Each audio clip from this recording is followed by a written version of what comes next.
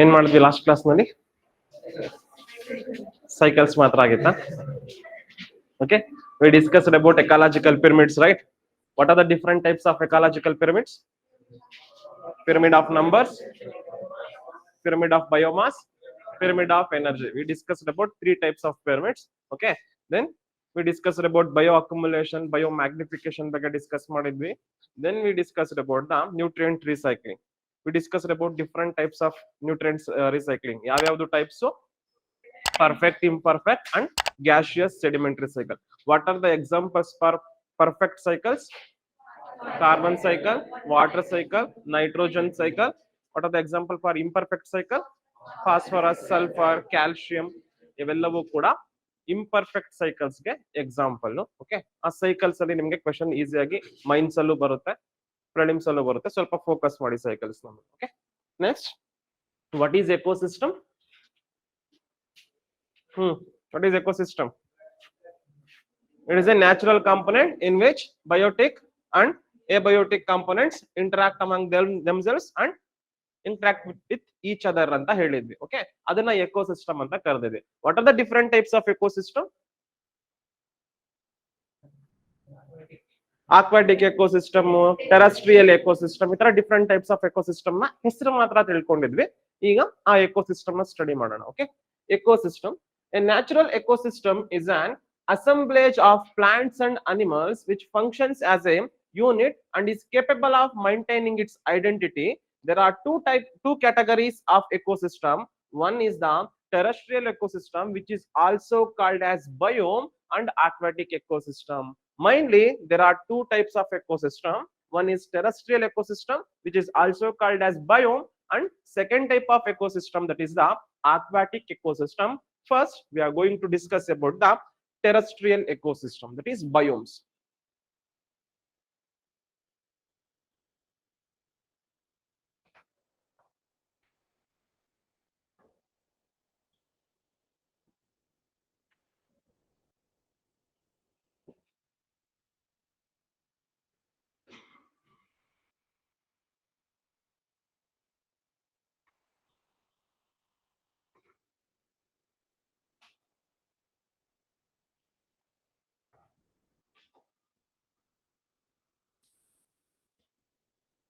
What are the main limiting factor in terrestrial ecosystem?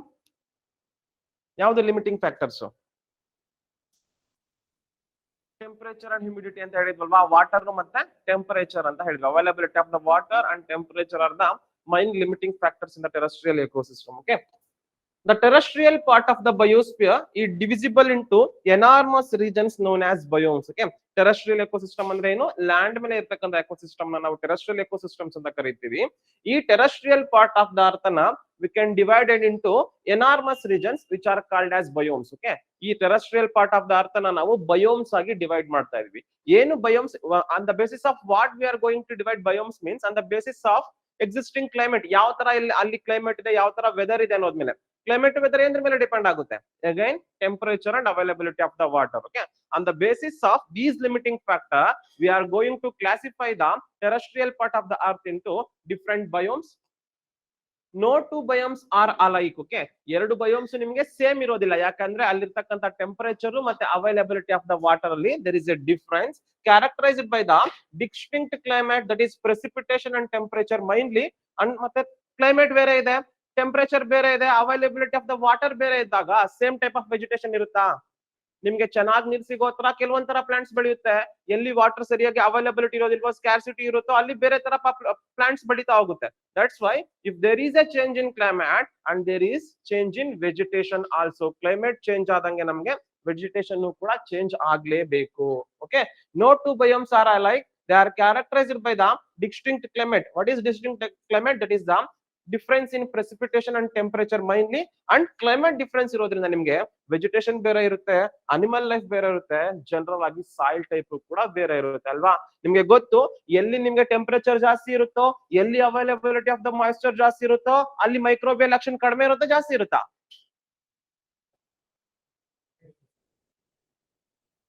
Temperature ಜಾಸ್ತಿ, moisture ಜಾಸ್ತಿ ಇದ್ರೆ ಏನಾಗ್ಬೇಕು? ಮೈಕ್ರೋಬಿಯಲ್ ಆಕ್ಟಿವಿಟಿ ಜಾಸ್ತಿ ಆಗುತ್ತೆ. ಮೈಕ್ರೋಬಿಯಲ್ ಆಕ್ಟಿವಿಟಿ ಜಾಸ್ತಿ ಆದ್ರೆ ಆರ್ಗ್ಯಾನಿಕ್ ಮ್ಯಾಟರ್ ಬೇಗ ಡಿಗ್ರೇಡ್ ಆಗುತ್ತೆ. ಆರ್ಗ್ಯಾನಿಕ್ ಮ್ಯಾಟರ್ ಬೇಗ ಡಿಗ್ರೇಡ್ ಆದ್ರೆ ಆರ್ಗ್ಯಾನಿಕ್ ಕಂಟೆಂಟ್ ಮಿನರಲ್ಸ್ ರಿಚ್ ಇರುತ್ತೆ ನಿಮ್ಗೆ ಸಾಯಿಲ್ ನಲ್ಲಿ. ಅದೇ ನಿಮ್ಗೆ ಬೇಗ ಡಿಗ್ರೇಡ್ ಆಗ್ಲಿಲ್ಲ ಅಂದ್ರೆ what happens to the soil? It will become acidic ಅಂತ ಹೇಳಿದ್ದೆ. ಯಾಕಂದ್ರೆ ಆರ್ಗ್ಯಾನಿಕ್ ಕಂಟೆಂಟ್ ಬೇಗ ಡಿಗ್ರೇಡ್ ಆಗೋದಿಲ್ಲ ನಿಮ್ಗೆ, ಇಟ್ ವಿಲ್ ಬಿಕಮ್ ಅಸಿಡಿಕ್ ಅಂತ ಹೇಳಿದ್ದೆ.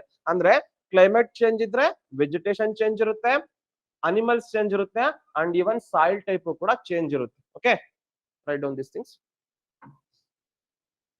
ಎಲ್ಲಿ ಕ್ಲೈಮೇಟ್ ಬೇರೆ ಇರುತ್ತೋ, ಎಲ್ಲಿ ಸಾಯಿಲ್ ಟೈಪ್ ಬೇರೆ ಇರುತ್ತೋ, ಎಲ್ಲಿ ಅನಿಮಲ್ಸ್ ಬೇರೆ ಇರುತ್ತೋ, ಎಲ್ಲಿ ಪ್ಲಾಂಟ್ ಲೈಫ್ ಬೇರೆ ಇರುತ್ತೋ, ಸಿಮಿಲರ್ ಇರ್ತಕ್ಕಂಥ ರೀಜನ್ಸ್ ಅನ್ನ ಒಂದು ಬಯೋಮ್ ಅಂತ ಕನ್ಸಿಡರ್ ಮಾಡ್ತೀವಿ. ಡಿಫ್ರೆನ್ಸ್ ಇರೋದು ಬೇರೆ ಬಯೋಮ್ ಅಲ್ಲಿ. Okay,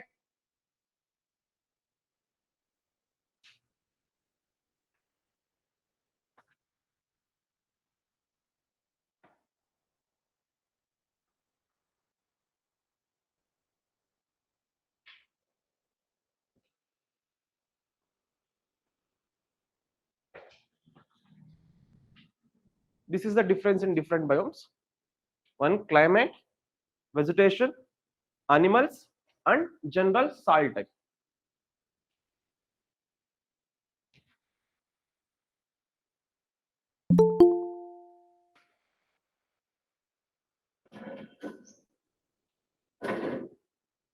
The climate determines the boundaries of a biome and abundance of plants and animals found in each one of them. Okay, ಏನಾಗುತ್ತೆ ನಿಮಗೆ ಕ್ಲೈಮೇಟ್ ಚೇಂಜ್ ಆಗ್ತಿದ್ದಂಗೆ ಬಯೋಮ್ ಕೂಡ ಚೇಂಜ್ ಆಗ್ತಾ ಹೋಗುತ್ತೆ. That climate determines the boundary of each biome ಅಲ್ವಾ. Let us take any one, ನಿಮಗೆ ಗೊತ್ತಿರ್ತಕ್ಕಂಥ ಒಂದು ಬಯೋಮ್ ಹೇಳಿ. Let us take tundra. What is the climate in tundra? ತುಂಬಾ ಕಡಿಮೆ ಟೆಂಪರೇಚರ್ ಇರುತ್ತೆ. ಸ್ವಲ್ಪ ನಿಮ್ಗೆ ಟೆಂಪರೇಚರ್ ನಿಮ್ಗೆ ಹಾಟ್ ಆಗಿದ ತಕ್ಷಣ ಏನಾಗುತ್ತೆ, ತಂಡ್ರಾ ಕ್ಲೈಮೇಟ್ ಎಂಡ್ ಆಗುತ್ತೆ, ಬೇರೆ ಯಾವ್ದೋ ನಿಮ್ಗೆ ಬಯೋಮ್ ಬರ್ತಾ ಹೋಗುತ್ತೆ. ಅಂದ್ರೆ ಈ ಒಂದು ಬಯೋಮ್ ಗಳ ಒಂದು ಬೌಂಡ್ರಿಯನ್ನ ಡಿಟರ್ಮೈನ್ ಮಾಡೋದು ಯಾರು ಅಂದ್ರೆ ಯಾರು? ನಾವು ಮಾರ್ಕ್ ಮಾಡ್ತೀವಾ? ಇಲ್ಲ. Climate determines the boundary of biomes. Okay,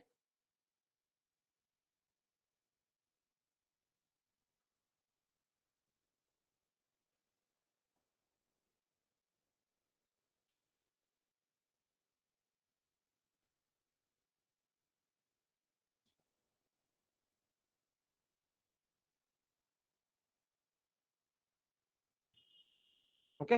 ಈಗ terrestrial part of the earth ನ ಮೇಲೆ ಇರತಕ್ಕಂತಹ ಡಿಫ್ರೆಂಟ್ ಬಯೋಮ್ಸ್ ಅನ್ನ ನೋಡ್ತಾ ಹೋಗೋಣ. ಫಸ್ಟ್ ಅವುಗಳ ನೇಮ್ ಅನ್ನ ತಿಳ್ಕೊಳ್ಳೋಣ. ಓಕೆ, ನಿಮ್ಗೆ ಎನ್ವಿರಾನ್ಮೆಂಟ್ ನಲ್ಲಿ name is very important and certain unique characters ನ ಮಾತ್ರ ಹೇಳ್ತಾ ಹೋಗ್ತೀವಿ. ಈ ಬಯೋಮ್ಸ್ ನ ನಾವು, ಈ ಡಿಫ್ರೆಂಟ್ ಟೈಪ್ಸ್ ಆಫ್ ಬಯೋಮ್ಸ್ ನ ನಾವು ಜಿಯೋಗ್ರಫಿಯಲ್ಲಿ ಸ್ವಲ್ಪ ಡೀಪ್ ಆಗಿ ಓದ್ತಾ ಹೋಗ್ತೀವಿ. ಇಲ್ಲಿ ನಾನು ನಿಮ್ಗೆ ಜಸ್ಟ್ ಸ್ವಲ್ಪ ಯೂನಿಕ್ ಕ್ಯಾರೆಕ್ಟರ್ಸ್, ವೆಜಿಟೇಷನ್ ಯಾವ ತರ ಇರುತ್ತೆ ಅಂತ ಹೇಳ್ಬಿಟ್ಟು ಅವುಗಳ ಹೆಸರನ್ನ ಹೇಳ್ತಾ ಹೋಗ್ತಾ ಇರ್ತೀವಿ. Okay, there are different types of biome. First tundra biome. There are two different types of tundra biomes. One is Arctic tundra, another one is the alpine tundra. Okay, Arctic tundra ಅಂದ್ರೆ ಏನು? What is Arctic?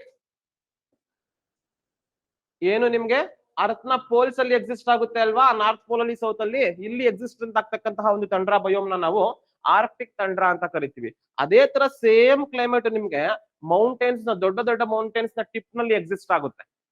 Mount Everest ನ tip ಹೋದ್ರೆ ನಿಮ್ಗೆ ಅಲ್ಲಿ ತಂಡ್ರಾ biome ಸಿಗ್ತಾ ಹೋಗುತ್ತೆ. ಈ ತರ ನಿಮ್ಗೆ ಮೌಂಟೇನ್ಸ್ ನ ಟಿಪ್ ನಲ್ಲಿ ಇರ್ತಕ್ಕಂತಹ ಒಂದು ತಂಡ್ರಾ ಬಯೋಮ್ ನ ನಾವೇನಂತ ಕರಿತೀವಿ? ಅಲ್ಪೈನ್ ತಂಡ್ರಾ ಅಂತ ಕರಿತೀವಿ. There are two types of tundra. One is arctic tundra which is exist in poles, another one is alpine tundra which is exist in mountain regions ಅಲ್ಲ, ಟಿಪ್ ಆಫ್ ದ ಮೌಂಟೇನ್ಸ್ ಅಂತ ಹೇಳ್ಬೇಕು. ಕೆಳಗಡೆ ನಿಮ್ಗೆ mountain ತಗೊಂಡ್ರೆ ನಿಮ್ಗೆ bottom ಅಲ್ಲಿ tropical evergreen ಇರುತ್ತೆ, ಬರ್ತಾ ಟೆಂಪರೇಟ್ ಫಾರೆಸ್ಟ್ ಸಿಗುತ್ತೆ, ಆಮೇಲೆ ಗ್ರಾಸ್ ಲ್ಯಾಂಡ್ ಸಿಗುತ್ತೆ. Finally you will get tundra. Okay, that is why tip of the tundra, ನಿಮ್ಗೆ ಟಿಪ್ ಆಫ್ ದ ಮೌಂಟೇನ್ ಅಲ್ಲಿ ತಂಡ್ರಾ ಸಿಗ್ತಕ್ಕಂಥದ್ದು. Okay, next forest. There are different types of forests on the earth.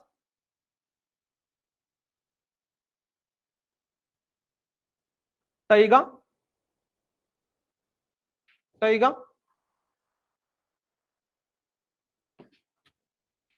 ನ boreal biome ಅಂತಾನು ಕರಿತೀವಿ. ಜಂಬಿಟ್ಟಿಗೆ ಮಣ್ಣು ನಮ್ಮ ಜಾಸ್ತಿ.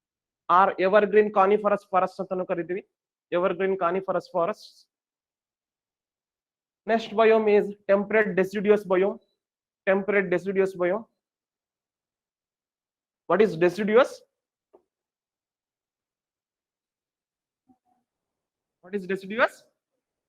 ಫಸ್ಟ್ ಕ್ಲಾಸ್ ಅಲ್ಲಿ ಡಿಸ್ಕಸ್ ಮಾಡಿದ್ವಿ ವರ್ಡ್ ಅನ್ನ. ಎಲ್ಲಾದ್ರೂ ನಿಮ್ಗೆ ಡೆಸಿಡಿಯಸ್ ವರ್ಡ್ ಬಂತು ಅಂತ ಅಂದ್ರೆ ಇಟ್ ಮೀನ್ ಇಟ್ ಅಲ್ಲಿರ್ತಕ್ಕಂಥ vegetation it shed their leaves in a definite season. ಈಗ ಬ್ಯಾಂಗ್ಳೂರ್ ನಲ್ಲಿ ಯಾವಾಗ ಉದುರುತ್ತೆ ನಿಮ್ಗೆ ಎಲೆ ಎಲ್ಲ ಕೂಡ, ಎಲ್ಲಾ ಮರದ್ದನ್ನು ಕೂಡ ಪ್ರೆಸೆಂಟ್ ಸೀಸನ್. ಮಿಡ್ ಸಮ್ಮರ್ ಅಲ್ಲಿ ಉದುರುತ್ತಾ? ಇಲ್ಲ. ಅಂದ್ರೆ ಎಲ್ಲಾ ಮರಗಳು ಕೂಡ ಅಲ್ಲಿ ಇರ್ತಕ್ಕಂಥ ಮರಗಳೇನಾಗುತ್ತೆ ನಿಮಗೆ ಒಂದು ಡೆಫಿನೆಟ್ ಸೀಸನ್ ಅಲ್ಲಿ ಅವುಗಳ ಎಲೆನ ಉದುರಿಸುತ್ತೆ. ಆ ತರ ಫಾರೆಸ್ಟ್ ಅನ್ನು ನಾವೇನಂತ ಕರಿತೀವಿ? ಡೆಸಿಡಿಯೋಸ್. ಡೆಸಿಡಿಯೋಸ್ ಅಂತ ವರ್ಡ್ ಎಲ್ಲಾದ್ರೂ ಬರ್ಲಿ, it means it shed their leaves in a definite season ಅಂತ ಅರ್ಥ. Okay, temperate deciduous. Next temperate rain forest.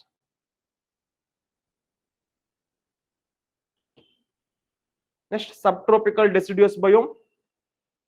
ಸಬ್ಟ್ರೋಪಿಕಲ್ deciduous biome. ಅದ್ರ ಜೊತೆ ನಿಮ್ಗೆ ಇಲ್ಲಿ ನಾನು ರೀಜನ್ ನೇಮ್ ಹಾಕಿರ್ತೀನಿ, ಹಂಗೆ ಕಾಪಿ ಮಾಡ್ಕೊಳ್ಳಿ ಅದನ್ನ. Subtropical deciduous biome. Next temperate deciduous biome, Mediterranean climate.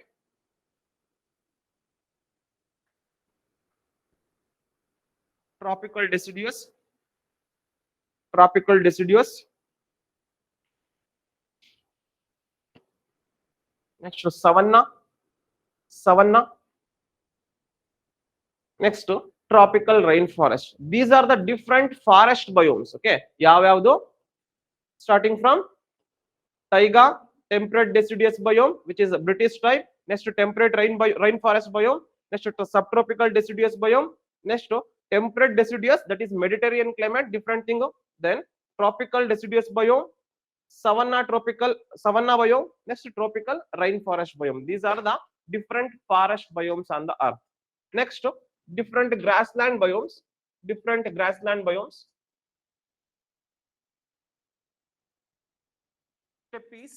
Steppes, which are also called as temperate grasslands. Steppes, which are also called as temperate grasslands. Next to savannas, which are also called as tropical grasslands. Savannas, tropical grasslands.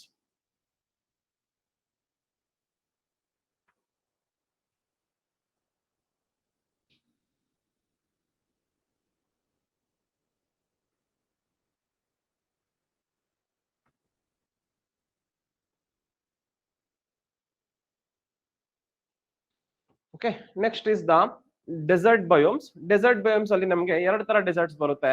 One is the tropical deserts, another one is the mid latitude deserts. Tropical deserts and mid latitude deserts. ಏನು latitudes ಅಂದ್ರೆ? What are latitudes? Horizontal, imaginary lines. Okay, look at here. ಏನಾಗುತ್ತೆ ನಿಮ್ಗೆ? This is the earth, this is the north pole, this is the south pole. ಏನಾಗುತ್ತೆ ನಿಮ್ಗೆ earth ನ ಮೇಲೆ ಈ ತರ ಹಾರಿಜಾಂಟಲ್ ಇಮ್ಯಾಜಿನರಿ ಲೈನ್ಸ್ ನ ಏನಾಗ್ತೀವಿ, ಇವುಗಳನ್ನ ನಾವು ಲ್ಯಾಟಿಟ್ಯೂಡ್ಸ್ ಅಂತ ಕರಿತೀವಿ, ವಿಚ್ ಸರ್ಕಮ್ ನ್ಯಾವಿಗೇಟ್ ದ ಅರ್ತ್ ಅಲ್ವಾ? ಅರ್ತ್ ನ ಸುತ್ತಲೂ ಒಂದು ರೌಂಡ್ ಅನ್ನ ಹಾಕೋ ಬರುತ್ತೆ ಆ ಒಂದು. ಇನ್ನೊಂದು ನಿಮ್ಗೆ ನಾರ್ತ್ ಇಂದ ಸೌತ್ ಗೆ ರನ್ ಆಗುತ್ತೆ. ಇದೇನಾಗುತ್ತೆ ನಿಮ್ಗೆ north pole to south pole ವರ್ಗು ಮಾತ್ರ ರನ್ ಆಗ್ತಕ್ಕಂಥದ್ದು. ಈ ಲೈನ್ಸ್ ಅನ್ನ ಏನಂತ ಕರಿತೀವಿ? These are the vertical imaginary lines. These lines are called longitudes. Okay, ಈಗ ಏನಾಗುತ್ತೆ ನಿಮ್ಗೆ ಎಕ್ಸಾಕ್ಟ್ಲಿ ಅರ್ತ್ ಅನ್ನ ಎರಡು ಈಕ್ವಲ್ ಹಾಫ್ಸ್ ಆಗಿ ಡಿವೈಡ್ ಮಾಡ್ತಕ್ಕಂತಹ ಒಂದು ಲ್ಯಾಟಿಟ್ಯೂಡ್ ಏನಿದೆ, ದಟ್ ಇಸ್ 0 ಡಿಗ್ರಿ ಲ್ಯಾಟಿಟ್ಯೂಡ್. ಇದನ್ನೇನಂತ ಕರಿತೀವಿ? ಈಕ್ವೆಟಾರ್ ಅಂತ ಕರಿತೀವಿ. ಇನ್ನೊಂದು ನಿಮ್ಗೆ just for your information, 23.5 degree north ಅನ್ನ ಏನಂತ ಕರಿತೀವಿ? ಇಲ್ಲಿಂದ ಮೇಲ್ಗಡೆಗೆ ಬರ್ತಕ್ಕಂಥ ನಾರ್ತ್, ಇಲ್ಲಿಂದ ಕೆಳಗಡೆಗೆ ಬರ್ತಕ್ಕಂಥ ಸೌತ್. 23.5 ನಾರ್ತ್ ಅನ್ನ ಟ್ರಾಪಿಕ್ ಆಫ್ ಕ್ಯಾನ್ಸರ್. ನೆಕ್ಸ್ಟ್ ನಿಮ್ಗೆ 66.5 ಡಿಗ್ರಿ ನಾರ್ತ್ ಅನ್ನ ಆರ್ಕ್ಟಿಕ್ ಸರ್ಕಲ್ ಅಂತ ಕರಿತೀವಿ. ಅದೇ ನಿಮ್ಗೆ 23.5 ಡಿಗ್ರಿ ಸೌತ್ ಅನ್ನ ಏನಂತ ಕರಿತೀವಿ? Tropic of Capricorn. And 66.5 degree south ಅನ್ನ ಏನಂತ ಕರಿತೀವಿ? Antarctic circle. ಇಲ್ಲಿ ನಿಮ್ಗೆ ಏನಾಗುತ್ತೆ ನೋಡಿ, this tropic of Cancer and tropic of Capricorn, ಈ ಒಂದು ಏರಿಯಾ ಏನಿದೆ, this area receives direct sun rays. Sun ಇಂದ ಬರ್ತಕ್ಕಂತಹ ಡೈರೆಕ್ಟ್ ರೇಸ್ ಅನ್ನ ನಿಮ್ಗೆ, ಈ ಸನ್ ರೇಸ್ ನಿಮ್ಗೆ ಡೈರೆಕ್ಟ್ ಆಗಿ ಇಲ್ಲಿ ಫಾಲ್ ಆಗ್ತಾ ಇರುತ್ತೆ. This area receives direct sunlight. ಸಣ್ಣ ಒಂದು ರೇಸ್ ಡೈರೆಕ್ಟ್ ಆಗಿ ಬಂದು ಬೀಳ್ತಾ ಇರುತ್ತೆ. ಈಗ ಏನಾಗುತ್ತೆ, amount of heat energy received maximum ಇರುತ್ತಾ, ಮಿನಿಮಮ್ ಇರುತ್ತಾ? ಮ್ಯಾಕ್ಸಿಮಮ್. ಅಂದ್ರೆ this area receives maximum amount of sunlight and heat. Okay, ಏನು ಜಾಸ್ತಿ ಹೀಟ್ ಅನ್ನ ರಿಸೀವ್ ಮಾಡ್ಕೊಳ್ತಕ್ಕಂಥ ಈ ಒಂದು ಏರಿಯಾ ಇದೆ, this area is called tropical area. Okay, ಅಲ್ಲಿ ನೀವು ವರ್ಡ್ಸ್ ಟ್ರಾಪಿಕಲ್ ಅಂತ ಸುಮಾರು ಸರಿ ಬಂತಲ್ವಾ word. It means this is the area between tropic of Cancer and tropic of Capricorn ಅಂತ ಅರ್ಥ. ಓಕೆ, ಈ ಏರಿಯಾಗೆ ಕಂಪೇರ್ ಮಾಡ್ಕೊಂಡ್ರೆ ನೋಡಿ, ಟ್ರಾಪಿಕ್ಸ್ ಇಂದ ಆರ್ಕ್ಟಿಕ್ ಸರ್ಕಲ್ ವರೆಗೂ ಇರ್ತಕ್ಕಂಥ ಏರಿಯಾ ಇದೆ ಅಲ್ವಾ, ಇದು ಸ್ವಲ್ಪ ಸ್ಲಾಂಟ್ ರೇಸ್ ಅನ್ನ ರಿಸೀವ್ ಮಾಡ್ಕೊಳ್ಳುತ್ತೆ ಅಲ್ವಾ. ಯಾವ್ದಾದ್ರು ಒಂದು ನಿಮ್ಗೆ ನೋಡಿ, ಒಂದು ಚಾಕು ತಗೊಂಡು ನಿಮ್ಗೆ ಈ ತರ ವರ್ಟಿಕಲ್ ಆಗಿ ಚುಚ್ಚಿದೆ ಅನ್ಕೊಳ್ಳಿ, ತುಂಬಾ ಒಳಗಡೆ ಜಾಸ್ತಿ ಎಳಿಯುತ್ತೆ ಅಲ್ವಾ. ಸ್ವಲ್ಪ ಸ್ಲಾಂಟ್ ಆಗಿ ಚುಚ್ಚಿದ್ರೆ ಅಷ್ಟು ಎಫೆಕ್ಟಿವ್ನೆಸ್ ಇರೋದಿಲ್ಲ. ಅದೇ ತರ ಏನಾಗುತ್ತೆ, ಸಣ್ಣ ರೇಸ್ ಡೈರೆಕ್ಟ್ ಆಗಿ ಬಿದ್ರೆ maximum amount of heat energy receive ಆಗುತ್ತೆ. ಸ್ಲಾಂಟ್ ಆಗಿ ಬಿದ್ರೆ ಸ್ವಲ್ಪ ಕಡಿಮೆ amount of heat energy receive ಆಗುತ್ತೆ. ಈ ಏರಿಯಾಗೆ ಕಂಪೇರ್ ಮಾಡ್ಕೊಂಡ್ರೆ this area receives less amount of heat. Okay, ಇಲ್ಲಿ ನಿಮ್ಗೆ 23.5 ಡಿಗ್ರಿ ನಾರ್ತ್ ಇಂದ 66.5 ಡಿಗ್ರಿ ನಾರ್ತ್ ವರೆಗೂ, ಮತ್ತೆ 23.5 ಡಿಗ್ರಿ ಸೌತ್ ಇಂದ 66.5 ಡಿಗ್ರಿ ಸೌತ್ ವರೆಗೂ ಕೂಡ ಏನಿದೆ, ಈ ಒಂದು ಏರಿಯಾವನ್ನು ನಾವೇನಂತ ಕರಿತೀವಿ, ಟೆಂಪರೇಟ್ ಏರಿಯಾ ಅಂತ ಕರಿತೀವಿ. ಈ ಟೆಂಪರೇಟ್ ಏರಿಯಾದಲ್ಲಿ ನಿಮ್ಗೆ heat energy is less than the tropical area. Okay, ಈಗ ನಿಮ್ಗೆ this is the Arctic circle, this is the Antarctic circle.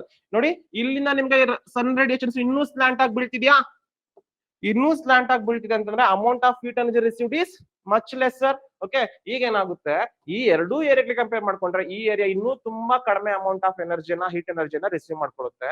This area is called polar area. Polar ಏರಿಯಾದಲ್ಲಿ ನಿಮ್ಗೆ ಹೀಟ್ ಎನರ್ಜಿ ತುಂಬಾ ಕಡಿಮೆ ಇರುತ್ತೆ.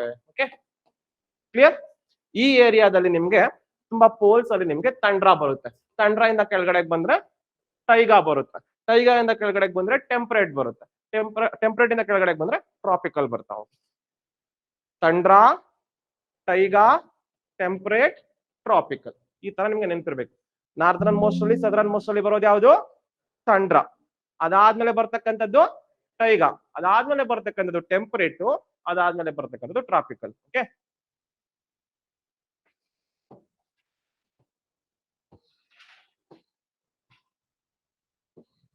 ಮತ್ತೆ ಇನ್ನೊಂದು ಕಾನ್ಸೆಪ್ಟ್ ಕ್ಲಿಯರ್ ಆಗ್ಬೇಕು ನಿಮ್ಗೆ. ನೀವು ಯಾವುದೇ ಒಂದು ಪಾರ್ಟ್ ಆಫ್ ದ ಅರ್ಥನ ತಗೊಳ್ಳಿ, ಒಂದು ದೊಡ್ಡ ಕಾಂಟಿನೆಂಟ್ ಇದೆ ಅಂತ ಅನ್ಕೊಳ್ಳೋಣ. ಕಾಂಟಿನೆಂಟ್ ಅಂದ್ರೆ ಏನು, land mass. Let us take Europe as a one continent, Africa is another continent, South America is another continent.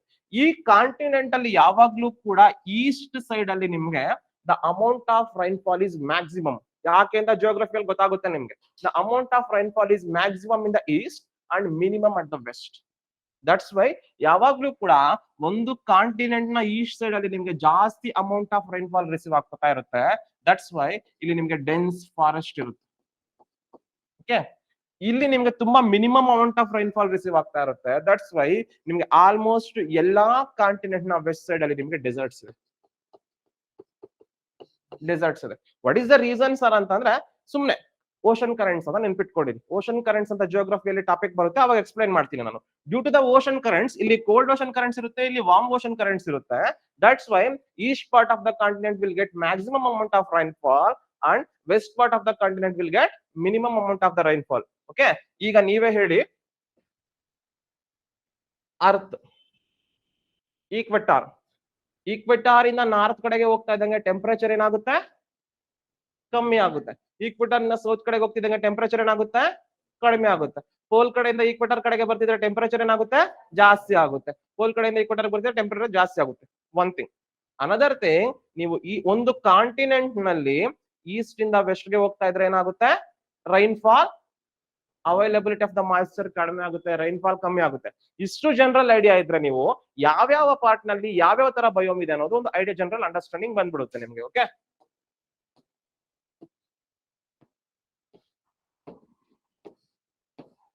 Look at this triangle. ನೋಡಿ, ಇಲ್ಲಿ ಈಕ್ವೆಟಾರ್, ಇದು ಪೋಲ್ ಅಂತ ತಗೋತಾ ಇದೀವಿ. Okay, bottom is equator, tip is pole. ಇದ್ ಕಡೆಗೆ ನಿಮ್ಗೆ left ಗೆ ಈಸ್ಟ್ ಕಡೆಗೆ ರೈನ್ಫಾಲ್ ಜಾಸ್ತಿನಾ ಕಡಿಮೆನಾ, ಜಾಸ್ತಿ. ವೆಸ್ಟ್ ಕಡೆಗೆ, ಈಸ್ಟ್ ಕಡೆಗೆ ಏನ್ ಬರ್ಬೇಕು, ಈಗ ಡೆನ್ಸ್ ಫಾರೆಸ್ಟ್ ಬರ್ಬೇಕು. ವೆಸ್ಟ್ ಕಡೆಗೆ ಏನ್ ಬರ್ಬೇಕು, ಇದೆಯಾ ಇಲ್ಲಿ ಡೆಸರ್ಟ್, ರೈನ್ ಫಾರೆಸ್ಟ್ ಇಲ್ಲಿ ಇದೆಯಾ. ಹೋಗ್ತಾ ಹೋಗ್ತಾ ನಿಮ್ಗೆ ಏನಾಗುತ್ತೆ, tropical, temperate, taiga, tundra. Red on this triangle ಕಾಣಿಸ್ತಿದೆ ಅಲ್ವಾ ಎಲ್ಲರಿಗೂ ಕೂಡ ಅಲ್ಲೇನಿದೆ ಅಂತ. Tip is polar, tundra, boreal that is taiga. ಅದಾದ್ಮೇಲೆ ನಿಮ್ಗೆ ಇಲ್ಲಿ ಟೆಂಪರೇಟ್, ನಿಮ್ಗೆ ಮಿಡ್ ಅಲ್ಲಿ ನಿಮ್ಗೆ ಗ್ರಾಸ್ ಲ್ಯಾಂಡ್ ಸಿಗುತ್ತೆ, ಇಲ್ಲಿ ಡೆಸರ್ಟ್ ಸಿಗುತ್ತೆ, ಇಲ್ಲಿ ಫಾರೆಸ್ಟ್ ಸಿಗ್ತಾ ಹೋಗುತ್ತೆ. This is the tropical area. Eastern most side ಅಲ್ಲಿ ನಿಮ್ಗೆ rain forest, deciduous forest, grass savanna, grass land, desert. Right down. ಈ ಟ್ರಯಾಂಗಲ್ ನೆನಪಿದ್ರೆ ನಿಮ್ಗೆ ಆಲ್ಮೋಸ್ಟ್ ಯಾವ ಏರಿಯಾದಲ್ಲಿ ಯಾವ ಬಯೋಮ್ ಬರುತ್ತೆ ಅನ್ನೋ ಒಂದು ಜನರಲ್ ಐಡಿಯಾ ಬಂದ್ಬಿಡುತ್ತೆ ನಿಮ್ಗೆ. Okay,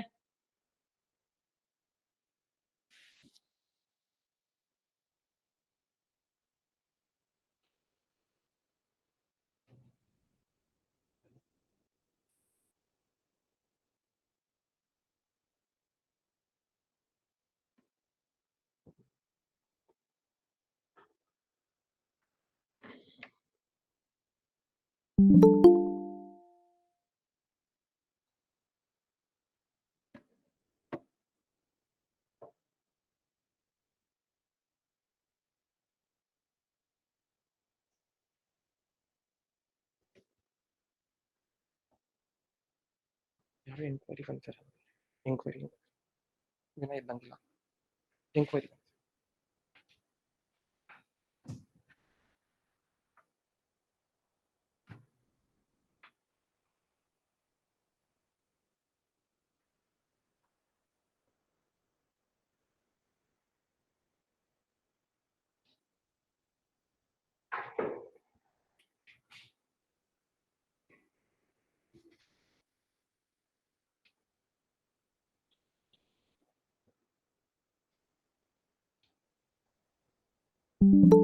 okay.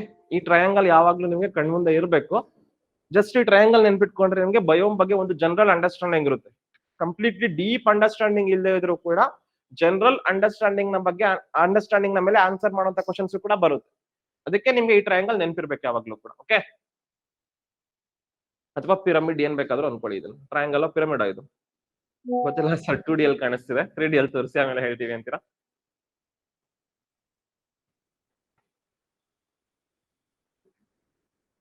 ಡನ್ ಆಯ್ತಾ? ಈಗ ಒಂದೊಂದು ಬಯೋಮನೆ ನೋಡ್ತಾ ಹೋಗೋಣ. First tundra biome. Tundra biome ಎಲ್ಲಿದೆ? ಟಾಪ್ ನಲ್ಲಿ ಇದೆ. What about temperature here? Very low. What about rainfall? Temperature ಕಡಿಮೆ ಇದ್ರೆ ರೈನ್ಫಾಲ್ ಕೂಡ ಆಲ್ಮೋಸ್ಟ್ ಕಡಿಮೆನೇ ಇರುತ್ತೆ. ಯಾಕಂದ್ರೆ ನಿಮ್ಗೆ ರೈನ್ಫಾಲ್ ಆಗ್ಬೇಕಂದ್ರೆ ಏನಾಗ್ಬೇಕು? ಟೆಂಪರೇಚರ್ ಜಾಸ್ತಿ ಇರಬೇಕು, ನಿಮ್ಗೆ ವಾಟರ್ ಎವಾಪರೇಟ್ ಆಗ್ಬೇಕು, ಕಂಡೆನ್ಸೇಟ್ ಆಗ್ಬೇಕು. ಟೆಂಪರೇಚರ್ ಕಡಿಮೆ ಇದ್ರೆ most of the times rainfall ಕೂಡ ಕಡಿಮೆನೇ ಇರುತ್ತೆ. Tundra is at the top. Here temperature is also less and rainfall is also less. ನೋಡ್ತಾ ಹೋಗೋಣ tundra biome. There are 2 types of tundra ಅಂತ ಹೇಳಿದ್ದೆ. ಯಾವ್ಯಾವ್ದು? Arctic tundra and alpine tundra. Arctic tundra ಎಲ್ಲಿರುತ್ತೆ? Poles ನಲ್ಲಿ ಇರುತ್ತೆ. ಅಲ್ಪೈನ್ ತಂಡ್ರಾ ಎಲ್ಲಿ? Mountains ನ ಟಿಪ್ ನಲ್ಲಿ ಇರುತ್ತೆ. There are 2 types of tundra, arctic and alpine. Alpine tundra occurs at the high mountains about the tree line. About the tree line ಅಂದ್ರೆ ಒಂದು mountain ನಲ್ಲಿ ಎಲ್ಲಿವರೆಗೂ ಟ್ರೀಸ್ ಇರುತ್ತೋ, ಅಂದ್ರೆ ನಿಮ್ಗೆ ತುಂಬಾ ಟಾಪ್ ವರ್ಗೂ ಟ್ರೀಸ್ ಇರಲ್ಲ. ಬಾಟಮ್ ಇಂದ ಶುರುವಾಗಿ ಅಪ್ ಟು ಸರ್ಟೈನ್ ಹೈಟ್ ವರ್ಗೂ ಮಾತ್ರನೇ ಟ್ರೀಸ್ ಇರುತ್ತೆ. ಅದ್ರ ಮೇಲೆ ನಿಮ್ಗೆ ಟ್ರೀಸ್ ಸಿಗೋದಿಲ್ಲ. ಟ್ರೀ ಲೈನ್ ಗಿಂತ ಮೇಲೆ ಇರ್ತಕ್ಕಂಥದ್ದು ತಂಡ್ರಾ ಬಯೋಮ್ ಅಂತ ಹೇಳ್ತಾ ಇದೀವಿ. Alpine tundra occurs at the high mountains about the tree line. Example high ranges of Himalayas, Andes and Alps. Okay, ಈ ಮೌಂಟೇನ್ಸ್ ನ ಹೈ ಟಿಪ್ಸ್ ನಲ್ಲಿ ನಿಮ್ಗೆ ಈ ಒಂದು ಬಯೋಮ್ ಎಕ್ಸಿಸ್ಟ್ ಆಗ್ತಾ ಹೋಗುತ್ತೆ. ಇಲ್ಲಿ ನಿಮ್ಗೆ ಟ್ರೀಸ್ ಇರೋದಿಲ್ಲ. ಯಾಕೆ ಟ್ರೀಸ್ ಇರೋದಿಲ್ಲ? ಟ್ರೀಸ್ಗೆ ಏನ್ ಬೇಕಿರೋದಕ್ಕೆ? ಒಂದು ಮ್ಯಾಕ್ಸಿಮಮ್ ಸನ್ಲೈಟ್ ಬೇಕು. Forget about the Arctic. Arctic ನಲ್ಲಿ ನಿಮ್ಗೆ ಸನ್ಲೈಟ್ ಸಿಗಲ್ಲ ಅನ್ಕೊಳ್ಳಿ. ಹಿಮಾಲಯಾಸ್ ನಲ್ಲಿ ಸನ್ಲೈಟ್ ಸಿಗೋದಿಲ್ವಾ? ಸನ್ಲೈಟ್ ಸಿಗುತ್ತೆ, ಮ್ಯಾಕ್ಸಿಮಮ್ ಅಮೌಂಟ್ ಆಫ್ ಸನ್ಲೈಟ್ ಸಿಗುತ್ತೆ. ಆದ್ರೂ ಕೂಡ ಅಲ್ಲಿ ಟ್ರೀಸ್ ಯಾಕಿಲ್ಲ? ಅವೈಲಬಿಲಿಟಿ ಆಫ್ ದ ವಾಟರ್ ಅಲ್ವಾ. ನಿಮ್ಗೆ ಏನಾಗುತ್ತೆ, ಅಷ್ಟು ಹೈಟ್ ನಲ್ಲಿ ನಿಮ್ಗೆ ಟೆಂಪರೇಚರ್ ಏನಿರುತ್ತೆ? ತುಂಬಾ ಕಡಿಮೆ ಇರುತ್ತೆ ಅಲ್ವಾ. ಪೋಲಾರ್ ರೀಜನ್ ಅಲ್ಲಿ ಟೆಂಪರೇಚರ್ ತುಂಬಾ ಕಡಿಮೆ ಇರುತ್ತೆ. ವಾಟರ್ ಯಾವ ಫಾರ್ಮ್ ನಲ್ಲಿ ಇರುತ್ತೆ? ಐಸ್, ಪರ್ಮಾಫ್ರೋಸ್ಟ್ ಆಗ್ಬಿಟ್ಟಿರುತ್ತೆ. Water is not available for the absorption. ಈಸಿಯಾಗಿ ಪ್ಲಾಂಟ್ಸ್ ನಿಮ್ಗೆ ವಾಟರ್ ಅಬ್ಸರ್ವ್ ಮಾಡ್ಕೊಳ್ಳೋಕೆ ಆಗೋದಿಲ್ಲ. ಯಾಕೆ ಅಂದ್ರೆ ವಾಟರ್ ಅಲ್ಲಿ ನಿಮ್ಗೆ ಹೆಪ್ಪುಗಟ್ಬಿಟ್ಟಿರುತ್ತೆ.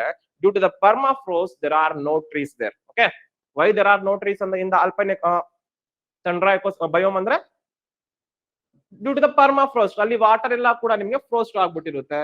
There are no trees in the tundra due to the ಪರ್ಮಾಫ್ರೋಸ್ಟ್. Okay, ಎಲ್ಲ ಕೂಡ ಫ್ರೀಸ್ ಆಗ್ಬಿಟ್ಟಿರುತ್ತೆ ನಿಮ್ಗೆ ವಾಟರ್. ಇಲ್ಲಿ ನಿಮ್ಗೆ ಗಿಡಗಳಿದ್ರು ಕೂಡ ಅದಕ್ಕೂ ವಾಟರ್ ಅವೈಲಬಿಲಿಟಿ ಇರಬೇಕು.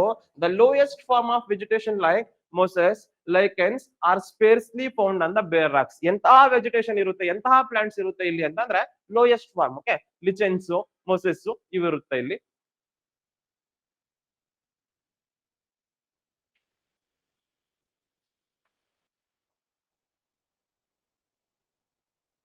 Okay, coastal lowlands, reindeer moss.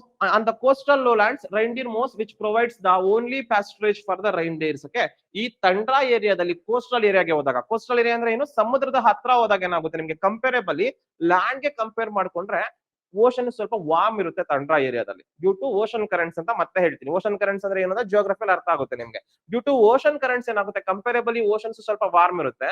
Warm ಇರೋದ್ರಿಂದ ನಿಮ್ಗೆ ಅವೈಲಬಿಲಿಟಿ ಆಫ್ ದ ವಾಟರ್ ಇರುತ್ತೆ. ಅವೈಲಬಿಲಿಟಿ ಆಫ್ ದ ವಾಟರ್ ಇರೋದ್ರಿಂದ ನಿಮ್ಗೆ ಏನಾಗುತ್ತೆ, ರೈನ್ಡೀರ್ ಮೋಸ್ ಅಂತಕ್ಕಂತಹ ಒಂದು ಲೈಕ್ ಗ್ರಾಸ್ ಲೈಕ್ ಪ್ಲಾಂಟ್ ಒಂದು ನಿಮ್ಗೆ ಅಲ್ಲಿ ಬೆಳೀತಾ ಇರುತ್ತೆ. ಅದರ ಮೇಲೆ ಫೀಡ್ ಮಾಡ್ಕೊಂಡು ನಿಮ್ಗೆ ಅಲ್ಲಿ ರೈನ್ಡೀರ್ಸ್ ಎಲ್ಲ ಕೂಡ ತಂಡ್ರಾ ಎಕೋಸಿಸ್ಟಮ್ ಅಲ್ಲಿ ಇರುತ್ತೆ. ಓಕೆ, ಇಲ್ಲಿ ಎಂತ ಪ್ಲಾಂಟ್ಸ್ ಇರುತ್ತೆ? ಮ್ಯಾಕ್ಸಿಮಮ್ ರೈನ್ಡೀರ್ ಮೋಸ್, ಅದ್ ಬಿಟ್ರೆ ಲಿಚೆನ್ಸ್, ಮೋಸಸ್ ಇರುತ್ತೆ. ಓಕೆ, ಮ್ಯಾಕ್ಸಿಮಮ್ ಗ್ರಾಸಸ್ ಸಿಗ್ಬೋದು ಅಷ್ಟೇ ಅಲ್ಲಿ. Okay,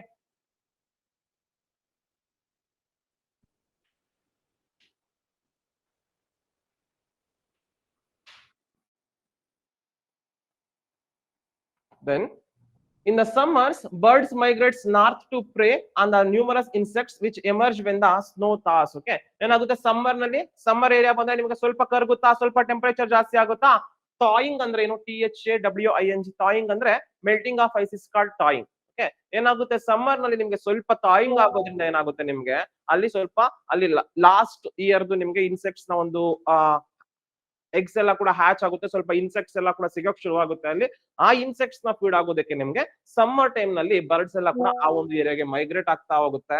okay, insects have A short life cycle which are completed during the favourable period of the year. Okay, ನಿಮ್ಗೆ ಒಂದು ಇಯರ್ ನಲ್ಲಿ ಒಂದು 3 to 4 ಮಂತ್ಸ್ ಸ್ವಲ್ಪ ವಾರ್ಮ್ ಟೆಂಪರೇಚರ್ಸ್ ಇರುತ್ತೆ, ಆವಾಗ ನಿಮ್ಗೆ ಐಸ್ ತಾ ಆಗುತ್ತೆ. ಐಸ್ ತಾ ಆದಾಗ ನಿಮ್ಗೆ ಅಲ್ಲಿರ್ತಕ್ಕಂಥ ಇನ್ಸೆಕ್ಟ್ಸ್ ಎಲ್ಲ ಕೂಡ ನಿಮ್ಗೆ ಆ 4 ಮಂತ್ಸ್ ಅಲ್ಲಿ ಅದರ ಲೈಫ್ ಸೈಕಲ್ ಅನ್ನ ಮುಗಿಸ್ಕೊಂಡ್ಬಿಡುತ್ತೆ. ಮತ್ತೆ ನಿಮ್ಗೆ ಏನಾಗುತ್ತೆ ಇನ್ನೊಂದು 8 ತಿಂಗಳು ಡಾರ್ಮೆಂಟ್ ಸ್ಟೇಜ್ ಅಲ್ಲಿ ಇರುತ್ತೆ ಎಗ್ಸ್ ಎಲ್ಲ ಕೂಡ. ಓಕೆ, ಯಾವಾಗ ಇನ್ಸೆಕ್ಟ್ಸ್ ಎಲ್ಲ ಕೂಡ ಹ್ಯಾಚ್ ಆಗಿ ಹೊರಗಡೆ ಬರುತ್ತೆ, ಅವುಗಳ ಮೇಲೆ ಫೀಡ್ ಮಾಡೋದಕ್ಕೆ ನಿಮಗೆ ಬರ್ಡ್ಸ್ ಎಲ್ಲ ಕೂಡ ಚಾನ್ಸಸ್ ಇರುತ್ತೆ. Animals like reindeer mouse, fox, owls, muskox, polar bear, lemming, arctic hare, arctic willow live in the tundra region. Okay, ಈ ತರ ಡಿಫ್ರೆಂಟ್ ಅನಿಮಲ್ಸ್ ಎಲ್ಲ ಕೂಡ ಅಲ್ಲಿ ಇರುತ್ತೆ. Just you can look at in the notes. Okay, reptiles and amphibians are almost absent. Why? Answer ಹೇಳಿ ನೋಡೋಣ. Why reptiles and amphibians are absent there? Warm, temperature okay ಕಡಿಮೆ ಇದೆ, ಅದಕ್ಕೆ ಯಾಕೆ ಟೆಂಪರೇಚರ್ ಕಡಿಮೆ ಇದ್ರೆ ಯಾಕಿರಕ್ಕಾಗಲ್ಲ ಇವು? ವಾಟರ್ ಹೋಮಿಯೋಸ್ಟಾಸಿಸ್ ನೆನಪಿದ್ಯಾ? What is homeostasis? Constant environment. They are the regulators conformers. Regulators ಆದ್ರೆ ಅಲ್ಲಿ ಆರಾಮಾಗಿ ಇರ್ಬೋದು ಅಲ್ವಾ, ಹೊರಗಡೆ ಟೆಂಪರೇಚರ್ ಏನಾದ್ರೂ ಇರ್ಲಿ, ನಾನು ಕಾನ್ಸ್ಟೆಂಟ್ ಎನ್ವಿರಾನ್ಮೆಂಟ್ ನ ಮೈಂಟೈನ್ ಮಾಡ್ಕೋಬಹುದು. ರೆಪ್ಟೈಲ್ಸ್ ನಿಮ್ಗೆ ರೆಗ್ಯುಲೇಟರ್ಸ್ ಅಲ್ಲ, ಕಾನ್ಫಾರ್ಮರ್ಸ್. ಹೊರಗಡೆ ಕೂಲ್ ಆದ್ರೆ ಅವು ಕೂಲ್ ಆಗ್ಬಿಡ್ತವೆ, ಹೊರಗಡೆ ಹಾಟ್ ಆದ್ರೆ ಅದು ಕೂಡ ಹಾಟ್ ಆಗ್ಬಿಡುತ್ತೆ. ದಟ್ಸ್ ವೈ ತುಂಬಾ ಕೂಲ್ ಟೆಂಪರೇಚರ್ ನಲ್ಲಿ ಅವು ಎಕ್ಸಿಸ್ಟ್ ಆಗೋದಿಕ್ ಆಗೋದಿಲ್ಲ. Reptiles they are the cold blooded animals ಅಲ್ವಾ. ವಾರ್ಮ್ ಬ್ಲಡೆಡ್ ಅನಿಮಲ್ಸ್ ಆದ್ರೆ ಬದುಕಬಹುದು. ಕೋಲ್ಡ್ ಬ್ಲಡೆಡ್ ಅನಿಮಲ್ಸ್ ಆಗಿರೋದ್ರಿಂದ they can't live. Okay, that's why reptiles and amphibians are almost absent, because ಅವು ಸರ್ವೈವ್ ಆಗೋದಕ್ಕೆ ಆಗೋದಿಲ್ಲ ಅಲ್ಲಿ due to low temperature. They are the ಕಾನ್ಫಾರ್ಮರ್ಸ್.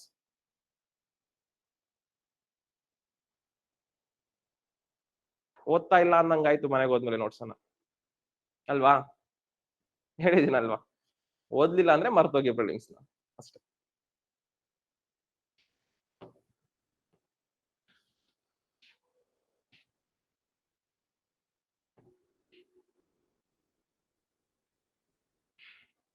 Okay.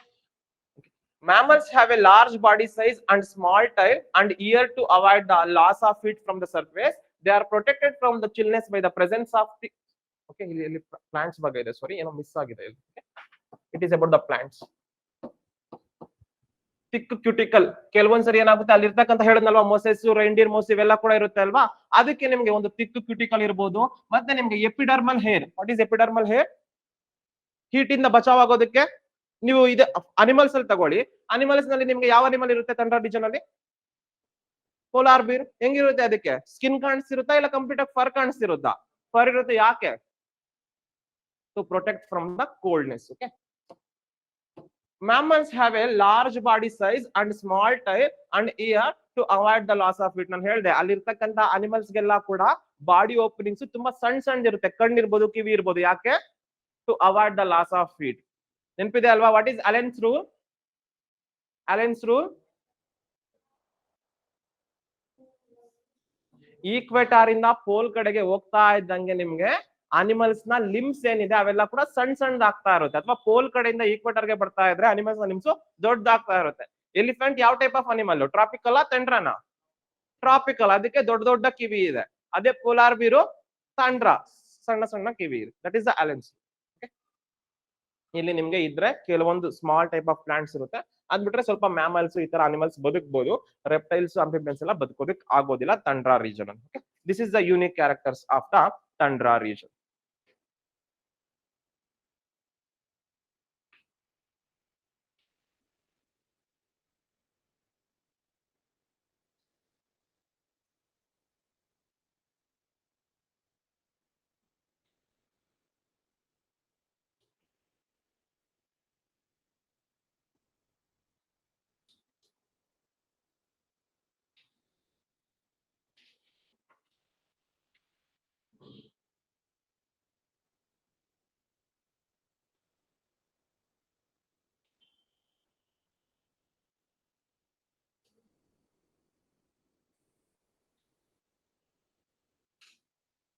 Done. Next biome ಯಾವುದು? Tundra ಕೆಳಗಡೆ ಯಾವ್ದು ಬರುತ್ತೆ ಟ್ರಯಾಂಗಲ್ ನಲ್ಲಿ? That is boreal taiga forest. Okay, next is taiga or boreal biome. ಇಲ್ಲೇನಾಗುತ್ತೆ, ತಂಡ್ರಾಗಿಂತ ಟೆಂಪರೇಚರ್ ಸ್ವಲ್ಪ ಜಾಸ್ತಿ ಇರುತ್ತೆ, ರೈನ್ ಫಾಲ್ ಕೂಡ ಸ್ವಲ್ಪ ಜಾಸ್ತಿ ಇರುತ್ತೆ. ಹಾಗಂತ ಮ್ಯಾಕ್ಸಿಮಮ್ ಇದೆ ಅಂತ ಹೇಳೋಕ್ಕಾಗಲ್ಲ.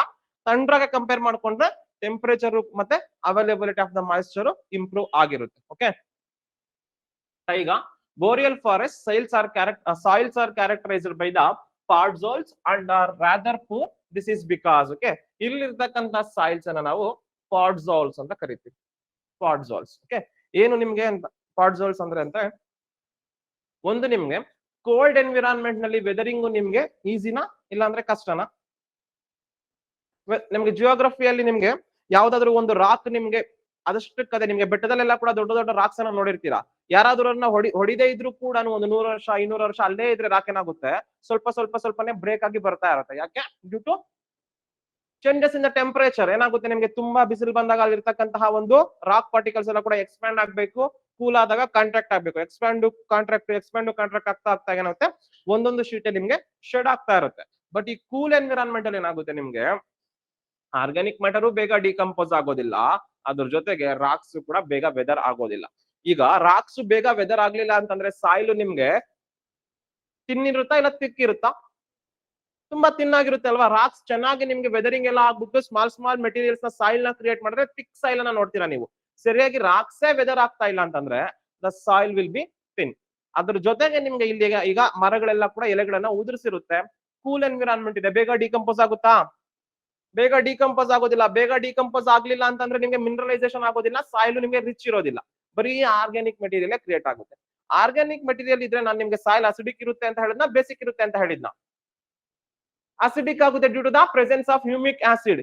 ಎಲ್ಲಿ ನಿಮ್ಗೆ ಆರ್ಗ್ಯಾನಿಕ್ ಮೆಟೀರಿಯಲ್ಸ್ ಬೇಗ ಬ್ರೇಕ್ ಡೌನ್ ಆಗೋದಿಲ್ವೋ, ಬೇಗ ಡಿಕಂಪೋಸ್ ಆಗೋದಿಲ್ವೋ, the characteristic of that soil will be acidic. ಅಂದ್ರೆ ಈಗ ಏನ್ ಗೊತ್ತಾಯ್ತು ನಿಮ್ಗೆ, ಇಲ್ಲಿ ಸಾಯಿಲ್ಸ್ ತಿನ್ನಾಗಿರುತ್ತೆ, ಅದ್ರ ಜೊತೆಗೆ ಅಸಿಡಿಕ್ ಆಗಿರುತ್ತೆ. ಓಕೆ, ಪಾಡ್ಜಾಲ್ಸ್ ನ ಒಂದು ಕ್ಯಾರೆಕ್ಟರಿಸ್ಟಿಕ್ ಥಿನ್, ಅಸಿಡಿಕ್, ಅದ್ರ ಜೊತೆಗೆ ಪೂರಾ ರಿಚ್, ಪೂರ್ ಸಾಯಿಲ್ಸ್, ನ್ಯೂಟ್ರಿಯೆಂಟ್ ಅಲ್ಲಿ poor.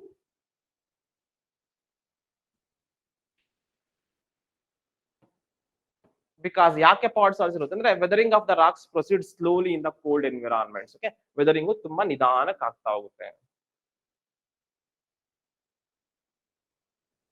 The litter derived from the coniferous needle is decomposed very slowly and is not rich in the nutrients. Okay, ಏನಾಗುತ್ತೆ ನಿಮ್ಗೆ, ಇದು ಏನು ನಿಮ್ಗೆ ಎಲೆಗಳು ಕಡ್ಡಿ ಎಲ್ಲ ಉದುರುತ್ತೆ ಅಲ್ವಾ, ಅದು ಕೂಡ ಬೇಗ ಡಿಕಂಪೋಸ್ ಆಗೋದಿಲ್ಲ. ಬೇಗ ಡಿಕಂಪೋಸ್ ಆಗ್ಲಿಲ್ಲ ಅಂತಂದ್ರೆ ನಿಮ್ಗೆ ಮಿನರಲೈಸೇಷನ್ ಆಗೋದಿಲ್ಲ, ಆರ್ಗ್ಯಾನಿಕ್ ಮೆಟೀರಿಯಲ್ ಜಾಸ್ತಿ ಇರುತ್ತೆ.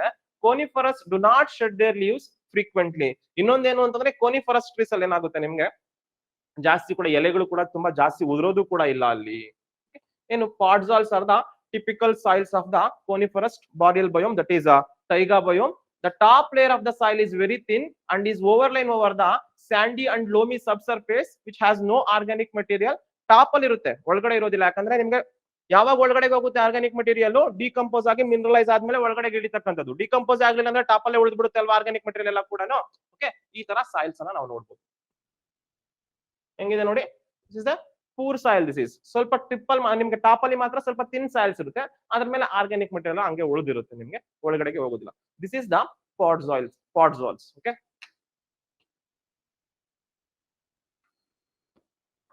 write down about the podzolz. ಕೇಳಿದ್ದಾರೆ ಪಾಡ್ಜಾಲ್ಸ್ ನ ಬಗ್ಗೆ ಒಂದ್ಸರಿ.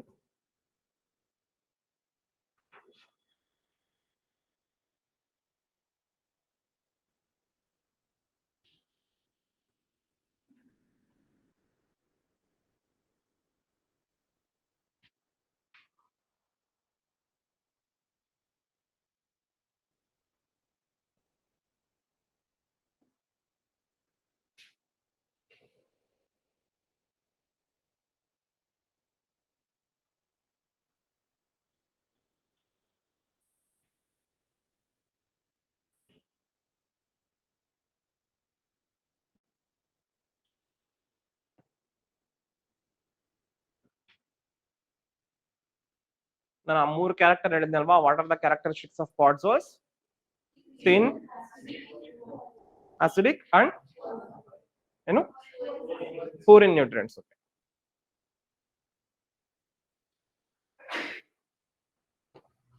This is about the podzol soils. The soils are characterized by the ಅದನ್ನೇ ಹೇಳ್ತಾ ಇದೀವಿ ಇಲ್ಲಿ a low pH, that is acidic ಅಂತ ಹೇಳ್ತಾ ಇದೀವಿ. Hence the most of the podzols are poor soils for the agriculture. They are mostly used for the grazing. Okay, ಏನಾಗುತ್ತೆ ಇಲ್ಲಿ ನಿಮ್ಗೆ ಈ podzol soils ನಲ್ಲಿ ನಿಮ್ಗೆ ಪೂರ್ ಇರೋದ್ರಿಂದ, ನ್ಯೂಟ್ರಿಯೆಂಟ್ ಪೂರ್ ಇರೋದ್ರಿಂದ ಕಮರ್ಷಿಯಲ್ ಅಗ್ರಿಕಲ್ಚರ್ ಮಾಡಕ್ಕಾಗುತ್ತಾ? ಯಾವ ಅಗ್ರಿಕಲ್ಚರ್ ಚೆನ್ನಾಗಿ ಮಾಡ್ಬೋದು? ಸಾಯಿಲ್ ರಿಚ್ ಇದ್ದಾಗ ಒಳ್ಳೆ ಕ್ರಾಪ್ ಬರ್ತಾ ಹೋಗುತ್ತೆ. ಇಲ್ಲಿ ನಿಮ್ಗೆ ಏನಾಗುತ್ತೆ, ಪೂರ್ ಇರೋದ್ರಿಂದ ನಿಮ್ಗೆ ಇಲ್ಲಿ ಅಗ್ರಿಕಲ್ಚರ್ ಕೂಡ ನಿಮ್ಗೆ ಮಾಡೋದಕ್ಕಾಗೋದಿಲ್ಲ. They are not suitable for the agriculture. But ಏನ್ ಮಾಡ್ಬೋದು, ನಾವು ದನಗಳನ್ನ ಮೇಯಿಸೋದಕ್ಕೆ ಯೂಸ್ ಮಾಡ್ಕೋಬಹುದು. ಏನಾಗುತ್ತೆ, ನಿಮ್ಗೆ ಸಣ್ಣ ಪುಟ್ಟ ಗ್ರಾಸ್ ಬೆಳೀತಾ ಇರುತ್ತೆ ಇಲ್ಲಿ. We can use these soils for grazing. Okay, the predominant vegetation is an evergreen coniferous forest with the species such as spruce, fir and pine. ಇಲ್ಲಿ ಕಾಣಿಸ್ತಕ್ಕಂತ ಮರಗಳು ಯಾವ್ಯಾವುದು ಅಂತಂದ್ರೆ ಒಂದು ಸ್ಪ್ರೂಸ್, ಫರ್, ಪೈನ್. ಇವು ಆ ಒಂದು ಟ್ರೀಸ್ ನ name. Okay, right down. Predominant vegetation spruce, fir and pine. And ಈ ತರ ಮರಗಳಿಗೆ ಕಡಿಮೆ ಅಮೌಂಟ್ ಆಫ್ ಮಾಯಿಶ್ಚರ್ ಇದ್ರೂ ಸಾಕು, ತುಂಬಾ ನೀರು ಬೇಕಾಗಿಲ್ಲ ಇವುಗಳಿಗೆ. Okay, the require little moisture. Okay, the productivity of the boreal forest is lower than those of the any other forest ecosystem. Okay, ಬೇರೆ ಎಲ್ಲಾ ಫಾರೆಸ್ಟ್ ಗಳಿಗೆ ಕಂಪೇರ್ ಮಾಡ್ಕೊಂಡ್ರೆ these are the less productive forest ಅಲ್ವಾ. ನಿಮ್ಗೆ ಮೇಲ್ಗಡೆ forest ಇದೆಯಾ? ಇದಕ್ಕಿಂತ ಮೇಲೆ ಫಾರೆಸ್ಟ್ ಇಲ್ಲ. ಫಾರೆಸ್ಟ್ ಶುರುವಾಗ್ತಿರೋದೇ ಇಲ್ಲಿ. ಇದಕ್ಕಿಂತ ಕೆಳಗಡೆ ಬರ್ತಾ ಇದ್ದಂಗೆ ನಿಮ್ಗೆ ಫಾರೆಸ್ಟ್ ತುಂಬಾ ಡೆನ್ಸ್ ಆಗ್ತಾ ಹೋಗ್ತಾ ಇರುತ್ತೆ. These are the less productive forest. Okay, animals found in this region includes Siberian tiger, wolverine, lynx, wolf, bear, red fox, squirrel and amphibians like hyla and rana. ಇಲ್ಲಿ ಸ್ವಲ್ಪ ವಾರ್ಮ್ ಟೆಂಪರೇಚರ್ ಇರುತ್ತೆ. ತಣ್ಣಗೆ compare ಮಾಡ್ಕೊಂಡ್ರೆ ಸ್ವಲ್ಪ conducive ಆಗಿರುತ್ತಲ್ವಾ environment. ಇಲ್ಲಿ ನಿಮಗೆ presence of amphibians and reptiles you can see. Okay, these are the main fauna present there.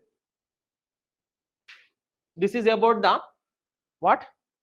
Boreal, that is taiga biome.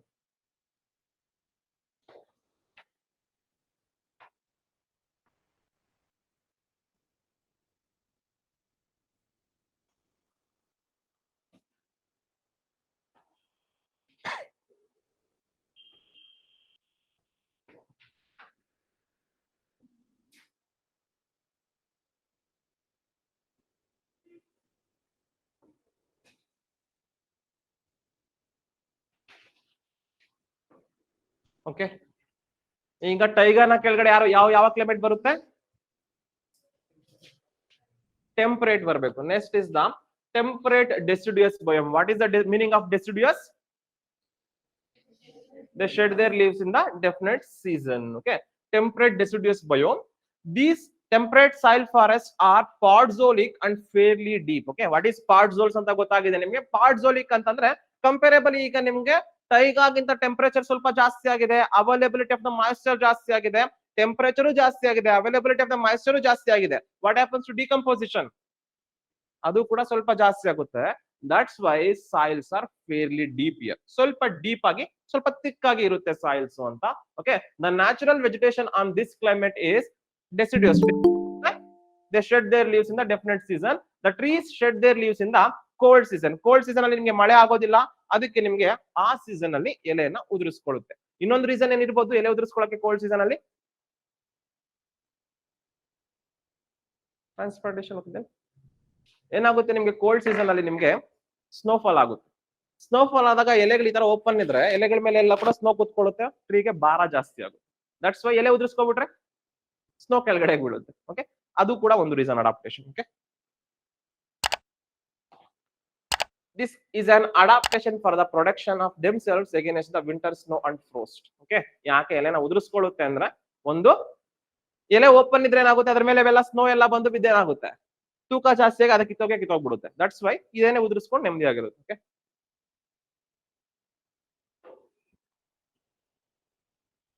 shedding begins in the autumn season, the fall season, growth begins in the spring season. Some of the common species includes oak, elm, ash, birch, beech and poplar. Okay, ಇವೆಲ್ಲ ಕೂಡ ನಮ್ಮ ಕಡೆ ಸಿಗೋದಿಲ್ಲ, ಅದಕ್ಕೆ ನಿಮಗೆ unfamiliar ಅನ್ಸುತ್ತೆ ಈ ಒಂದು ಟ್ರೀಸ್ ನ ನೇಮ್. ಬಟ್ ನೀವು ಜಸ್ಟ್ ನೇಮ್ಸ್ ಅನ್ನ ಬರ್ಕೊಳ್ಳಿ. ಅಷ್ಟು ಇಂಟ್ರೆಸ್ಟ್ ಇದ್ರೆ ಹೋಗ್ಬಿಟ್ಟು ನೀವು ಗೂಗಲ್ ಮಾಡ್ಬಿಟ್ಟು ಅವುಗಳ ಫೋಟೋಸ್ ಅನ್ನ ನೋಡಿ. Okay, oak, elm, ash, birch, beech and poplar trees. ನಮ್ಮ ಇಂಡಿಯಾದಲ್ಲಿ ಎಂತ ಬಯೋಮ್ ಬರುತ್ತೆ? Tropical temperate tropical. ಅದಕ್ಕೆ ನಮ್ಗೆ ಇವೆಲ್ಲ ನಾವು ಟೆಂಪರೇಟ್ ಓದ್ತಾ ಇದೀವಿ, ನಮ್ಗೆ ಗೊತ್ತಿರಲ್ಲ ಈ ಮರಗಳೆಲ್ಲ ಕೂಡ ಬೇರೆ ಕಂಟ್ರೀಸ್ ಅಲ್ಲಿ ಇರುತ್ತೆ. ನೀವು ನೋಡಿರೋದಿಲ್ಲ ಈ ಮರನ, just you can go Google ಮಾಡಿ ನೋಡಿ, ಇಮೇಜಸ್ ನ ನೋಡ್ಬೇಕು ಅಂತ ಅನ್ಸಿದ್ರೆ.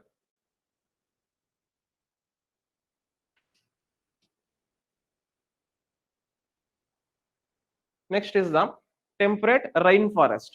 ಟೆಂಪರೇಟ್ ರೈನ್ ಫಾರೆಸ್ಟ್ ನಿಮ್ಗೆ ಈಸ್ಟ್ ಇರುತ್ತಾ ವೆಸ್ಟ್ ಇರುತ್ತಾ? ಟೆಂಪರೇಟ್ ಏರಿಯಾದಲ್ಲಿ ಈಸ್ಟ್ ಗೆ ಇರಬೇಕು. Okay,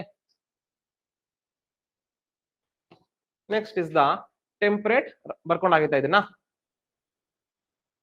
trees name. Next is temperate rainforest. This is a small biome in terms of area covered. The main stretches of this habitat is along the northwestern coast of North America and from the northern California through the southern Alaska. ಒಂದು America ಈ ಒಂದು region ಅಲ್ಲಿ ಸಿಗ್ತಾ ಹೋಗುತ್ತೆ ಈ ಒಂದು climate. There are also small areas in the southern Chile, New Zealand, Australia and few other places of the world. Okay, ಈ ಒಂದು ಕಾಂಟಿನೆಂಟ್ಸ್ ನ ಕೆಲವೊಂದು ಪ್ಲೇಸಸ್ ಅಲ್ಲೂ ಕೂಡ ಸಿಗ್ತಾ ಹೋಗುತ್ತೆ. Big coniferous trees dominate this habitat. Okay, ಇಲ್ಲಿ ನಿಮ್ಗೆ ಇನ್ನು ಸ್ವಲ್ಪ ನಿಮ್ಗೆ ಏನಾಗಿದೆ, ರೈನ್ಫಾಲ್ ಜಾಸ್ತಿ ಇದೆಯಾ? What is the name? Temperate rain forest. Rain forest ಅಂದ್ರೆ ನಿಮ್ಗೆ ರೈನ್ಫಾಲ್ ಏನಿರ್ಬೇಕು? ಜಾಸ್ತಿ ಇರ್ಬೇಕು. ದಟ್ಸ್ ವೈ ಟ್ರೀಸ್ ಸ್ವಲ್ಪ ದೊಡ್ಡ ದೊಡ್ಡವಿರುತ್ತೆ. Big coniferous trees dominate this habitat including ಯಾವ್ಯಾವುದು? Douglas fir, western red cedar, mountain hemlock, western hemlock, Sitka spruce and large pole pine. Okay, these are the names of the trees found here. Okay, ಸ್ವಲ್ಪ ನಿಮ್ಗೆ rainfall ಜಾಸ್ತಿ ಇರುತ್ತೆ ಇಲ್ಲಿ. In addition to these trees, mosses and lichens are very common, often growing as epiphytes. Okay, ಅದ್ರ ಜೊತೆಗೆ ಏನಾಗುತ್ತೆ ನಿಮ್ಗೆ ಮೊಸೆಸ್, lichens, ಎಪಿಪೈಟ್ಸ್ ಎಲ್ಲವೂ ಕೂಡ ಸಿಗ್ತಾ ಇರುತ್ತೆ ನಿಮ್ಗೆ ಈ ಒಂದು ಫಾರೆಸ್ಟ್ ನಲ್ಲಿ. Grizzly bears are the common mammals found in Alaska. ಈ ಒಂದು ರೀಜನ್ ಅಲ್ಲಿ ಜಾಸ್ತಿ ಸಿಗ್ತಕ್ಕಂಥ ಅನಿಮಲ್ ಯಾವುದು ಅಂದ್ರೆ grizzly beer.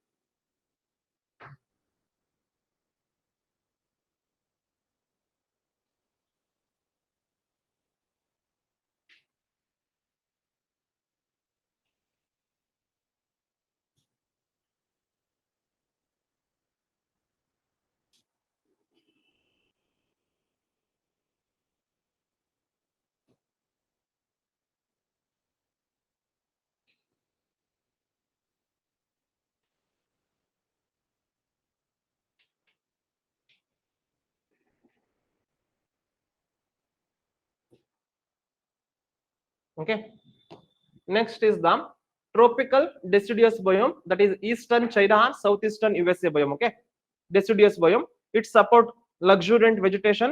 The lowlands carry both evergreen broad-leaved forest and deciduous trees. On the islands, various species of the conifers such as pines, cypresses are important. Perennial plant growth is not checked by the either dry season or cold season. ಇಲ್ಲೇನಾಗುತ್ತೆ ನಿಮ್ಗೆ ಒಂದು completely ಆವಾಗ ನಿಮ್ಗೆ ನಮ್ಗೆ ಇಂಡಿಯಾದಲ್ಲ ಏನಾಗುತ್ತೆ ನಿಮ್ಗೆ ಒಂದು 4 months ಅಲ್ಲಿ ಚೆನ್ನಾಗಿ ಮಳೆ ಆಗ್ಬಿಟ್ಟು ನಿಮ್ಗೆ ಏನಾಗುತ್ತೆ ಇನ್ನೊಂದು 8 ಮಂತ್ಸ್ ಅಲ್ಲಿ ಮಳೆ ಇರೋದಿಲ್ಲ ಇಲ್ಲಿ ಇಂಡಿಯಾದಲ್ಲಿ. ಇಲ್ಲೇನಾಗುತ್ತೆ ನಿಮ್ಗೆ ಆಫನ್ ಮಳೆ ಬೀಳ್ತಾ ಇರುತ್ತೆ ಈ ಒಂದು ಏರಿಯಾದಲ್ಲಿ. That's why complete year full growth ಇರುತ್ತೆ ಇಲ್ಲಿ.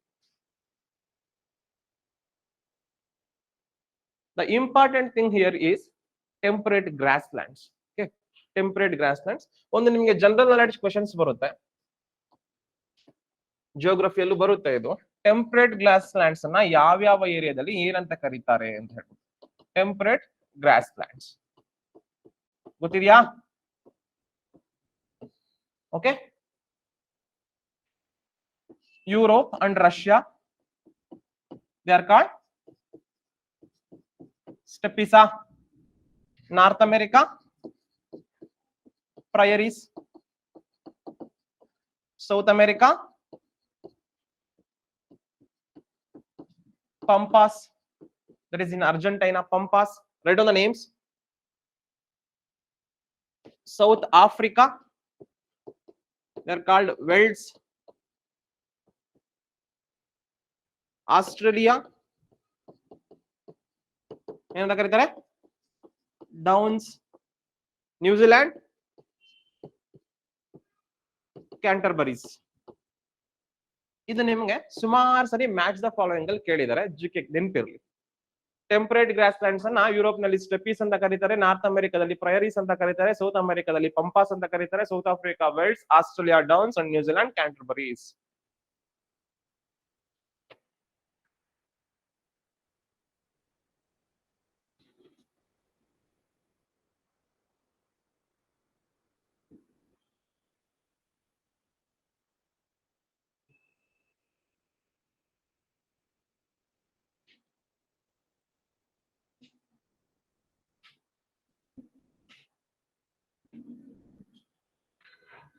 ನ್ಯೂಜಿಲೆಂಡ್ ಕ್ಯಾಂಟರ್ಬರೀಸ್.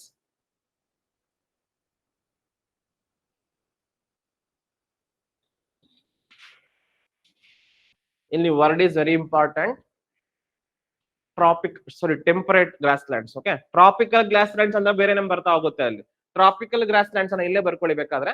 ಟ್ರಾಪಿಕಲ್ ಗ್ರಾಸ್ ಲ್ಯಾಂಡ್ಸ್ ಅನ್ನ 2 ನೇಮ್ಸ್ ಇದೆ. ನಾರ್ಮಲ್ ಆಗಿ ಸವನ್ನಾಸ್ ಅಂತಾನೆ ಕರಿತೀವಿ. ಸೌತ್ ಅಮೆರಿಕಾ, ನಿಮ್ಗೆ ಟ್ರಾಪಿಕಲ್ ಏರಿಯಾದಲ್ಲಿ ಸೌತ್ ಅಮೆರಿಕಾ ಯಾವ ಕಂಟ್ರೀಸ್ ಬರುತ್ತೆ? ಅರ್ಜೆಂಟೀನಾ ಟ್ರಾಪಿಕಲ್ ಅಲ್ಲಿ ಬರುತ್ತಾ? ಬ್ರೆಜಿಲ್, ವೆನೆಜುಯೆಲಾ ಈ ಕಂಟ್ರೀಸ್ ಬರ್ತಕ್ಕಂಥದ್ದು ಅಲ್ಲಿ. ಓಕೆ, ಏನಾಗುತ್ತೆ ಅಲ್ಲಿ ನಿಮ್ಗೆ ಇಲಾನೋಸ್ ಅಂಡ್ ಕ್ಯಾಂಪೋಸ್ ಅಂತ ಕರೀತಾರೆ. ಇಲಾನೋಸ್ and ಕ್ಯಾಂಪೋಸ್. This is in South America. This is in Africa. That's it. Tropical grasslands. Savannas, Ilanos, and Campos. Okay. That's why temperate is very important here. Confuse ಮಾಡ್ಕೋಬೇಡಿ. Tropical ಕೇಳಿದಾಗ ನೀವು ಇದನ್ನ ನೆನ್ಪಿಟ್ಕೊಂಡು ಹಾಕ್ಬಿಡ್ಬೇಡಿ ಆಮೇಲೆ.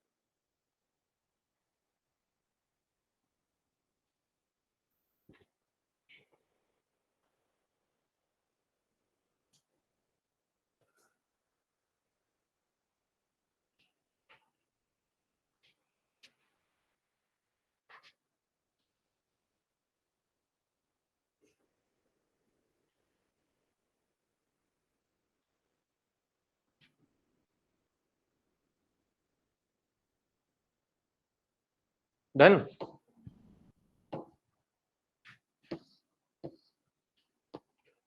Temperate grasslands, they are practically treeless and the grasses are much shorter. Okay, ಇಲ್ಲಿ ನಿಮಗೆ ತುಂಬಾ ಎಲ್ಲ grasses ಇರುತ್ತೆ. Practically treeless. ಯಾಕೆ ಟ್ರೀಸ್ ಇರೋದಿಲ್ಲ ಜಾಸ್ತಿ ಇಲ್ಲಿ? ನೆನ್ನೆ ಒಂದು ಅಡಾಪ್ಷನ್ ಓದಿದ್ವಿ, ಏನದು? Why there are no trees in grasslands? Comparably ಯಾಕೆ ಟ್ರೀಸ್ ಅಲ್ಲಿ ನಿಮ್ಗೆ grasslands ಅನ್ನ ಸಕ್ಸೆಷನ್ ಮಾಡ್ಕೊಳ್ಳಲ್ಲ? Forest fires. ನಿಮ್ಗೆ ಏನಾಗುತ್ತೆ, ಪ್ರತಿ ವರ್ಷ ಕೂಡ ಗ್ರಾಸಸ್ ನಿಮ್ಗೆ ಸುಟ್ಟೋಗ್ಬಿಟ್ಟು ಅವುಗಳ ಸೀಡ್ ಮಾತ್ರ ಉಡ್ಕೊಳ್ಳುತ್ತೆ. ಬೇರೆ ಟ್ರೀಸ್ ನ ಒಂದು ಸೀಡ್ಸ್ ಅನ್ನ ನಿಮ್ಗೆ ಸುಟ್ಬಿಡುತ್ತೆ ಅಂತ ಹೇಳಿದೆ ನಾನು. Okay, grasses are fresh and nutritious. Grasses fresh ಮತ್ತೆ ನ್ಯೂಟ್ರಿಷಿಯಸ್ ಆಗಿದ್ರೆ ಯಾವ ಎಕನಾಮಿಕ್ ಆಕ್ಟಿವಿಟಿಯನ್ನ ಮಾಡ್ಬೋದು ಅಲ್ಲಿ? ಗ್ರೇಸಿಂಗ್, ಅನಿಮಲ್ ಹಸ್ಬೆಂಡ್ರಿ ಅಲ್ವಾ? ಸ್ವಲ್ಪ ಯೋಚನೆ ಮಾಡಿ. ಓಕೆ, ಗ್ರಾಸಸ್ ಚೆನ್ನಾಗಿ ಸಿಕ್ತಿದೆ ಅಂತಂದ್ರೆ you can do animal husbandry there. Okay, Poleward, an increase in the precipitation gives rise to a transitional zone of wooded steppes where some coniferous gradually appear. Do not have much animal diversity. ಇಲ್ಲಿ ಜಾಸ್ತಿ diversity ಇರೋದಿಲ್ಲ. ಇಲ್ಲಿ ನಿಮ್ಗೆ animal husbandry ಅನ್ನ ಮಾಡ್ಕೋಬಹುದು. ಮೇಲ್ಗಡೆಗೆ ಹೋಗ್ತಾ ನಿಮ್ಗೆ deciduous, that is ಕಾನಿಫರಸ್ forest ಸಿಗ್ತಾ ಹೋಗುತ್ತೆ ಟೆಂಪರೇಟ್ ಗ್ರಾಸ್ ಪ್ಲಾಂಟ್ಸ್ ಅಲ್ಲಿ. Next is the temperate deciduous biome. Deciduous means again shed their leaves in the definite season. Temperate ಅಂತಂದ್ರೆ what happens to temperature and precipitation? Less than the tropical area and more than the taiga area ಇರುತ್ತೆ. ಇಲ್ಲಿ moderate conditions ಇರುತ್ತೆ. Trees with small broad leaves are widely spaced and never very tall. Okay, ತುಂಬಾ ಜಾಸ್ತಿ tall ಇರೋದಿಲ್ಲ. ಯಾಕಂದ್ರೆ ತುಂಬಾ tall ಇರ್ಬೇಕಂದ್ರೆ ಏನಿರ್ಬೇಕು? Sunlight ಜಾಸ್ತಿ ಇರಬೇಕು, ಅವೈಲಬಿಲಿಟಿ ಆಫ್ ದ ಮಾಯಿಶ್ಚರ್ ಜಾಸ್ತಿ ಇರಬೇಕು. ಇಲ್ಲಿ ನಿಮಗೆ ಅಷ್ಟು ಟಾಲ್ ಇರೋದಿಲ್ಲ. The region with adequate rainfall are inhabited by low broad leafed evergreen trees. Okay, ಎಲ್ಲಿ ಕಂಪೇರಬಲಿ ಜಾಸ್ತಿ ಮಳೆ ಆಗುತ್ತೋ ಅಲ್ಲಿ ನಿಮಗೆ evergreen trees ಇರುತ್ತೆ.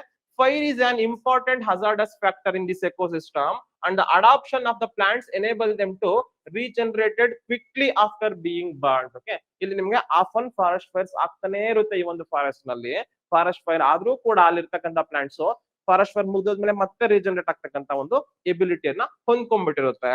Plants are in and continuous struggle against the heat and dry air, excessive evaporation and prolonged droughts. They are in short xerophytic, that is drought tolerance. Okay, ಈ temperate deciduous ಏರಿಯಾದಲ್ಲಿ ನಿಮಗೆ mostly you can observe the xerophytic. What is xerophytic?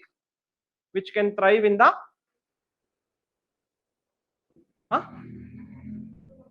Low water ಒಂದು areas ಅಲ್ಲಿ ನಿಮಗೆ humidity ತುಂಬಾ ಕಡಿಮೆ ಇದ್ರು ಕೂಡ, ಸಾಯಿಲ್ ಮಾಯಿಶ್ಚರ್ ತುಂಬಾ ಕಡಿಮೆ ಇದ್ರು ಕೂಡ ಆ ಒಂದು ಏರಿಯಾಸ್ಗೆ ಅಡಾಪ್ಟ್ ಆಗಿರ್ತಕ್ಕಂತಹ ಒಂದು ಪ್ಲಾಂಟ್ಸ್ ಅನ್ನ ನಾವು xerophytic ಪ್ಲಾಂಟ್ಸ್ ಅಂತ ಕರಿತೀವಿ. Right on the word xerophytic. Xerophytes ಅಂದ್ರೆ ಏನು ಅಂತಂದ್ರೆ which can thrive in the low water containing areas ಅಲ್ಲೂ ಕೂಡ ಥ್ರೈವ್ ಆಗುತ್ತೆ ಆ ಒಂದು ಪ್ಲಾಂಟ್ಸ್ ಅಂತ.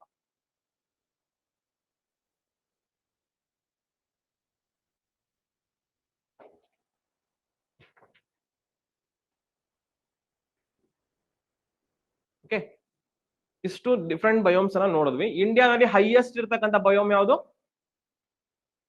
ಇಂಡಿಯಾದಲ್ಲಿ ಜಾಸ್ತಿ ಯಾವ ಸಿಗುತ್ತೆ ನಿಮ್ಗೆ? ಈಗ ಡಿಸ್ಕಸ್ ಮಾಡ್ತಾ ಇದ್ವಿ tropical deciduous biome. Okay, majority of the area of India is tropical deciduous biome. Okay, ಇಂಡಿಯಾದಲ್ಲಿ ಯಾವ್ಯಾವ ತರ ಬಯೋಮ್ಸ್ ಸಿಗುತ್ತೆ ನಿಮ್ಗೆ? ಅಲ್ಪೈನ್ ಸಿಗುತ್ತಾ, ದಟ್ ಈಸ್ ಥಂಡ್ರಾ ಸಿಗುತ್ತಾ, ಯು ಕ್ಯಾನ್ ಅಬ್ಸರ್ವ್ ಥಂಡ್ರಾ ಆಲ್ಸೋ. ಮತ್ತೆ ನಿಮ್ಗೆ ಮೇಲ್ಗಡೆಗೆ ಗ್ರಾಸ್ ಲ್ಯಾಂಡ್ಸ್ ಅದು ಸಿಗ್ತಾ ಹೋಗುತ್ತೆ. ಬಟ್ ಮೋಸ್ಟ್ ಆಫ್ ದ ಇಂಡಿಯಾದಲ್ಲಿ ನಿಮ್ಗೆ ಮ್ಯಾಕ್ಸಿಮಮ್ ಸಿಗ್ತಕ್ಕಂಥದ್ದು tropical deciduous biome, tropical monsoon forest ಅಂತಾನು ಕರೀತಾರೆ ಇವುಗಳನ್ನ. Tropical monsoon forest are also known as a drought deciduous forest, dry deciduous forest or tropical deciduous forest. ಯಾಕೆ ಡ್ರಾಟ್ ಡೆಸಿಡಿಯಸ್ ಫಾರೆಸ್ಟ್ ಅಂತ ಕರಿತೀವಿ ಅಂತಂದ್ರೆ, what is the peculiarity of the monsoon area? ಮಳೆ ಬೀಳ್ತಕ್ಕಂತ ಮಳೆ ನಿಮ್ಗೆ ಒಂದು 3-4 ಮಂತ್ಸ್ ಅಲ್ಲಿ ಚೆನ್ನಾಗಿ ಬಿದ್ದು ನಿಂತೋಗ್ಬಿಡುತ್ತೆ. ಇನ್ನು ಉಳಿದಿರ್ತಕ್ಕಂಥ 8 ತಿಂಗಳು ಏನಾಗುತ್ತೆ? ಡ್ರಾಟ್ ಇರುತ್ತೆ. That's why they have to ಅಲ್ಲಿ ಅಡಾಪ್ಟ್ ಆಗಿರ್ತವೆ ಇಲ್ಲಿರ್ತಕ್ಕಂಥ ಟ್ರೀಸ್ ಎಲ್ಲ ಕೂಡ. ಯಾವ್ಯಾವ್ದು? ಟೀಕ್, ನೀಮ್, ಬಂಬೂಸ್, ಸಾಲ್, ಶಿಶಾಮ್, ಸ್ಯಾಂಡಲ್ವುಡ್, ಖೈರ್, ಮಲ್ಬೆರಿ. ಈ ಟ್ರೀಸ್ ನ ಕೇಳಿದ್ರಲ್ವಾ ನೀವೆಲ್ಲ ಕೂಡ? ಯಾಕಂದ್ರೆ ಇದು ನಮ್ಮ ಸುತ್ತಮುತ್ತಲ ಇರ್ತಕ್ಕಂಥ ಟ್ರೀಸ್.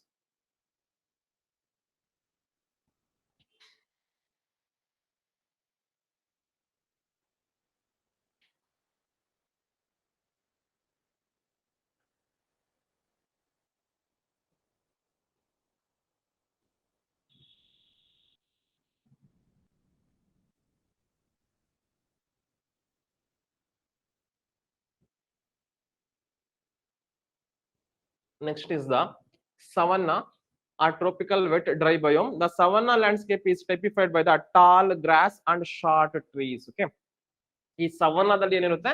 ತುಂಬಾ ಗ್ರಾಸ್ ಜಾಸ್ತಿ, ಬಟ್ ತುಂಬಾ ಉದ್ದವಾದ ಗ್ರಾಸ್ ಇರುತ್ತೆ. Tall grass and short trees. Okay, trees ಕೂಡ ಇರುತ್ತೆ, ಅಲ್ಲೊಂದು ಇಲ್ಲೊಂದು ತುಂಬಾ ಸಣ್ಣಕ್ಕಿರ್ತಕ್ಕಂಥ trees. The trees are deciduous, shedding their leaves in the cool dry season to prevent excessive loss of water through the transpiration. ಯಾವ ತರ trees? Example is acacia trees ಸಿಗ್ತಾ ಹೋಗುತ್ತೆ. Trees usually have a broad trunk with water storing devices to survive through the prolonged drought. Okay, ಈ ಒಂದು ನಿಮ್ಗೆ savanna gross lands ಅಲ್ಲಿ ಇರ್ತಕ್ಕಂಥ trees ನಿಮ್ಗೆ ಆಲ್ಮೋಸ್ಟ್ ದಪ್ಪವಾಗಿರ್ತಕ್ಕಂಥ ಕಾಂಡವನ್ನ ಹೊಂದಿರುತ್ತೆ. Okay, trunk is very broad. ಯಾಕೆ ಅಂತಂದ್ರೆ ಮುಂದೆ ಬರ್ತಕ್ಕಂತಹ ಒಂದು ಡ್ರಾಟ್ ಸೀಸನ್ಗೆ they have to store water. Okay, ಆ ಒಂದು ಸೆಲ್ಸ್ ನಲ್ಲಿ ನಿಮ್ಗೆ ಎಕ್ಸಾಸ್ಮೋಸಿಸ್ ಎಂಡಾಸ್ಮೋಸಿಸ್ ನೀರನ್ನ ಇಟ್ಕೊಳ್ತಕ್ಕಂಥದ್ದು. ಎಂಡಾಸ್ಮೋಸಿಸ್ ಮಾಡ್ಕೊಂಡು ನಿಮ್ಗೆ ನೀರನ್ನ ಎಲ್ಲ ಹಿಡಿದಿಟ್ಕೊಂಡಿರುತ್ತೆ. Okay, many trees are umbrella shaped, exposing only narrow edge to the strong winds. Okay, ಇಲ್ಲಿ winds ಎಲ್ಲ ತುಂಬಾ ಸ್ಟ್ರಾಂಗ್ ಆಗಿರೋದ್ರಿಂದ ಇದರ umbrella shape ನಲ್ಲಿ ಇರ್ತಾ ಹೋಗುತ್ತೆ. Savanna biome is rich in mammal, bird and reptile diversity. ಇಲ್ಲಿ ನಿಮ್ಗೆ ತುಂಬಾ ಪ್ರಾಣಿಗಳೆಲ್ಲವೂ ಕೂಡ ಸಿಗ್ತಾ ಹೋಗುತ್ತೆ. ಇದನ್ನ ನಾವು ಬಿಗ್ ಗೇಮ್ ಕಂಟ್ರಿ ಅಂತಾನು ಕರಿತೀವಿ. ಸವನ್ನಾ ಬಯೋಮ್ ನ ಕೇಳ್ಬೋದು, which biome is called big game country ಅಂತ. ಯಾಕೆ ಬಿಗ್ ಗೇಮ್ ಕಂಟ್ರಿ ಅಂತ ಕರಿತೀವಿ? ಏನ್ ನಡೀತಾ ಇರುತ್ತೆ ಅಂತ ಗೇಮ್ ಇಲ್ಲಿ? ಓಕೆ, ನೀವು ಏನು ಜಾಸ್ತಿ ಈ ನ್ಯಾಷನಲ್ ಜಿಯೋಗ್ರಫಿಕ್ ಈ ಚಾನಲ್ ನೋಡ್ತಿರಲ್ವಾ? ಚಿರತೆ, ಜಿಂಕೆನ ಬೆನ್ನತ್ತೋದು, ಹುಲಿ ಇನ್ನೊಂದನ್ನ ಬೆನ್ನತ್ತೋದು, ಅವೆಲ್ಲ ಜಾಸ್ತಿ ಈ ಫಾರೆಸ್ಟ್ ಗಳಲ್ಲಿ ನಿಮ್ಗೆ ಶೂಟ್ ಮಾಡ್ತಕ್ಕಂಥದ್ದು. ಓಕೆ, ಅವೆಲ್ಲ ಎಲ್ಲಾ ಅನಿಮಲ್ಸ್ ಇಲ್ಲಿ ಇರೋದ್ರಿಂದ ಆತರ ನಿಮ್ಗೆ ಹಂಟಿಂಗ್ ಎಲ್ಲ ಕೂಡ ತುಂಬಾ ಜಾಸ್ತಿ ಆಗ್ತಾ ಇರುತ್ತೆ. That's why this biome is called big game country. Okay,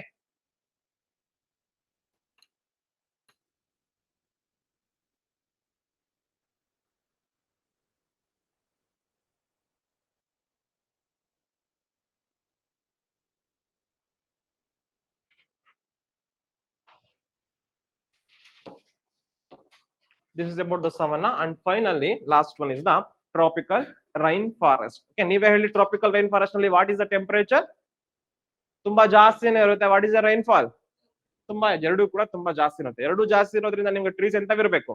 ದೊಡ್ಡ ಟ್ರೀಸ್ ಇರಬೇಕು ಇಲ್ಲಿ. Okay, high temperature and abundance of rainfall support luxuriant tropical rain forest. Okay, forest ಕೂಡ ತುಂಬಾ ಡೆನ್ಸ್ ಆಗಿರುತ್ತೆ. ಟೆಂಪರೇಚರ್ ಜಾಸ್ತಿ ಇರೋದ್ರಿಂದ ಸನ್ಲೈಟ್ ತುಂಬಾ ಜಾಸ್ತಿ ಇರುತ್ತೆ. ಸನ್ಲೈಟ್ ಜಾಸ್ತಿ ಇರೋದ್ರಿಂದ ಫೋಟೋಸಿಂಥಸಿಸ್ ಚೆನ್ನಾಗಿ ಆಗ್ತಿರುತ್ತೆ. ಫೋಟೋಸಿಂಥಸಿಸ್ ಚೆನ್ನಾಗಿ ನಿಮ್ಗೆ ತುಂಬಾ ಉದ್ದಕ್ಕೆ ಬೆಳೀತಾ ಇರುತ್ತೆ ಇವು. The equatorial vegetation comprises multitude of evergreen trees. Example mahogany, ebony, dyewoods. ಇಲ್ಲಿ ಸಿಗ್ತಕ್ಕಂತಹ ಪ್ಲಾಂಟ್ಸ್ ನ ನೇಮು ಮಹಾಗೋನಿ, ಎಬೋನಿ, ಡೈವುಡ್ಸ್ ಇವೆಲ್ಲವೂ ಕೂಡ ಇಲ್ಲಿ ಸಿಗ್ತಕ್ಕಂಥ plants. In the coastal areas and brackish swamps mangrove forest thrives. Okay, ಇದೇ ನಿಮ್ಗೆ ಟ್ರಾಪಿಕಲ್ ಏರಿಯಾದಲ್ಲಿ ನಿಮ್ಗೆ ಕೋಸ್ಟಲ್ ಏರಿಯಾಸ್ ಅಲ್ಲಿ ನಿಮ್ಗೆ ಮ್ಯಾಂಗ್ರೋವ್ ಫಾರೆಸ್ಟ್ ಸಿಗ್ತಾ ಹೋಗುತ್ತೆ. ಓಕೆ, ಮ್ಯಾಂಗ್ರೋವ್ ಫಾರೆಸ್ಟ್ ನಿಮ್ಗೆ ಸಿಗ್ತಕ್ಕಂಥದ್ದು ಟ್ರಾಪಿಕಲ್ ಏರಿಯಾದಲ್ಲಿ ಮಾತ್ರನೇ. ಯಾಕೆಂದ್ರೆ ಮ್ಯಾಂಗ್ರೋವ್ ಫಾರೆಸ್ಟ್ ನಿಮ್ಗೆ it needs maximum amount of sunlight ಜಾಸ್ತಿ ಬೇಕು. ಯಾಕೆಂದ್ರೆ ಅದು ನಿಮ್ಗೆ ಸಾಲ್ಟ್ ವಾಟರ್ ಅಲ್ಲಿ ಥ್ರೈವ್ ಆಗ್ತಕ್ಕಂಥದ್ದು ಮ್ಯಾಂಗ್ರೋವ್ ಫಾರೆಸ್ಟ್. ಕೋಸ್ಟಲ್ ಏರಿಯಾ ಅಂದ್ರೆ ಯಾವ ವಾಟರ್ ಇರುತ್ತೆ? ಸಾಲ್ಟ್ ವಾಟರ್ ಇರುತ್ತೆ. ಸಾಲ್ಟ್ ವಾಟರ್ ಅಲ್ಲಿ ಗಿಡಗಳು ಬೆಳೆಯೋದಕ್ಕಾಗುತ್ತಾ? ಆಗೋದಿಲ್ಲ. ಮ್ಯಾಂಗ್ರೋವ್ ಫಾರೆಸ್ಟ್ ನಿಮ್ಗೆ ಸಾಲ್ಟ್ ವಾಟರ್ ಅಲ್ಲಿ ಬೆಳೆಯೋದು. ಆ ಸಾಲ್ಟ್ ಅನ್ನೆಲ್ಲ ಕೂಡ ಹೊರಗಡೆ ಹಾಕೋದಕ್ಕೆ it requires maximum amount of energy. That's why mangroves can only thrive in the tropical areas. ಕೇಳ್ಬೋದು ನಿಮ್ಗೆ ಮ್ಯಾಂಗ್ರೋಸ್ ಟ್ರಾಪಿಕಲ್ ಏರಿಯಾದಲ್ಲಿ ಮಾತ್ರ ಸಿಗ್ತಕ್ಕಂಥದ್ದು. ಯಾಕೆ ಅಂದ್ರೆ it leads maximum energy. Energy ಎಲ್ಲಿಂದ ಬರುತ್ತೆ? ಸನ್ಲೈಟ್ ಇಂದ ಬರ್ತಕ್ಕಂಥದ್ದು. ಯಾಕೆ ಎನರ್ಜಿ ಜಾಸ್ತಿ ಬೇಕು? ಅದು ಸಾಲ್ಟ್ ವಾಟರ್ ಅಲ್ಲಿ ಇರೋದ್ರಿಂದ ಬಾಡಿ ಒಳಗಡೆಗೆ ಸಾಲ್ಟ್ ತಗೊಳಕ್ಕಾಗುತ್ತೆ. ತುಂಬಾ ಸಾಲ್ಟ್ ಏನಾಗ್ಬಿಡುತ್ತೆ? ತುಂಬಾ ಸಾಲ್ಟ್ ತಗೊಂಡ್ರೆ ಆಸ್ಮೋಟಿಕ್ ಪ್ರೆಷರ್ ವೇರಿ ಆಗ್ತಾ ಹೋಗುತ್ತೆ. That's why they can only thrive in the tropical areas because they require maximum amount of energy. ಏನಕ್ಕೆ? ಸಾಲ್ಟ್ ನ ಹೊರಗಡೆ ಹಾಕೋಬೇಕು. Okay, all plants struggle upwards for the sunlight resulting in the peculiar layer arrangement. Okay, ತುಂಬಾ dense ಆಗಿ forest ಬೆಳೀತಾ ಇದ್ರೆ ಒಂದೆರಡು tree ಬೆಳ್ಬಿಟ್ಟಿರುತ್ತೆ, ಸೆಂಟ್ರಲ್ಲಿ ಬೆಳೀತಕ್ಕಂಥ ಟ್ರೀ ಏನಾಗುತ್ತೆ? ಸನ್ಲೈಟ್ ಸಿಗುತ್ತಾ? ಇಲ್ಲ. ಸನ್ಲೈಟ್ ಗೋಸ್ಕರ ಇದು ಕಾಂಪಿಟೇಷನ್ ಬೀಳುತ್ತೆ. ಈ ತರ ಏನಾಗುತ್ತೆ? ಕಾಂಪಿಟೇಷನ್ ಬಿದ್ದು ಎಲ್ಲಾ ಟ್ರೀಸ್ ಕೂಡ ಬೆಳೀತಾ ಹೋಗುತ್ತೆ. ಅದರಿಂದ ಏನಾಗುತ್ತೆ? ನಿಮ್ಗೆ ಲೇಯರ್ಡ್ ಕೆನೋಪಿ ಕಾಣಿಸ್ತಾ ಹೋಗುತ್ತೆ. ಒಂದ್ ಲೇಯರ್, ಅದ್ರ ಮೇಲೆ ಇನ್ನೊಂದ್ ಲೇಯರ್, ಅದ್ರ ಮೇಲೆ ಇನ್ನೊಂದ್ ಲೇಯರ್, ಈ ತರ ನಿಮ್ಗೆ ಕೆನೋಪಿ ಕಾಣಿಸ್ತಾ ಹೋಗುತ್ತೆ. All plants struggle upward for the sunlight resulting in a peculiar layer arrangement of the canopy. Epiphytes. Epiphytes ಅಂದ್ರೆ ಏನು? What type of interaction is epiphyte? Commensalism or amensalism? Commensalism ಅಂದ್ರೆ ಏನು? ಒಂದಕ್ಕೆ ಹೆಲ್ಪ್ ಆಗಬೇಕು, ಇನ್ನೊಂದಕ್ಕೆ ಅನ್ಅಫೆಕ್ಟೆಡ್ ಆಗಿರ್ಬೇಕು. ನಾನು ಹೇಳಿದೆ ನಿಮ್ಗೆ ಎಪಿಫೈಟ್ಸ್ ಏನ್ ಮಾಡುತ್ತೆ? ದೊಡ್ಡ ದೊಡ್ಡ ಮರಗಳ ಒಂದು ಸಪೋರ್ಟ್ ಅನ್ನು ತಗೊಂಡು ಸುತ್ತಕೊಂಡು ಮೇಲೆ ಹೋಗುತ್ತೆ ಸನ್ಲೈಟ್ ಗೋಸ್ಕರ ಅಂತ ಹೇಳ್ಬಿಟ್ಟು. ಓಕೆ, ಇಲ್ಲಿ ಎಪಿಫೈಟ್ಸ್ ಎಲ್ಲ ಕೂಡ ತುಂಬಾ ಜಾಸ್ತಿ ಇರುತ್ತೆ. Epiphytes benefits without struggling the main plants. Okay, ಅದ್ರ ಜೊತೆಗೆ okay, this is about the tropical rainforest. ಒಂದು ನಿಮ್ಗೆ ಟೆಂಪರೇಚರ್ ಜಾಸ್ತಿ ಇರುತ್ತೆ, ರೈನ್ ಫಾಲ್ ಜಾಸ್ತಿ ಇರುತ್ತೆ, ಡೆನ್ಸ್ ಕೆನೋಪಿ ಇರುತ್ತೆ, ಅದರ ಜೊತೆಗೆ ಎಪಿಫೈಟ್ಸ್ ಕೂಡ ತುಂಬಾ ಜಾಸ್ತಿ ಕಾಣ್ತಾ ಹೋಗ್ತೀವಿ ಇಲ್ಲಿ.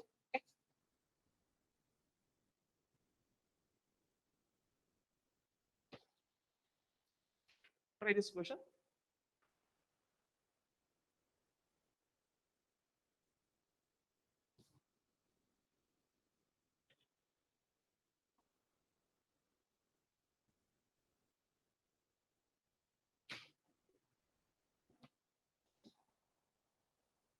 ಅಂದ್ರೆ ಇಲ್ಲಿ ಸ್ಟೇಟ್ಮೆಂಟ್ಸ್ ಆನ್ಸರ್ ಇದೆ. Select the correct statement. ಇದರಲ್ಲಿ ಈ ಸ್ಟೇಟ್ಮೆಂಟ್ಸ್ ಅಲ್ಲಿ ಯಾವ ಸ್ಟೇಟ್ಮೆಂಟ್ಸ್ ಕರೆಕ್ಟ್ ಅಂತ ನೀವು ಇದು ಮಾಡಿ ಅಷ್ಟೇ.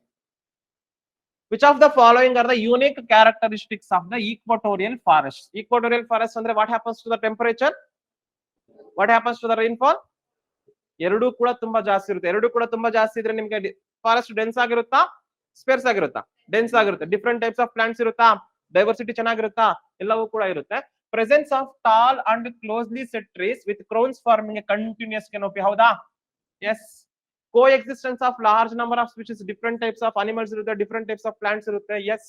Presence of numerous varieties of epiphytes. ಹೌದಾ? ಎಸ್. ನೋನಾ ಎಪಿಫೈಟ್ಸ್ ಇರುತ್ತೆ ಅಂತ ಈಗ ನಾನು ಹೇಳಿದ್ನಲ್ವಾ? ಮೂರು ಕೂಡ ಇರುತ್ತೆ. All is the answer. Okay, ಈ ತರ ಕ್ವೆಶನ್ಸ್ ನಿಮಗೆ ಸ್ಟೇಟ್ಮೆಂಟ್ ವೈಸ್ ಕೇಳಬಹುದು. Actually it is A geography question. Environment ಅಲ್ಲೂ ಕೇಳಬಹುದು. ನಾನು ಸ್ವಲ್ಪ ಜಿಯೋಗ್ರಫಿಯಲ್ಲಿ ಮತ್ತೆ ಈ ಫಾರೆಸ್ಟ್ ಅನ್ನು ಡಿಸ್ಕಸ್ ಮಾಡ್ತೀನಿ ಸ್ವಲ್ಪ. Okay, answer is all. Okay, next is desert biome.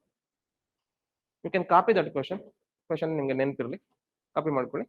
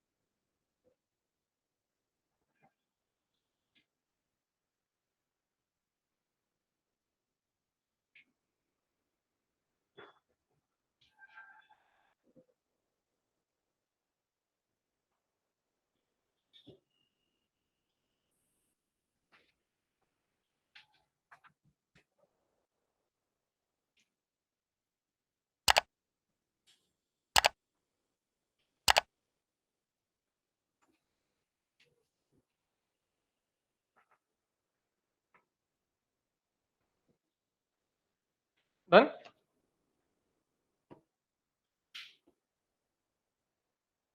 ಸ್ವಲ್ಪ ಫಾಸ್ಟ್ ಆಗಿರ್ಬೇಕು.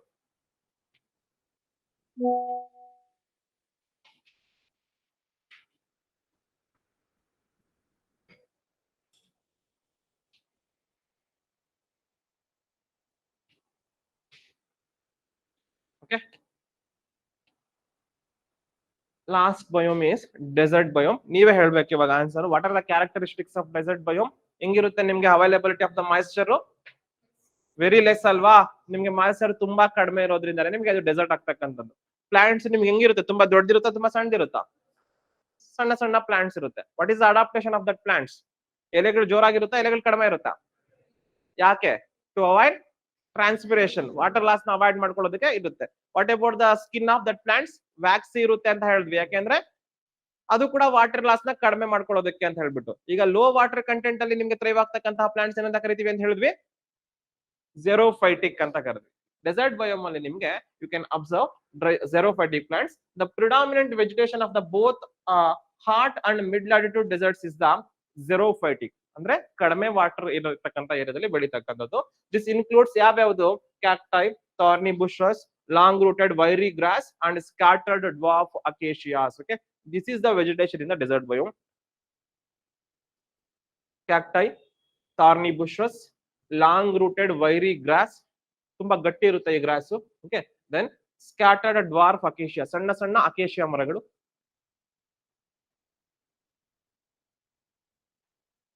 Most of the desert shrubs have a long roots. ಯಾಕೆ long roots? As well as well spaced. ಯಾಕೆ ಲಾಂಗ್ ರೂಟ್ಸ್ ಇರಬೇಕು ಡೆಸರ್ಟ್ಸ್ ಅಲ್ಲಿ? ಅಲ್ವಾ, ನಿಮ್ಗೆ ಈಸಿಯಾಗಿ ಮಾಯಿಶ್ಚರ್ ಸಿಗೋದಿಲ್ಲ. ಲಾಂಗ್ ರೂಟ್ಸ್ ಇದ್ರೆ ಇಟ್ ಕ್ಯಾನ್ ಈಸಿಲಿ ಅಲ್ವಾ ಸ್ವಲ್ಪ ಡೀಪ್ ಹೋಗ್ಬಿಟ್ಟು ಮಾಯಿಶ್ಚರ್ ನ ಅಬ್ಸರ್ವ್ ಮಾಡ್ಕೋಬೇಕು. ಅಂಡ್ ವೆಲ್ ಸ್ಪೇಸ್ಡ್, ಸ್ವಲ್ಪ ಸ್ವಲ್ಪ ದೂರ ದೂರ ಇರುತ್ತೆ. ಯಾಕೆ? ಒಂದೇ ಹತ್ರ ಜಾಸ್ತಿ ಇದ್ರೆ ಮಾಯಿಶ್ಚರ್ ನಿಮ್ಗೆ ಸಾಕಾಗುತ್ತಾ? ಇಲ್ಲ, ಸ್ವಲ್ಪ ಸ್ವಲ್ಪ ದೂರ ದೂರದಲ್ಲಿ ಇರುತ್ತೆ. Okay, they have long roots and well spaced. And plants have few or no leaves. Okay, ನಿಮ್ಗೆ ಕೆಲವೊಂದ್ ಹತ್ರ ಕಡಿಮೆ ಎಲೆಗಳು ಇರ್ಬೋದು, ಇಲ್ಲ ಅಂದ್ರೆ ಎಲೆಗಳೇ ಇಲ್ಲದೆ ಇರ್ಬೋದು. ಯಾಕೆ? To avoid transpiration. Okay, plants have few or no leaves and the foliage is either waxy. ತುಂಬಾ ವ್ಯಾಕ್ಸಿ ಇರುತ್ತೆ. ನೀವು ನೋಡಿದಿರಲ್ವಾ ಅಲೋವೆರಾನ ಯಾವ ತರ ಇರುತ್ತೆ? ಮೇಲ್ಗಡೆ ಮುಟ್ಟೋದಕ್ಕೆ ಸ್ವಲ್ಪ ವ್ಯಾಕ್ಸಿ ಅಪಿಯರೆನ್ಸ್ ಇರುತ್ತೆ ಅಲ್ವಾ? The foliage is either waxy, leathery or hairy. ಎಲ್ಲವೂ ಕೂಡ ನಿಮ್ಗೆ ಏನಾಗುತ್ತೆ? ಹೀಟ್ ರೆಸಿಸ್ಟೆನ್ಸ್ ಗೋಸ್ಕರನೇ, ವಾಟರ್ ಲಾಸ್ ನ ತಡೆಗಟ್ಟೋದಕ್ಕೋಸ್ಕರನೇ. Needle shape to reduce the loss of water through transpiration. ಕೆಲವೊಂದ್ಸರಿ ನೀಡಲ್ ಶೇಪ್ ಕೂಡ ಇರುತ್ತೆ to reduce the transpiration. The seeds of many species of grasses and herbs have a thick and tough skins to protect them while they are lying dormant. Okay, ಇಲ್ಲಿ water ಈಸಿಯಾಗಿ ಸಿಗೋದಿಲ್ಲ. Normal ಆಗಿ ನೀವು ಇಲ್ಲಿ ಸಿಗ್ತಕ್ಕಂತಹ ಒಂದು seeds ನೆಲ್ಲ ಕೂಡ ಒಣಗಿಸ್ಬಿಟ್ರೆ ಏನಾಗುತ್ತೆ? ದೇ ಬಿಕಮ್, ತುಂಬಾ ಒಣಗೋದ್ಮೇಲೆ ಏನಾಗುತ್ತೆ? ಡೆಸ್ಟ್ರಾಯ್ ಆಗ್ಬಿಡುತ್ತೆ, ಮತ್ತೆ ಅದು ಸೋ ಮಾಡೋದಕ್ಕೆ ಆಗೋದಿಲ್ಲ. ಇಲ್ಲಿರ್ತಕ್ಕಂಥ ಸ್ಕಿನ್ಸ್ ಗೆ ಸೀಡ್ಸ್ ಗೆ ಏನು ಅಂತಂದ್ರೆ they have the tough skin. Tough skin ಇರೋದ್ರಿಂದ ಏನಾಗುತ್ತೆ ನಿಮ್ಗೆ?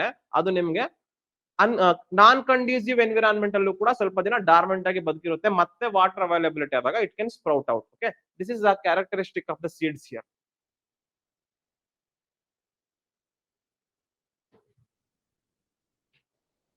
Done. This is about the what ecosystem? Terrestrial ecosystems. Okay, terrestrial ecosystem ಅಂದ್ರೆ ಏನು? Terrestrial part of the earth ನಲ್ಲಿ ಇರ್ತಕ್ಕಂಥದ್ದು terrestrial ecosystem.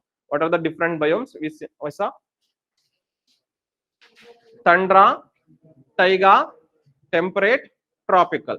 ಟ್ರಾಪಿಕಲ್ ನಲ್ಲಿ, ಟೆಂಪರೇಟ್ ನಲ್ಲಿ ರೈನ್ ಫಾರೆಸ್ಟ್ ಅನ್ನ ನೋಡಿದ್ವಿ, ಡೆಸಿಡಿಯಸ್ ಫಾರೆಸ್ಟ್ ಅನ್ನ ನೋಡಿದ್ವಿ, ಗ್ರಾಸ್ ಲ್ಯಾಂಡ್ಸ್ ಅನ್ನ ನೋಡಿದ್ವಿ, ಡೆಸರ್ಟ್ಸ್ ಅನ್ನ ನೋಡಿದ್ವಿ ಅಲ್ವಾ?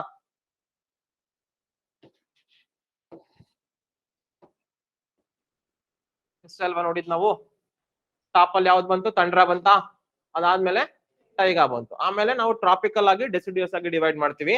ಈಸ್ಟ್ ಗೆ ಏನ್ ಬರುತ್ತೆ? ಇಲ್ಲಿ ನಿಮ್ಗೆ ಟೆಂಪರೇಟ್ ರೈನ್ ಫಾರೆಸ್ಟ್, ಇಲ್ಲಿ ಟ್ರಾಪಿಕಲ್ ರೈನ್ ಫಾರೆಸ್ಟ್. ಆಮೇಲೆ ಏನ್ ಬರುತ್ತೆ? Temperate deciduous forest, tropical deciduous forest. ಆಮೇಲೆ ಏನ್ ಬರುತ್ತೆ? Grasslands, temperate grasslands, tropical grassland. ಆಮೇಲೆ ಏನ್ ಬರುತ್ತೆ? Desert, temperate deserts, tropical deserts. ಇಷ್ಟೇನೆ ಬಯೋಮ್ಸ್. ನಿಮ್ಗೆ ಈಸಿಯಾಗಿ ನೆನ್ಪಿಟ್ಕೋಬೋದಾ? ಓಕೆ, ಈ ಟ್ರಯಾಂಗಲ್ ಈಸಿಯಾಗಿ ನೆನ್ಪಿಟ್ಕೋಬಹುದು ನೀವು. Okay, this is about the terrestrial ecosystems. Next is aquatic ecosystems.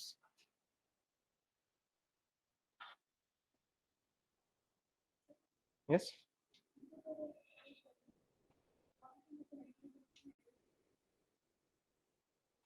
Positive interactions ಯಾವ್ಯಾವ್ದು ಬರುತ್ತೆ?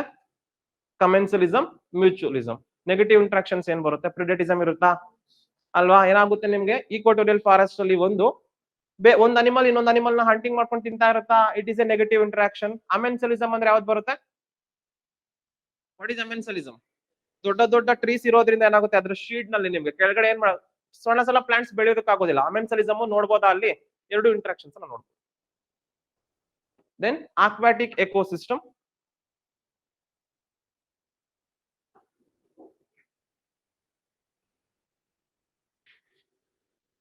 Aquatic ecosystem refers to the plants and animal communities occurring in the water bodies. Okay, aquatic ecosystems are classified into two subgroups. One is the freshwater ecosystem, another one is the marine water ecosystem. Alva, ಒಂದು ನಿಮಗೆ marine water ಅಂದ್ರೆ ಏನು, which is a salty water. Fresh water ಅಂದ್ರೆ ಏನು, pure water, ನಿಮ್ಗೆ salt concentration ಕಡಿಮೆ ಇರ್ತಕ್ಕಂಥದ್ದು. Okay, fresh water ecosystems ಅಲ್ಲಿ there are two types. One is the aquatic ecosystem ಅಲ್ಲಿ there are two types. One is the fresh water ecosystem. ಯಾವ್ಯಾವ್ದು fresh water ecosystem ಗೆ examples?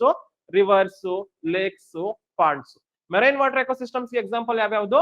Ocean, estuary and mangrove. There are two types of aquatic ecosystem, fresh water and marine water. Write down the examples for fresh water and marine water ecosystems.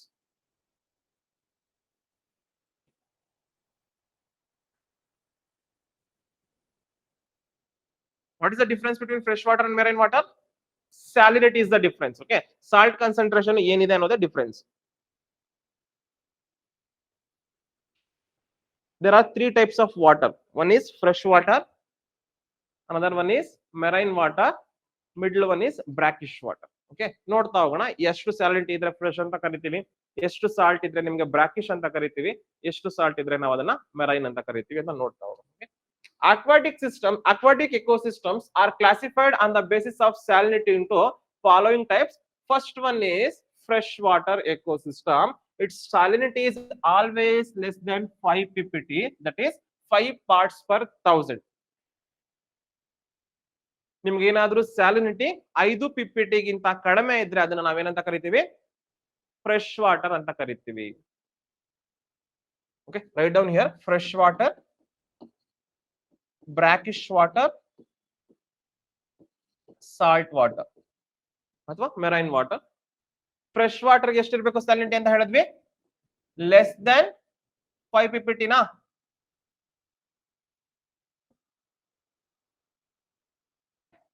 Less than 5 ppt, greater than 5 ppt. ಇದು less than greater than ಈ ತರ symbol ಮಾಡಿದ್ರೆ correct ಆಗಿದೆಯಾ? ಇಲ್ಲ ಉಲ್ಟಾ ಮಾಡ್ಬೇಕು ಅದನ್ನ. Okay, less than 5 ppt. Brackish water ಅಂತ ಅಂದ್ರೆ ನಿಮ್ಗೆ 5 to 35 ppt. Okay okay, no problem. Less than 5 ppt ಅಂತ ಬರ್ಕೊಳ್ಳಿ. Okay okay, less than 5 ppt ಅಂದ್ರೆ ಫ್ರೆಶ್ ವಾಟರ್, 5 to 35 ಇದ್ರೆ ಬ್ರಾಕಿಶ್ ವಾಟರ್, 35 ಗಿಂತ ಮೇಲೆ ಇದ್ರೆ ಸಾಲ್ಟ್ ವಾಟರ್, ಮೆರೈನ್ ವಾಟರ್ ಅಂತ ಕರಿತಾ ಹೋಗ್ತೀವಿ. Salinity, the number is very important. Number ಅನ್ನು ನೆನ್ಪಿಟ್ಕೊಳ್ಳಿ, ಕೇಳ್ಬೋದು ನಿಮ್ಗೆ ಸ್ಟೇಟ್ಮೆಂಟ್ ವೈಸ್ ಕ್ವೆಶನ್ ಅಲ್ಲಿ. ಓಕೆ, 5 ppt ಗಿಂತ ಕಡಿಮೆ ಸಾಲ್ಟ್ ಕಾನ್ಸಂಟ್ರೇಷನ್ ಇದ್ರೆ ಅದನ್ನ ನಾವು ಫ್ರೆಶ್ ವಾಟರ್ ಅಂತ ಕರಿತೀವಿ. 5 ರಿಂದ 35 ppt ಇದ್ರೆ ಅದನ್ನ ನಾವು ಬ್ರಾಕಿಶ್ ವಾಟರ್ ಅಂತ ಕರಿತೀವಿ. 35 ppt ಗಿಂತ ಜಾಸ್ತಿ ಇದ್ರೆ ನಿಮ್ಗೆ salt concentration, we call it as salt water ಅಥವಾ ಮೆರೈನ್ ವಾಟರ್. ಓಕೆ, ಈಗ ನಾವು ಫ್ರೆಶ್ ವಾಟರ್ ಅಂದ್ರೆ ಏನು? less than 5 ppt. There are two types of freshwater ecosystem. Freshwater ecosystem ಅಂದ್ರೆ ಸಾಲ್ಟ್ ಕಾನ್ಸಂಟ್ರೇಷನ್ 5 ppt ಗಿಂತ ಕಡಿಮೆ ಇರಬೇಕು. ಅದರಲ್ಲೂ ನಿಮ್ಗೆ ಎರಡು ಸಬ್ ಟೈಪ್ಸ್ ಬರುತ್ತೆ ಫ್ರೆಶ್ ವಾಟರ್ ಎಕೋಸಿಸ್ಟಮ್ ಅಲ್ಲಿ. There are two types of freshwater ecosystem. One is the static, that is still water ಅಥವಾ lentic ecosystems ಅಂತ ಕರಿತೀವಿ. ಇನ್ನೊಂದು running water or lotic ecosystem. There are two types of freshwater ecosystem. One is the lotic and lentic. ಲೋಟಿಕ್ ಅಂದ್ರೆ move ಆಗ್ತಾ ಇರಬೇಕು, lentic ಅಂದ್ರೆ stand still ಆಗಿರ್ಬೇಕು. Okay, there are two types of fresh water ecosystem. One is the lentic, another one is the lotic. Lentic ನೀರು ನಿಂತಿರ್ಬೇಕು, ಅದು ಲೆಂಟಿಕ್. ನೀರು move ಆಗ್ತಾ ಇರಬೇಕು, ದಟ್ ಇಸ್ ಲೋಟಿಕ್. ನೀವೇ ಹೇಳಿ, ಫ್ರೆಶ್ ವಾಟರ್ ಅಲ್ಲಿ ಮೂವ್ ಆಗ್ತಿರ್ತಕ್ಕಂಥ ವಾಟರ್ ಎಕೋಸಿಸ್ಟಮ್ ಎಕ್ಸಾಂಪಲ್ ಯಾವುದು? ರಿವರ್ ಅಲ್ವಾ? ರಿವರ್ ನಿಂತಿರುತ್ತಾ, ಮೂವ್ ಆಗ್ತಿರುತ್ತಾ? River is a lotic ecosystem, lotic fresh water ecosystem. ಅದೇ ನಿಮ್ಗೆ ಒಂದು ಪಾಂಡ್ ಅನ್ನ ತಗೊಂಡ್ರೆ, ಒಂದು ಲೇಕ್ ಅನ್ನ ತಗೊಂಡ್ರೆ ಏನಾಗುತ್ತೆ? ಸ್ಟ್ಯಾಂಡ್ ಆಗಿರುತ್ತೆ ಅದು, that is the lentic ecosystem. There are two types of fresh water ecosystem. One is the static ಅಂತ ಅಂದ್ರೆ ಲೆಂಟಿಕ್, ರನ್ನಿಂಗ್ ಅಂತ ಅಂದ್ರೆ ಲೋಟಿಕ್. ಸ್ಟಾಟಿಕ್ ಎಕ್ಸಾಂಪಲ್ ಯಾವುದು? Pond, lake, bog and swamps. And lotic ಗೆ ಯಾವುದು? Springs, rivers, mountain brooks, streams, ಇವೆಲ್ಲವೂ ಕೂಡ ಲೋಟಿಕ್ ecosystems ಗೆ ಎಕ್ಸಾಂಪಲ್. ಲೋಟಿಕ್ ಅಂದ್ರೆ ಮೋಷನ್, ಮೋಷನ್ ಅಲ್ಲಿ MOTION ಅಂತ ಇರುತ್ತಾ?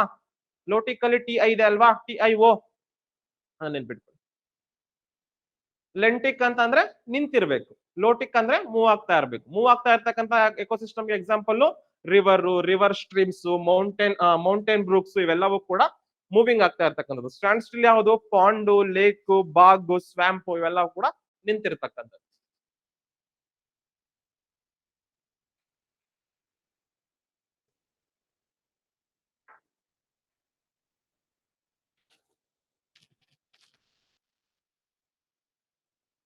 Done.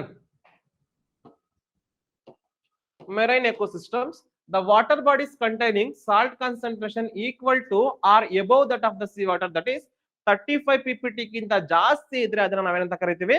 ಮೆರೈನ್ ವಾಟರ್ ಅಥವಾ ಸಾಲ್ಟ್ ವಾಟರ್ ಎಕೋಸಿಸ್ಟಮ್ ಅಂತ ಕರಿತೀವಿ. What is brackish water? Between 5 to 35.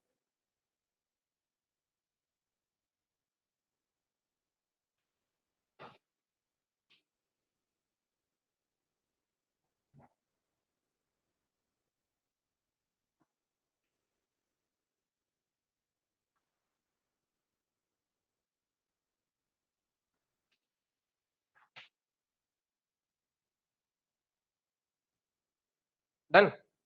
Okay, already ಬರ್ಕೊಂಡಿದ್ದೀರಾ ಇದನ್ನ ನೀವು. Here is a very important concept. Aquatic organisms ಅಲ್ಲಿ ನಿಮಗೆ ಒಂದು ಆಕ್ವಾಟಿಕ್ ಎಕೋಸಿಸ್ಟಮ್ ಅಂದ್ರೆ ಏನು? Let us take this is the aquatic ecosystem. ಈ ಆಕ್ವಾಟಿಕ್ ಎಕೋಸಿಸ್ಟಮ್ ಅಲ್ಲಿ ನಿಮ್ಗೆ ಸ್ಪೀಶೀಸ್ ನಿಮ್ಗೆ ಸರ್ಫೇಸ್ ಇಂದ ಹಿಡಿದು ಬಾಟಮ್ ವರ್ಗು ಎಲ್ಲಾ ಕಡೆ ಸಿಗುತ್ತಾ? ಎಲ್ಲಾ ಸ್ಪೀಶೀಸ್ ಒಂದೇ ತರ ಇರುತ್ತಾ? ಕೆಲವೊಂದು ಫಿಶಸ್ ಇರುತ್ತೆ, ಕೆಲವೊಂದು ಫೈಟೋಪ್ಲಾಂಕ್ಟನ್ಸ್ ಇರುತ್ತೆ, ಕೆಲವೊಂದು ಝೂ ಪ್ಲಾಂಕ್ಟನ್ಸ್ ಇರುತ್ತೆ, ಎಲ್ಲಾ ಕೂಡ ಡಿಫ್ರೆಂಟ್ ಆರ್ಗಾನಿಸಮ್ಸ್ ಇರುತ್ತೆ. ಓಕೆ, ಇಲ್ಲಿ ನಿಮ್ಗೆ ಇರ್ತಕ್ಕಂತ ಆರ್ಗಾನಿಸಮ್ಸ್ ನಾವು ಕ್ಲಾಸಿಫೈ ಮಾಡ್ತಾ ಹೋಗ್ತೀವಿ. ನೋಡಿ, ಒಂದು ಸರ್ಫೇಸ್ ನಲ್ಲಿ ಇರ್ಬೋದು, ಇನ್ನೊಂದು ಸರ್ಫೇಸ್ ನಲ್ಲಿ ಸ್ಟಾಟಿಕ್ ಆಗಿ ಉಳಿಬಹುದು, ಇನ್ನೊಂದು ಬಾಟಮ್ ನಲ್ಲಿ ಉಳಿಬಹುದು, ಇನ್ನೊಂದು ನಿಮ್ಗೆ ಸ್ವಿಮ್ ಮಾಡ್ಕೊಂಡು ಓಡಾಡ್ಕೊಂಡು ಇರ್ಬೋದು. ಈ ತರ ಡಿಫ್ರೆಂಟ್ ಆರ್ಗಾನಿಸಮ್ಸ್ ಇರುತ್ತೆ. ಆಕ್ವಾಟಿಕ್ ಎಕೋಸಿಸ್ಟಮ್ ನಲ್ಲಿ ಇರ್ತಕ್ಕಂಥ ಡಿಫ್ರೆಂಟ್ ಆರ್ಗಾನಿಸಮ್ಸ್ ಅನ್ನ ನೋಡೋಣ. Aquatic organisms. The aquatic organisms are classified on the basis of their zone and occurrence. First one is Newston. Okay, ನೆನ್ಪಿಟ್ಕೊಳ್ಳಿ. First one is Newston. The organisms live at the air water interface. Example, floating plants. Okay, ಏನಾಗುತ್ತೆ? ನ್ಯೂಸ್ಟನ್ಸ್ ಅಂತ ಯಾವ್ದನ್ನ ಕರಿತೀವಿ ಅಂತ ಅಂದ್ರೆ, ಒಂದು aquatic ecosystem ಇದೆ, ಇದೆಲ್ಲ ಕೂಡ ವಾಟರ್, ಮೇಲ್ಗಡೆ ಇಲ್ಲಿ ತೇಲಾಡ್ತಿರ್ತಾವಲ್ವಾ ಪ್ಲಾಂಟ್ಸ್, ಈ ತೇಲಾಡ್ತಿರ್ತಕ್ಕಂಥ ಪ್ಲಾಂಟ್ಸ್ ಅನ್ನ ನಾವು ನ್ಯೂಸ್ಟನ್ಸ್ ಅಂತ ಕರಿತೀವಿ, which is present at the air and water interface. Okay, ಏರು ಮತ್ತೆ ವಾಟರ್ ನ ಮಧ್ಯೆ ಇರುತ್ತಲ್ವಾ, ಈ ತರ ಪ್ಲಾಂಟ್ಸ್ ಅನ್ನ ನಾವೇನಂತ ಕರಿತೀವಿ? ನ್ಯೂಸ್ಟನ್ಸ್ ಅಂತ ಕರಿತೀವಿ, which are present at the air water interface.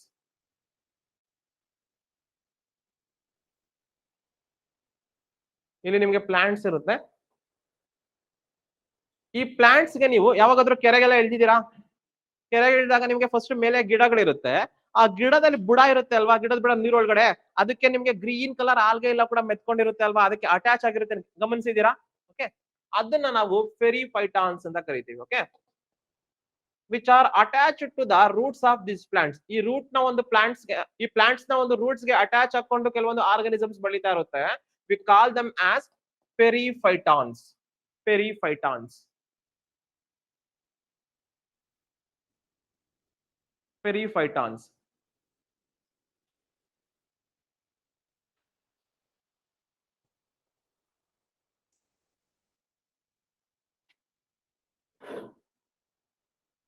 Okay, first one is Newston, second one is Periphyton. These are the organisms which are remain attached to the stems and leaves of the rooted plants or substances emerging above the bottom mud such as sessile algae. Okay, ಏನು ನಿಮ್ಗೆ ನ್ಯೂಸ್ಟಾನ್ organisms ಇದಾವೆ, okay, plants ಇದಾವೆ, floating plants ಇದಾವೆ, ಈ plants ನ roots ಗೆ attached ಆಗಿರುತ್ತೆ ಅಲ್ವಾ, ಈ ತರ ಆರ್ಗಾನಿಸಮ್ಸ್ ನಾವೇನಂತ ಕರಿತೀವಿ ಅಂತಂದ್ರೆ ಪೆರಿಫೈಟಾನ್ಸ್ ಅಂತ ಕರಿತೀವಿ. ಪೆರಿಫೈಟಾನ್ಸ್.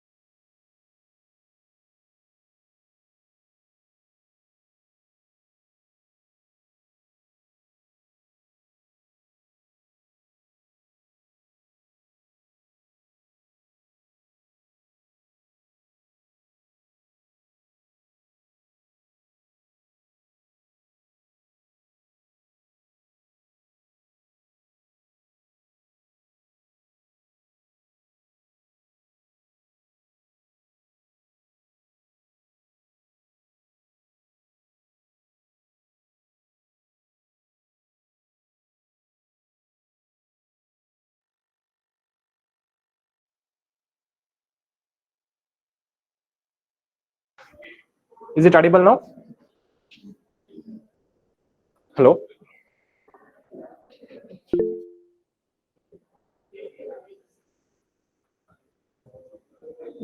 Yes, okay. Meeting end ಆಗುತ್ತೆ ನೋಡ್ಕೊಳ್ಳಿ ಪ್ಲಸ್ ಮಾಡ್ಕೊಳ್ಳಿ.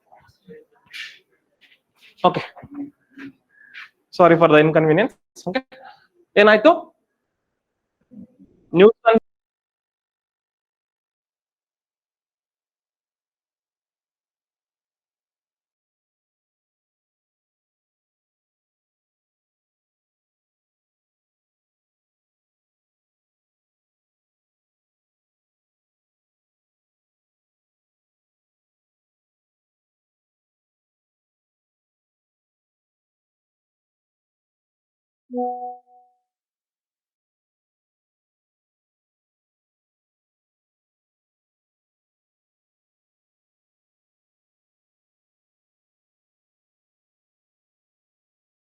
ಇವುಗಳಿಗೆ ಬೇಕಾಗಿರ್ತಕ್ಕಂಥ ಡೈರೆಕ್ಷನ್ ಅಲ್ಲಿ ಮೂವ್ ಆಗ್ತವೆ. ಯಾರು ಪವರ್ಫುಲ್ ಸ್ವಿಮ್ಮರ್ಸ್ ಇರ್ತಾರೋ ಅವುಗಳನ್ನ ನಾವು ನೆಕ್ಟಾನ್ಸ್ ಅಂತ ಕರಿತಾ ಹೋಗ್ತೀವಿ. Last one is the benthos. These are the benthic organisms which are found living at the bottom of the water masses. Okay, ಈ ಒಂದು aquatic ecosystem ನಲ್ಲಿ ನಿಮ್ಗೆ ಬಾಟಮ್ ಅಲ್ಲಿ ಇರ್ತಾವಲ್ವಾ, ಇವುಗಳನ್ನ ನಾವು ಬೆಂಥೋಸ್ ಅಂತ ಕರಿತೀವಿ. ಈಗ ಹೇಳಿ ಒಂದೊಂದೇ. ಏರ್ ವಾಟರ್ ಇಂಟರ್ಫೇಸ್ ಇರತಕ್ಕಂತ ಫ್ಲೋಟಿಂಗ್ ಪ್ಲಾಂಟ್ಸ್ ಅಂತ ಕರಿತೀವಿ ನ್ಯೂಸ್ಟಾನ್ಸ್ ಅಂತ ಕರಿತೀವಿ. ಈ ನ್ಯೂಸ್ಟಾನ್ಸ್ ಗೆ ನಿಮ್ಗೆ ರೂಟ್ಸ್ ನಲ್ಲಿ ಅಟ್ಯಾಚ್ಡ್ ಆಗಿರ್ತಕ್ಕಂಥದನ್ನ ಏನಂತ ಕರಿತೀವಿ? ಪೆರಿಫೈಟಾನ್. ಸಿಂಪಲ್ ಕ್ವೆಶನ್ಸ್ ಬರುತ್ತೆ ಇದ್ರ ಮೇಲೆ. ಪೆರಿಫೈಟಾನ್, ನ್ಯೂಸ್ಟಾನ್. ದೆನ್ ಇಲ್ಲಿ float ಆಗ್ತಿರ್ತಕ್ಕಂತಹ aquatic algae zoo plankton ಇರ್ತಾವಲ್ವಾ, ಅವುಗಳನ್ನ ಕರಿತೀವಿ ಪ್ಲಾಂಕ್ಟನ್ಸ್ ಅಂತ ಕರಿತೀವಿ. There are two types of planktons. One is phytoplanktons, that is algae, and zooplanktons, which is called crustaceans. ಅವೆಲ್ಲವೂ ಕೂಡ.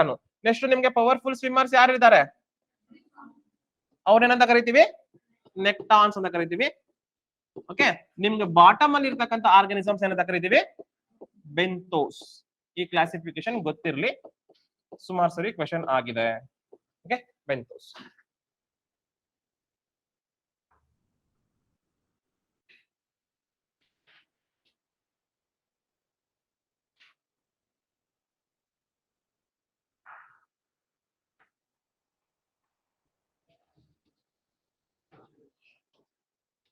Done.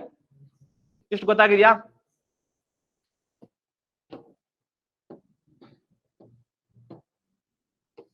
Next, factors limiting the productivity of aquatic habitats. Okay, ಯಾವ ಒಂದು factors ಮೇಲೆ depend ಆಗಿರುತ್ತೆ aquatic? ಏನ್ ಬೇಕು aquatic habitat ನಲ್ಲಿ ನಿಮ್ಗೆ? Which is a major source of energy?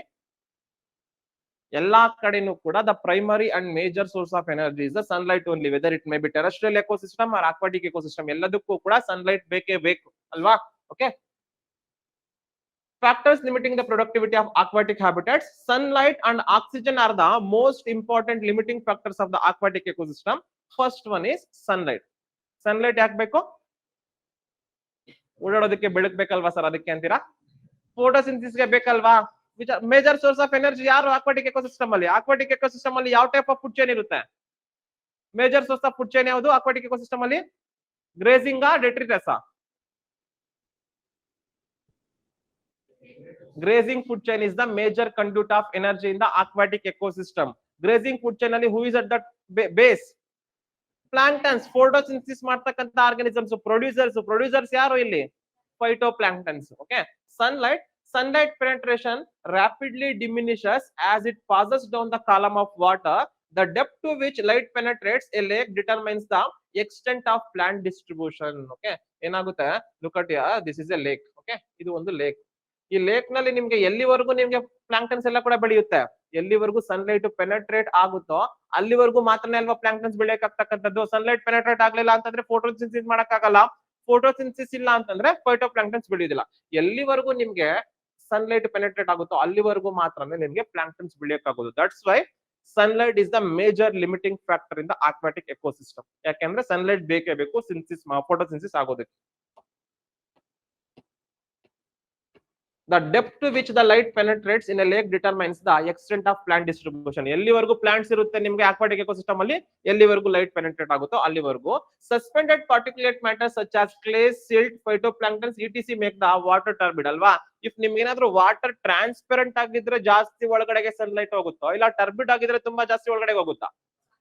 Transparent ಆಗಿದ್ರೆ ನಿಮ್ಗೆ ಏನಾಗುತ್ತೆ? Sunlight can penetrate to more distance ಅಲ್ವಾ? ಅವಾಗ ಏನಾಗುತ್ತೆ? ತುಂಬಾ ಒಳಗಡೆವರೆಗೂ ಸನ್ಲೈಟ್ ಹೋಗುತ್ತೆ. ಅವಾಗ ಏನಾಗುತ್ತೆ? ಫೈಟೋಪ್ಲಾಂಕ್ಟನ್ಸ್ ಫೋಟೋಸಿಂಥಸಿಸ್ ತುಂಬಾ ಡೀಪ್ ವರೆಗೂ ಆಗ್ತಾ ಇರುತ್ತೆ. ಇಫ್ ವಾಟರ್ ಇಸ್ ವೆರಿ ಟರ್ಬಿಡ್, ತುಂಬಾ ಸಿಲ್ಟು, ಕ್ಲೇ ಅಥವಾ ಆಲ್ಗೆ ಎಲ್ಲ ಕೂಡ ಮುಚ್ಕೊಂಡ್ಬಿಟ್ಟಿದೆ ಅಂದ್ರೆ ಏನಾಗುತ್ತೆ?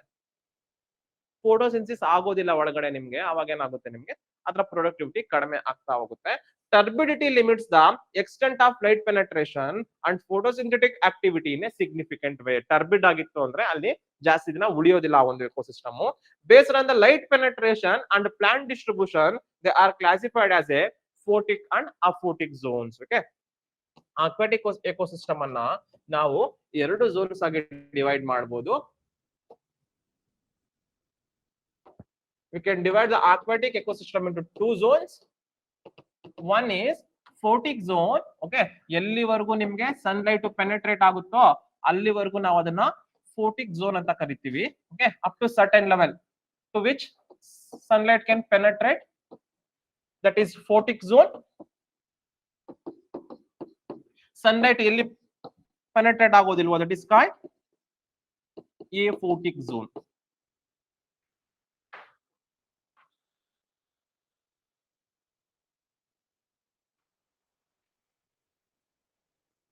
ಈ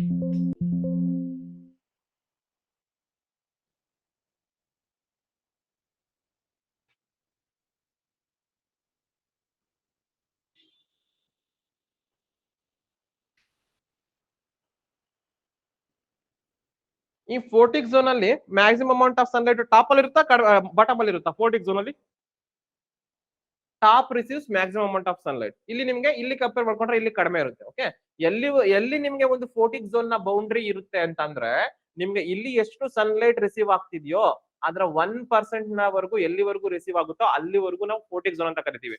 1% ರಿಸೀವ್ ಆಗ್ತಾ ಇಲ್ವಾ ಅದನ್ನ ನಾವು ಆ ಫೋರ್ಟಿಕ್ ಝೋನ್ ಅಂತ ಕರಿತೀವಿ. ಅಂದ್ರೆ ಆಲ್ಮೋಸ್ಟ್ 0 ಆಗ್ಬೇಕು ನಿಮ್ಗೆ.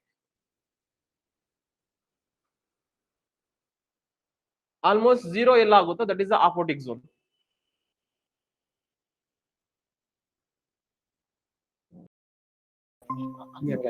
ಸ್ವಲ್ಪ ನೋಡ್ಕೊಳ್ಳಿ.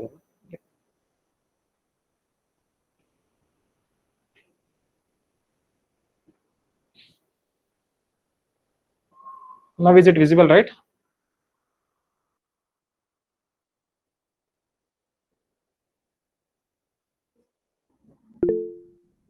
No.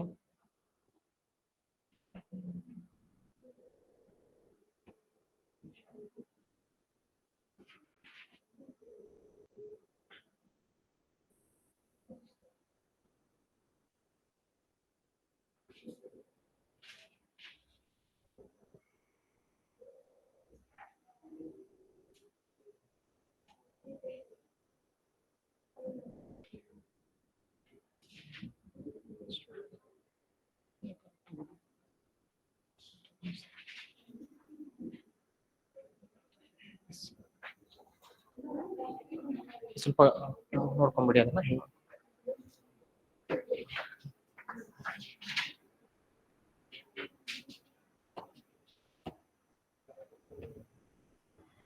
Temperature. Since the water temperature are less subjected to change, the aquatic organisms have a narrow temperature tolerant limit. ಏನಂತ ಕರಿತೀವಿ ಆರ್ಗಾನಿಸಮ್ಸ್ ಅನ್ನ? Narrow temperature tolerant limit ಬಂದ್ರೆ they are called ಯಾವ ಥರ್ಮಲ್? ಯೂರಿನಾ ಸ್ಟೆನೋನಾ? Stenothermal. Okay, broad temperature limit ಇದ್ರೆ eurythermal, narrow temperature limit ಇದ್ರೆ stenothermal ಅಂತ ಹೇಳ್ತೀವಿ ಅವುಗಳನ್ನ.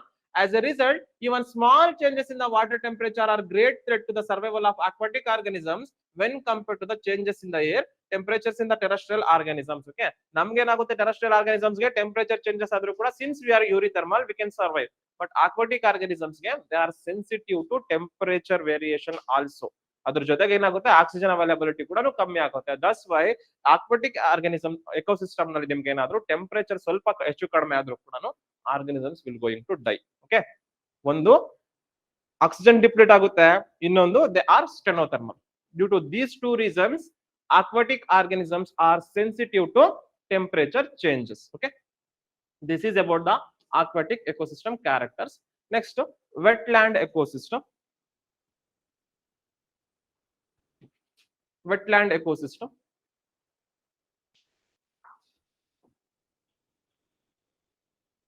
ಆಕ್ವಾಟಿಕ್ ಎಕೋಸಿಸ್ಟಮ್ ಅಂದ್ರೆ ಇಟ್ ಇಸ್ ಕಂಪ್ಲೀಟ್ಲಿ ನಿಮ್ಗೆ ವಾಟರ್ ಇರುತ್ತೆ. ವೆಟ್ಲ್ಯಾಂಡ್ ಎಕೋಸಿಸ್ಟಮ್ ಅಲ್ಲಿ ಏನಾಗುತ್ತೆ ಅಂತಂದ್ರೆ ನಿಮ್ಗೆ ತುಂಬಾ ವಾಟರ್ ನಿಂತಿರ್ಬೇಕು. Let us take the example of paddy field. Paddy field ನೋಡಿದಿರಾ ಅಲ್ವಾ?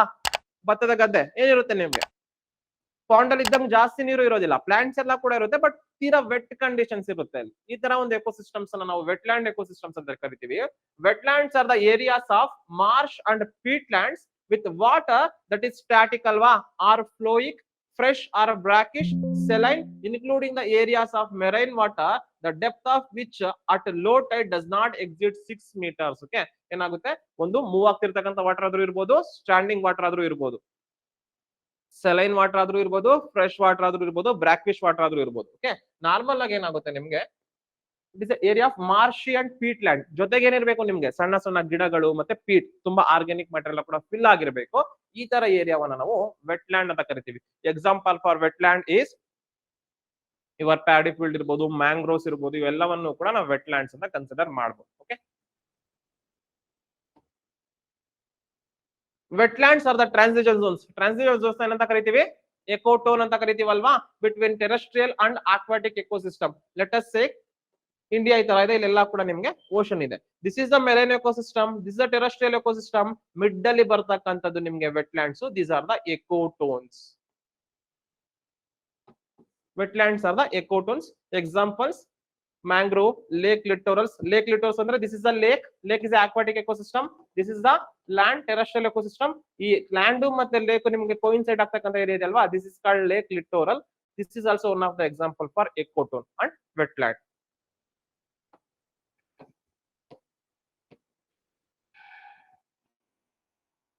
ಇವೆಲ್ಲವೂ ಕೂಡ wetlands ಗೆ example.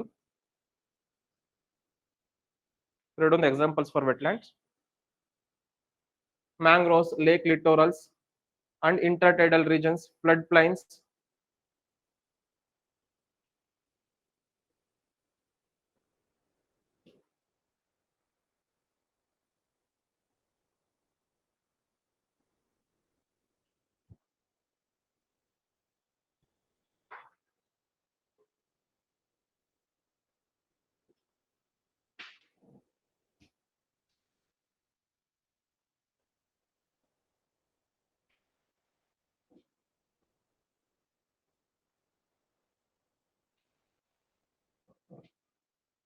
Okay. These habitats experience periodic flooding from the adjacent deep waters habitats and therefore support plants and animals specifically adapted to such shallow flooding waterlogging. ಈಗ ನಿಮ್ಗೆ ಏನಾಗುತ್ತೆ, normal terrestrial ecosystem compare ಮಾಡ್ಕೊಂಡ್ರೆ desert ecosystem ಅಲ್ಲಿ what happens to the availability of the water? Less. ಅದೇ normal terrestrial ecosystems compare ಮಾಡ್ಕೊಂಡ್ರೆ what about the availability of the water in the wetlands? More. Okay. Deserts ಅಲ್ಲಿ ಬೆಳೀತಕ್ಕಂಥ plants ಅನ್ನ ನಾವು ಜೆರೋಫೈಟಿಕ್ ಅಂತ ಕರಿತೀವಿ. ವೆಟ್ಲ್ಯಾಂಡ್ಸ್ ಅಲ್ಲಿ ಮೋರ್ ವಾಟರ್ ಕಂಡೀಷನ್ಸ್ ಇರುತ್ತೆ, ತುಂಬಾ ವೆಟ್ ಇರುತ್ತೆ. ಇಲ್ಲಿ ಬೆಳೀತಕ್ಕಂಥ ಪ್ಲಾಂಟ್ಸ್ ಅನ್ನ ನಾವು ಹೈಡ್ರೋಫೈಟಿಕ್ ಪ್ಲಾಂಟ್ಸ್ ಅಂತ ಕರಿತೀವಿ. Okay. Waterlogged soils are adapted to plant life is called hydrophytes. Okay. ಇಲ್ಲೇನಾಗುತ್ತೆ, ತುಂಬಾ ವಾಟರ್ ನಿಂತಿರ್ತಕ್ಕಂಥ ಜಾಗದಲ್ಲಿ ಬೆಳೆಯುತ್ತೆ ಅಲ್ವಾ, ಈ ಒಂದು ಪ್ಲಾಂಟ್ಸ್ ಅನ್ನ ನಾವು ಹೈಡ್ರೋಫೈಟ್ಸ್ ಅಂತ ಕರಿತಾವೆ.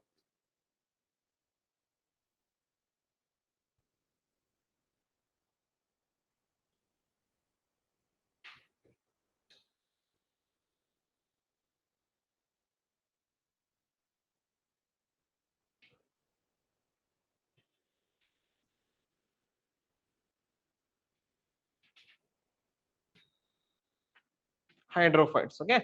India has over 27,000 wetlands, of which 23,000 are inland wetlands.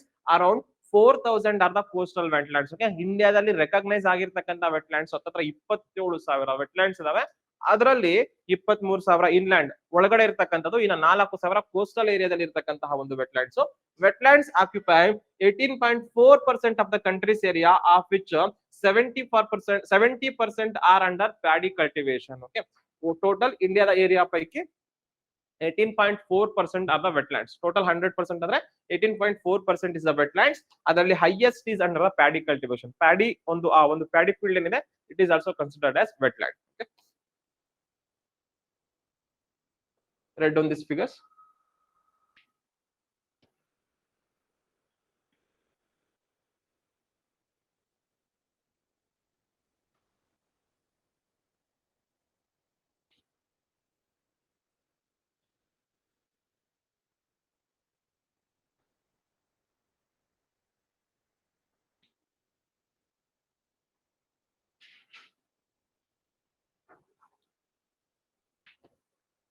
Natural wetlands in India range from high altitude wetlands. ತುಂಬಾ ನಿಮಗೆ ಹಿಮಾಲಯಾಸ್ ಅಲ್ಲಿ ಹೈ ಆಲ್ಟಿಟ್ಯೂಡ್ ವೆಟ್ಲ್ಯಾಂಡ್ಸ್ ಇಂದ ಹಿಡಿದು in the Himalayas, flood plains of the major river systems, saline and temporary wetlands of the arid and semi-arid regions, coastal wetlands such as lagoons, backwater, estuaries, mangroves, swamps and coral reefs.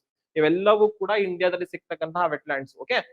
The natural wetlands in India ranges from high altitude wetlands in the Himalayas, flood plains of the major rivers and saline and temporary lakes in the semi-arid and arid areas, coastal wetlands such as lagoons, backwaters, estuaries, mangroves, swamps and coral reefs. ಇವೆಲ್ಲವೂ ಕೂಡ ಇಂಡಿಯಾದಲ್ಲಿ ಸಿಗ್ತಕ್ಕಂತಹ wetlands. What is the importance of the wetlands? ಏನು ಇವುಗಳ ಒಂದು importance? Wetlands are indispensable for the countless benefits of our ecosystem services that they provide to the humanity, ranging from the fresh water supply, food and building material, biodiversity, flood control, groundwater recharge and climate change mitigation. Look at here, ಏನೆಲ್ಲ ಸಿಗುತ್ತೆ ಒಂದು flood wetland ಇಂದ ನಮ್ಗೆ ಅಂತ what are the benefits. Look at here. ಈಗ this is the land ಅಂತ ಅನ್ಕೊಳ್ಳೋಣ, this is the ocean, this is ಇಲ್ಲಿ ವೆಟ್ಲ್ಯಾಂಡ್ ಇದೆ ಅಂತ ಅನ್ಕೊಳ್ಳೋಣ. ಈ ವೆಟ್ಲ್ಯಾಂಡ್ ಗೆ ನಿಮ್ಗೆ ಏನಾಗುತ್ತೆ, ವೆಟ್ಲ್ಯಾಂಡ್ ಅಂದ್ರೆ ಏನು, ನಿಮ್ಗೆ ತುಂಬಾ ನಿಮ್ಗೆ ಡೀಪ್ ಇರೋದಿಲ್ಲ ವಾಟರ್, ಅಲ್ಲಿ ಪ್ಲಾಂಟ್ಸ್ ಎಲ್ಲವೂ ಕೂಡ ತುಂಬಾ ಜಾಸ್ತಿ ಬೆಳೆದ್ಬಿಡುತ್ತೆ. ಈಗ ಒಂದು ರಿವರ್ ಬರ್ತಾ ಇದೆ, ರಿವರ್ ಬಂದು ಈ ತರ ಸೇರ್ಕೋತಾ ಇದೆ. ರಿವರ್ ಸೇರ್ಕೋತಾ ಇರ್ಬೇಕಾದ್ರೆ ಡೈರೆಕ್ಟ್ ಆಗಿ ಅದು ನಿಮ್ಗೆ ಓಷನ್ ಹೋಗುತ್ತಾ, ಫಸ್ಟ್ ವೆಟ್ಲ್ಯಾಂಡ್ ಅನ್ನ ಎಂಟರ್ ಆಗಿ ಆಮೇಲೆ ಓಷನ್ ಹೋಗುತ್ತಾ? ವೆಟ್ಲ್ಯಾಂಡ್ ಅನ್ನ ಎಂಟರ್ ಆಗುತ್ತೆ. ವೆಟ್ಲ್ಯಾಂಡ್ ಅನ್ನ ಎಂಟರ್ ಆದಾಗ ಸ್ಲೋ ಆಗುತ್ತಾ ರಿವರ್ ನ ಒಂದು ಸ್ಪೀಡು? ರಿವರ್ ನ ಸ್ಪೀಡ್ ಒಂದು ಸ್ಲೋ ಆದಾಗ ನಿಮ್ಗೆ ಏನಾಗುತ್ತೆ, ಅಲ್ಲೆಲ್ಲ ಕೂಡ ಅದ್ರಲ್ಲಿರ್ತಕ್ಕಂಥ ಸೆಡಿಮೆಂಟ್ಸ್ ಅನ್ನ ಎಲ್ಲವನ್ನ ಕೂಡ ಅಲ್ಲೇ ಬೀಳಿಸುತ್ತೆ ಅಲ್ವಾ? ಸೆಡಿಮೆಂಟ್ಸ್ ನ ಬಿಟ್ಬಿಡುತ್ತೆ ಅಲ್ವಾ? ಯಾವಾಗ ಸ್ಪೀಡ್ ಕಮ್ಮಿ ಆಯ್ತು, ಸೆಡಿಮೆಂಟ್ಸ್ ಎಲ್ಲ ಅಲ್ಲೇ ಬಿಡ್ಬೇಕು. ಇದನ್ನ ಈಗ ವೆಟ್ಲ್ಯಾಂಡ್ ಅನ್ನ ಕ್ರಾಸ್ ಮಾಡ್ಕೊಂಡು ಓಷನ್ ಗೆ ಹೋಗ್ತಾ ಇರ್ತಕ್ಕಂಥ ವಾಟರ್ ಕಂಪೇರಬಲಿ ಪೊಲ್ಯೂಷನ್ ಫ್ರೀ ಇರುತ್ತಾ? ಯಾಕಂದ್ರೆ ವೆಟ್ಲ್ಯಾಂಡ್ಸ್ ಪ್ಯೂರ್ ಮಾಡ್ಬಿಡ್ತಾ ಇದೆ ವಾಟರ್ ಅನ್ನ. ಒಂದು ಇನ್ನೊಂದು ವೆಟ್ಲ್ಯಾಂಡ್ ಅಂದ್ರೆ ನೀರ್ ನಿಂತಿರುತ್ತೆ. ನೀರ್ ನಿಂತಿದೆ ಅಂದ್ರೆ ಏನಾಗುತ್ತೆ, ನಿಮ್ಗೆ ಗ್ರೌಂಡ್ ಗೆ ವಾಟರ್ ಸೀಪೇಜ್ ಆಗ್ತಾ ಇರುತ್ತಾ? ಗ್ರೌಂಡ್ ವಾಟರ್ ರೀಚಾರ್ಜ್ ಮಾಡ್ತಾ ಇದೆ ಒಂದು. ಓಕೆ ನೋಡಿ, ಒಂದು ಪ್ಯೂರಿಫಿಕೇಶನ್ ಮಾಡ್ತಾ ಇದೆ, ಗ್ರೌಂಡ್ ವಾಟರ್ ರೀಚಾರ್ಜ್ ಮಾಡ್ತಾ ಇದೆ. ಅದ್ರ ಜೊತೆಗೆ ಇಲ್ಲೆಲ್ಲಾ ಕೂಡ ನಿಮ್ಗೆ ಮರಗಳು ಎಲ್ಲ ಕೂಡ, ಮ್ಯಾಂಗ್ರೋವ್ಸ್ ಎಲ್ಲ ಕೂಡ ಬೆಳೆದಿರುತ್ತಾ? ಮ್ಯಾಂಗ್ರೋವ್ಸ್ ಎಲ್ಲ ಕೂಡ ಬೆಳೆದಿರೋದ್ರಿಂದ ಮರ ಇದೆ, ಮರದ ಮೇಲೆ ನಿಮ್ಗೆ ಬೇರೆ ಬೇರೆ ಒಂದು ಆರ್ಗಾನಿಸಮ್ಸ್ ಡಿಪೆಂಡ್ ಆಗಿ ಇಲ್ಲಿ ಬೇರೆ ಬೇರೆ ಆರ್ಗಾನಿಸಮ್ಸ್ ಇರುತ್ತೆ. ಲೆಟಸ್ ಟೇಕ್ ಇಂಡಿಯಾದಲ್ಲಿ ನಿಮ್ಗೆ ಮ್ಯಾಂಗ್ರೋವ್ಸ್ ನಲ್ಲಿ ನಿಮ್ಗೆ ಟೈಗರ್ಸ್ ಎಲ್ಲ ಕೂಡ ಸಿಗ್ತಾ ಆಗುತ್ತೆ.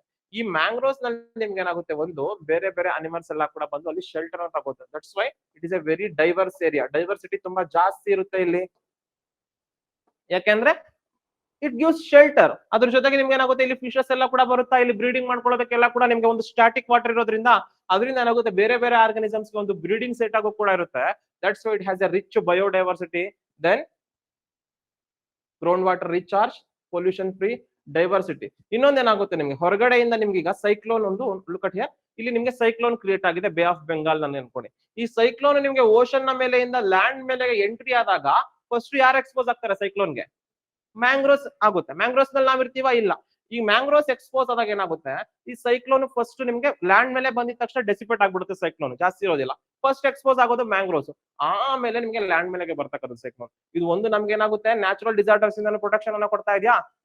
This is the importance of wetlands. Okay, it gives numerous benefits. Okay,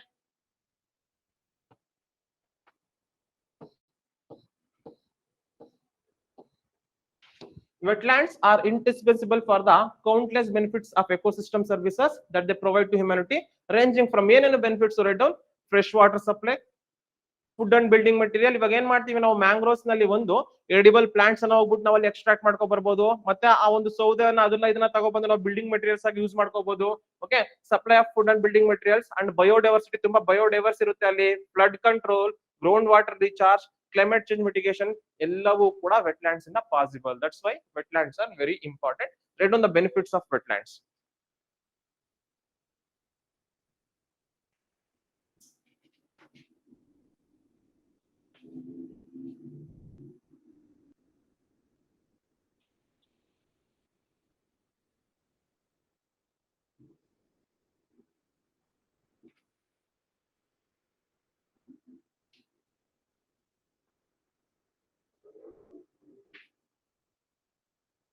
Okay.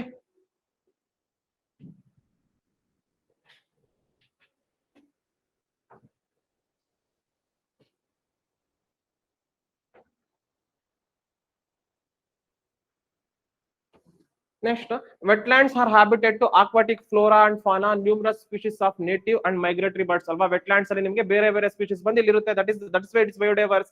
Wetlands are important resources for the sustainable tourism. Wetlands ಅನ್ನ ನೋಡೋದಕ್ಕೆ ನಾವು ಹೋಗ್ತೀವಾ ಇಲ್ವಾ?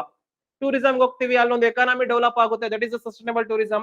They carry out water purification, filtration of sediments and nutrients from the surface water. ಅಲ್ವಾ ಹೇಳಿದೆ ನಾನು ನಿಮ್ಗೆ, slow ಆಗುತ್ತೆ, slow ಆಗಿದ ತಕ್ಷಣ ಪ್ಯೂರಿಫೈ ಆಗ್ತಾ ಹೋಗುತ್ತೆ ವಾಟರ್ ಅಂತ. They help in the nutrients recycling, ground water recharging and stabilisation of the local climate. ಯಾವ ತರ ಸ್ಟೆಬಿಲೈಸ್ ಮಾಡುತ್ತೆ? ಸೈಕ್ಲೋನ್ ಬಂತು ಅಂದ್ರೆ ಫಸ್ಟ್ ಎಕ್ಸ್ಪೋಸ್ ಆಗೋದು ಮ್ಯಾಂಗ್ರೋವ್ಸ್, ಅಲ್ಲಿ ವೀಕ್ ಆಗ್ಬಿಡುತ್ತೆ ಸೈಕ್ಲೋನ್, ಆಮೇಲೆ ನಿಮ್ಗೆ ಲ್ಯಾಂಡ್ ಗೆ ಬರ್ತಾ ಹೋಗುತ್ತೆ. That's how it stabilise the local climate. Play on important role in the flood mitigation. ಒಂದು ವಾಟರ್ ನ ಒಂದು ಫೋರ್ಸ್ ಕಮ್ಮಿ ಆಗುತ್ತೆ ಅಥವಾ ಏನಾಗುತ್ತೆ, ಅದ್ ಕಡೆಯಿಂದ ನಿಮ್ಗೆ ಸಿ ವಾಟರ್ ಕೂಡ ನಿಮ್ಗೆ ಓಷನ್ಸ್ ಗೆ ನಾವು ಒಂದು ವೇವ್ಸ್ ಗೆ ಎಲ್ಲ ಕೂಡ ಫಸ್ಟ್ ಎಕ್ಸ್ಪೋಸ್ ಆಗೋದಿದ್ದೇನೆ. That's why it controls the flood also and buffers the shoreline against the erosion and pollutants. Okay, erosion ಅಂದ್ರೆ ಏನು? ವಾಟರ್ ನ ಒಂದು ಮೂವ್ಮೆಂಟ್ ಸ್ಪೀಡ್ ಆಗಿದ್ರೆ ಎರೋಷನ್ ಆಗುತ್ತೆ. ಇದು ಸ್ಪೀಡ್ ನ ಕಡಿಮೆ ಮಾಡೋದ್ರಿಂದ ಒಂದು ಎರೋಷನ್ ಕೂಡ ಕಮ್ಮಿ ಆಗುತ್ತೆ. The acts as A genetic reservoir for the variants plant species. Okay, ಇಲ್ಲಿ ನಿಮ್ಗೆ ಬೇರೆ ಬೇರೆ ಬೇರೆ ಪ್ಲಾಂಟ್ ಸ್ಪೀಶೀಸ್ ಎಲ್ಲ ಕೂಡ ತುಂಬಾ ಇಲ್ಲಿ ಗ್ರೋ ಆಗ್ತಾ ಹೋಗುತ್ತೆ. Example especially rice. ರೈಸ್ ನೀವು ಎಂತ ನೀರಲ್ಲಿ ಬೆಳಿತೀವಿ ಈ ಕಡೆ ಎಲ್ಲ ಕೂಡ?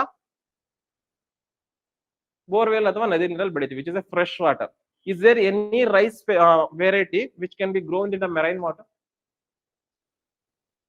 ಕೇರಳ ಕಡೆ ಹೋಗಿ ನಿಮ್ಗೆ ಅಲ್ಲಿ ನಿಮ್ಗೆ ಪೊಕ್ಕಲಿ ರೈಸ್ ಅಂತ ಅಂದ್ಬಿಟ್ಟು ಒಂದು ರೈಸ್ ಬೆಳಿತಾರೆ, ಪೊಕ್ಕಲಿ, POKKLI.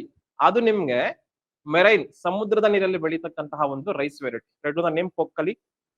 It is a marine rice variant. Okay, which can be grown in the marine water. ಈ ತರ ಡಿಫ್ರೆಂಟ್ ಒಂದು ಸ್ಪೀಶೀಸ್ ನ ಜೆನೆಟಿಕ್ ರಿಸರ್ವಾಯರ್ ಆಗು ಕೂಡ ಇದು ವರ್ಕ್ ಆಗುತ್ತೆ.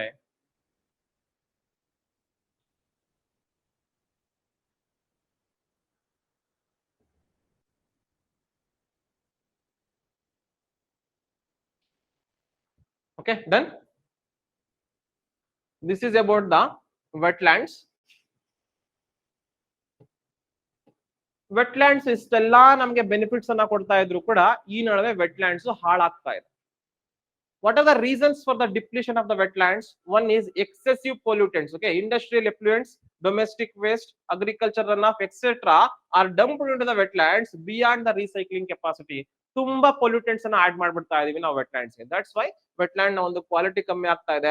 Habitat destruction and deforestation create the ecological imbalance by altering the population of the wetland species. ನಾವೇನ್ ಮಾಡ್ತೀವಿ, ಕಮರ್ಷಿಯಲ್ ಆಗಿ ಎಕ್ಸ್ಪ್ಲಾಯ್ಟ್ ಮಾಡೋದಕ್ಕೋಸ್ಕರ ಅದನ್ನ ಕೂಡ ನಾವು ಹಾಳು ಮಾಡ್ತಾ ಇದೀವಿ. ಏನ್ ಮಾಡ್ತೀವಿ, ಒಂದು ರೆಸಿಡೆನ್ಷಿಯಲ್ ಕಾಂಪ್ಲೆಕ್ಸಸ್ ಕಟ್ಕೊಳ್ಳೋದಕ್ಕೆ ಏನಾದ್ರು ರೀಕ್ಲೈಮ್ ಮಾಡ್ಕೋಬಹುದು, ಅಥವಾ ಏನಾದ್ರು ಬೇರೆ ಕಮರ್ಷಿಯಲ್ ಆಕ್ಟಿವಿಟೀಸ್ಗೋ ಇಲ್ಲ ಪೋರ್ಟ್ಸ್ ಕನ್ಸ್ಟ್ರಕ್ಷನ್ ಮಾಡೋದಕ್ಕೋ ಎಲ್ಲವೂ ಕೂಡ ನಾವೇನ್ ಮಾಡ್ತೇವೆ, ಅಲ್ಲಿ ಹ್ಯಾಬಿಟೇಟ್ ಅನ್ನ ಡೆಸ್ಟ್ರಕ್ಷನ್ ಮಾಡ್ತಾ ಇರೋದ್ರಿಂದ ಒಂದು ಹಾಳಾಗ್ತಾ ಇದೆ. Then conversion of wetlands for the agriculture and encroachment by the public and mafia. Okay, wetlands ಅನ್ನ ನಾವು ಕಮರ್ಷಿಯಲ್ ಪರ್ಪಸ್ಗೋಸ್ಕರ ಎನ್ಕ್ರೋಚ್ ಮಾಡ್ಕೊಳ್ತಾ ಇರ್ತಕ್ಕಂಥ, ನಾನು ಹೇಳಿದೆ ಈಗ ಪೊಕ್ಕಲಿ ರೈಸ್ ಬೆಳಿಬಹುದು ಅಂತ, ಅಲ್ಲಿರ್ತಕ್ಕಂಥ ನ್ಯಾಚುರಲ್ ವೆಟ್ಲ್ಯಾಂಡ್ ನಾವು ಕ್ಲಿಯರ್ ಮಾಡೋದು, ನಾವು ರೈಸ್ ಬೆಳಿತಾ ಹೋದ್ರೆ ಏನಾಗುತ್ತೆ, ಅಲ್ಲಿ ಅವಾಗ್ಲೂ ಕೂಡ ಹಾಳಾಗುತ್ತೆ wetlands. Then over fishing and fish farming. ಏನಾಗುತ್ತೆ, ನೀವು ಈ ಆಂಧ್ರ ಪ್ರದೇಶ್ ಕೋಸ್ಟಲ್ ಏರಿಯಾಗೆಲ್ಲ ಕೂಡ ಹೋಗ್ಬಿಡಿ, ಕಂಪ್ಲೀಟ್ ನಿಮ್ಗೆ ಅಲ್ಲೆಲ್ಲೂ ಕೂಡ ಬೀಚಸ್ ಏರಿಯಾದಲ್ಲಿ ಎಲ್ಲಾ ಕೂಡ ಕಮರ್ಷಿಯಲ್ ಫಿಶಿಂಗ್ ಮಾಡ್ತಾ ಇದ್ದಾರೆ. That is called aqua culture ಮಾಡ್ತಾ ಇದ್ದಾರೆ. ಅದರಿಂದ ಏನಾಗುತ್ತೆ, ನಿಮ್ಗೆ ಓವರ್ ಪೊಲ್ಯೂಟೆಂಟ್ಸ್ ಎಲ್ಲ ಕೂಡ ಆಡಾಗುತ್ತಾ ಕಮರ್ಷಿಯಲ್ ಆಗಿ ನಾವು ಮಾಡೋದ್ರಿಂದ. Okay, then overgrazing in the marshy soils. Okay, ತುಂಬಾ consume ಮಾಡ್ಕೊಳ್ತಕ್ಕಂಥದ್ದು.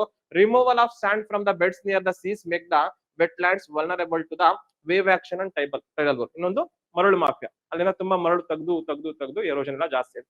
These are the reasons for the depletion of the wetlands. Okay, read it and write it.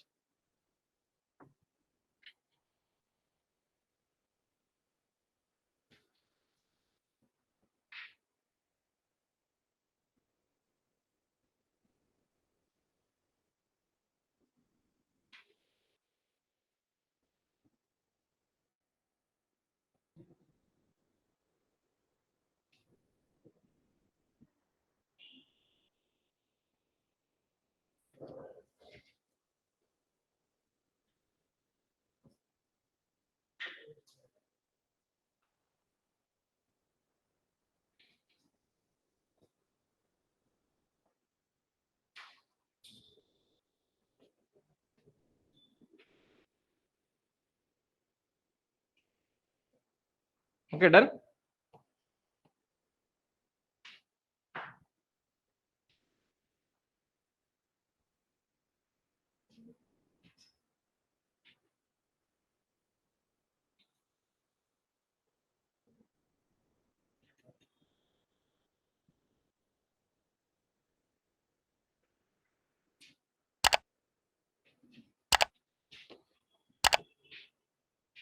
Okay, this is about the reasons for the depletion of the wetlands. Next, mitigation. ಆ depletion ಅನ್ನ ತಡೆಯೋದಕ್ಕೆ ನಾವೇನ್ ಮಾಡ್ಬೇಕು, ನೀವೇ ಹೇಳಿ, ಏನ್ ಮಾಡ್ಬೋದು? Reasons ಏನು? What are the reasons? Excessive pollutants ಅನ್ನ ಆಡ್ ಮಾಡ್ತಕ್ಕಂಥದ್ದು, ಕಮರ್ಷಿಯಲ್ ಆಗಿ ಎಕ್ಸ್ಪ್ಲಾಯ್ಟ್ ಮಾಡ್ತಕ್ಕಂಥದ್ದು, ಇದೆಲ್ಲ ಕೂಡ ಇದೆ. ಇದನ್ನ ತಡೆಗಟ್ಟೋದಕ್ಕೆ ನೀವೇನ್ ಮಾಡ್ತೀರಾ? ಪೊಲ್ಯೂಟೆಂಟ್ಸ್ ನ ಬಿಡೋದನ್ನ ಕಮ್ಮಿ ಮಾಡ್ತೀವಿ ಸರ್. ಓಕೆ, ದೆನ್ ಅಫಾರೆಸ್ಟ್ರೇಷನ್ ಮಾಡ್ತೀರಾ. Very good. Then fish farming ನ ಕಡಿಮೆ ಮಾಡ್ತೀರಾ ಅಲ್ಲಿ. Okay, very good. Then overgrazing ನ ಕಡಿಮೆ ಮಾಡಬೇಕು. ದೆನ್